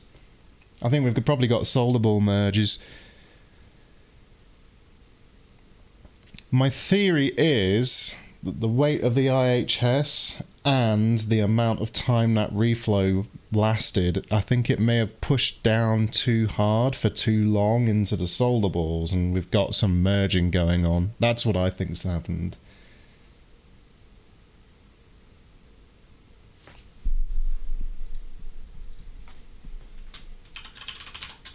it kind of fits with the behavior, although it's slightly different. Now it's just the RSX era. Before we had the, what was it? It was the thermal sensor, wasn't it? It was 2031 as well.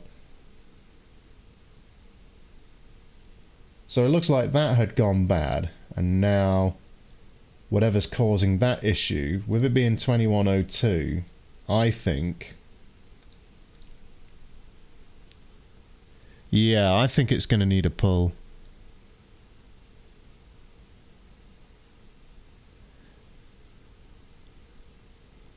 Yeah, you might be right, Vic. You might be right. Just take the temperature down a bit. But bear in mind, it only really got up to 185, I think. I'd have to look back on the stream now. But yeah, maybe a reflow would do it. Potentially. If I reflowed the chip and nudged it, and then tried again. I'm not going to do that right now because it's 3 in the morning. You can probably see my clock at the bottom right. I've got to get up for work, so... But I will give that a go. I will give that a go. 187. Okay, yeah, a little bit high then. I mean, 180 sounds a bit low because leaded solar's eutectic. It melts at 183 Celsius, right? Like, being that that's a melting point and not a melting temperature, unless my thermocouple's, like, out, it's not going to melt until it hits that eutectic melting point. What's the step number? Let's have a look. I don't think I've cleared the log.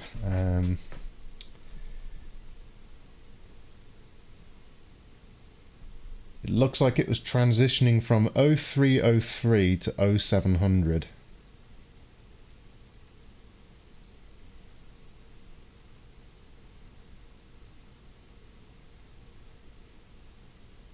Yeah, you should be able to see it on screen there, Felix. I've got a hunch. I've got a hunch that it's bridged BGA balls.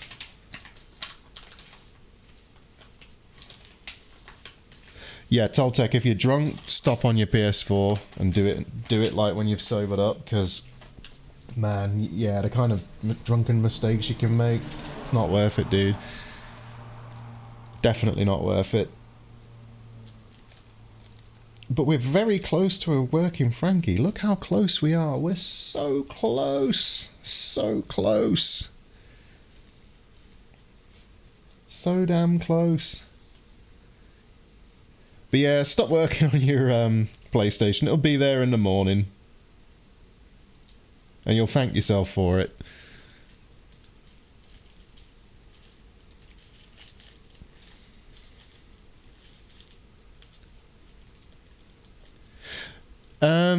At Ross, not quite yet, because I'm still getting the hang of things. I'm very close to it, though.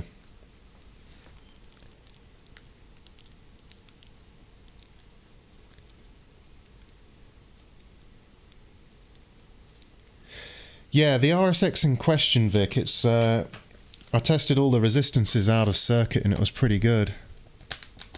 Yeah, it didn't even make it to bit training, did it? I don't know why I said it didn't even make it to bit training, did it? I don't know. It sounds like I know what I'm on about. No, I don't. I don't know. It says bit training in the log, doesn't it, normally? If it gets that far.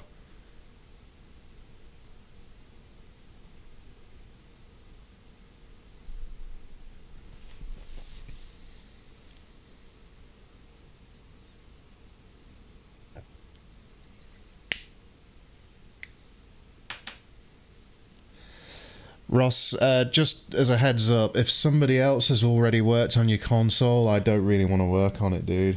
Like, even if I was offering it.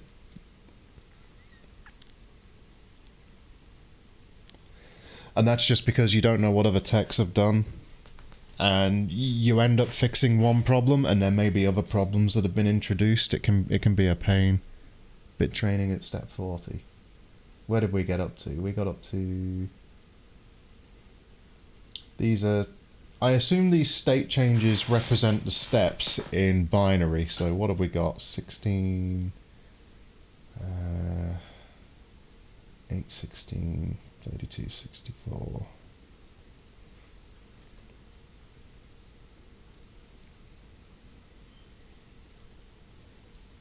No, I'm reading that wrong.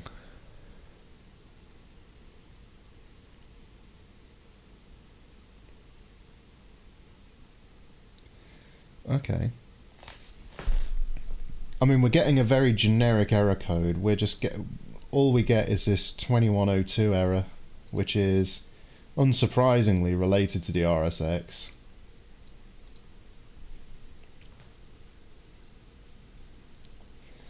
No information in this particular guide, though.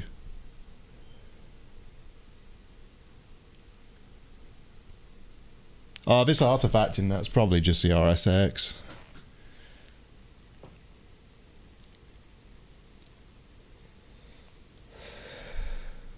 Ross, if you're based in the US, by the way, Computer Booter's a good guy to go to.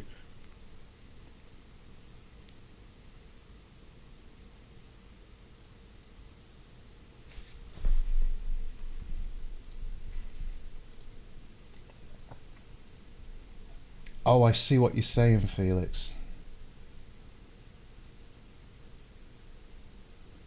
I see what you mean. So you're saying 232102. Got you.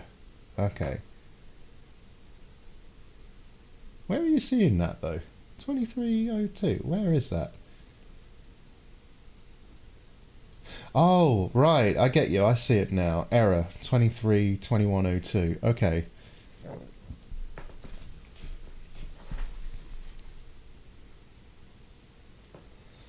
Yeah, I see what you mean. Okay. Well, that's interesting.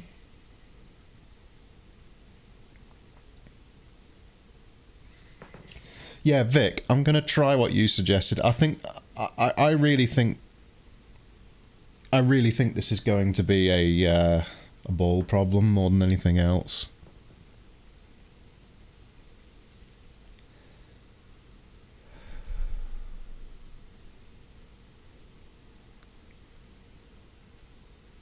It did look like that chip sank down quite far, like further than it should, in my opinion.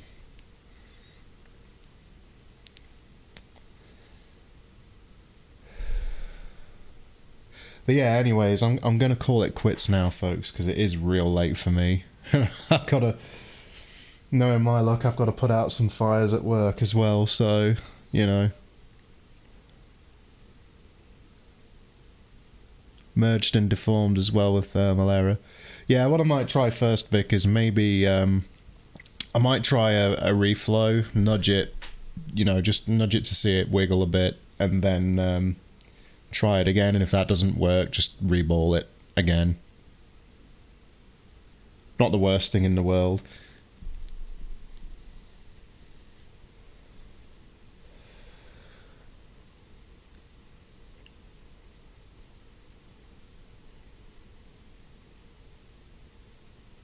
You could try the caps in the corners. I did try that, actually. I tried it. I didn't use caps. I used 0402 resistors, but it's the same thing, really, isn't it? But I did try that trick.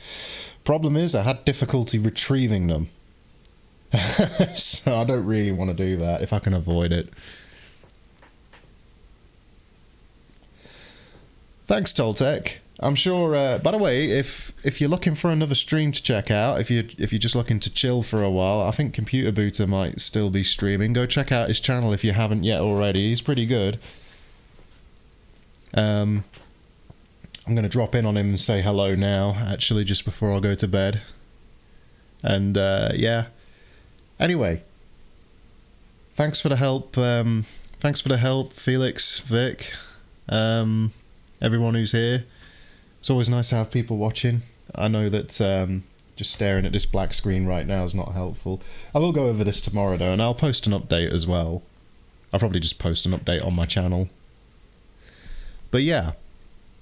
Anyway, thanks for chilling. Thanks for chilling with me, folks. Thanks for all the help. Really, really appreciate it. Yeah, everybody go raid Computer Booter. It's definitely worth it. And if you're UK based and you're still streaming, there's also The Coder. He's worth checking out too. Buddha raid now! Go, go, go!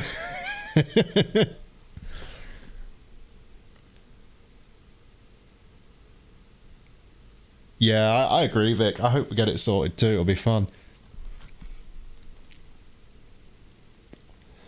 I really do think it's partly down to the weight of the IHS. I really do. But yeah, good night, folks. Anyway, really, really nice having you all along. You all have a good time. Take care, all. And, well, as always, bye for now. Take care. Bye.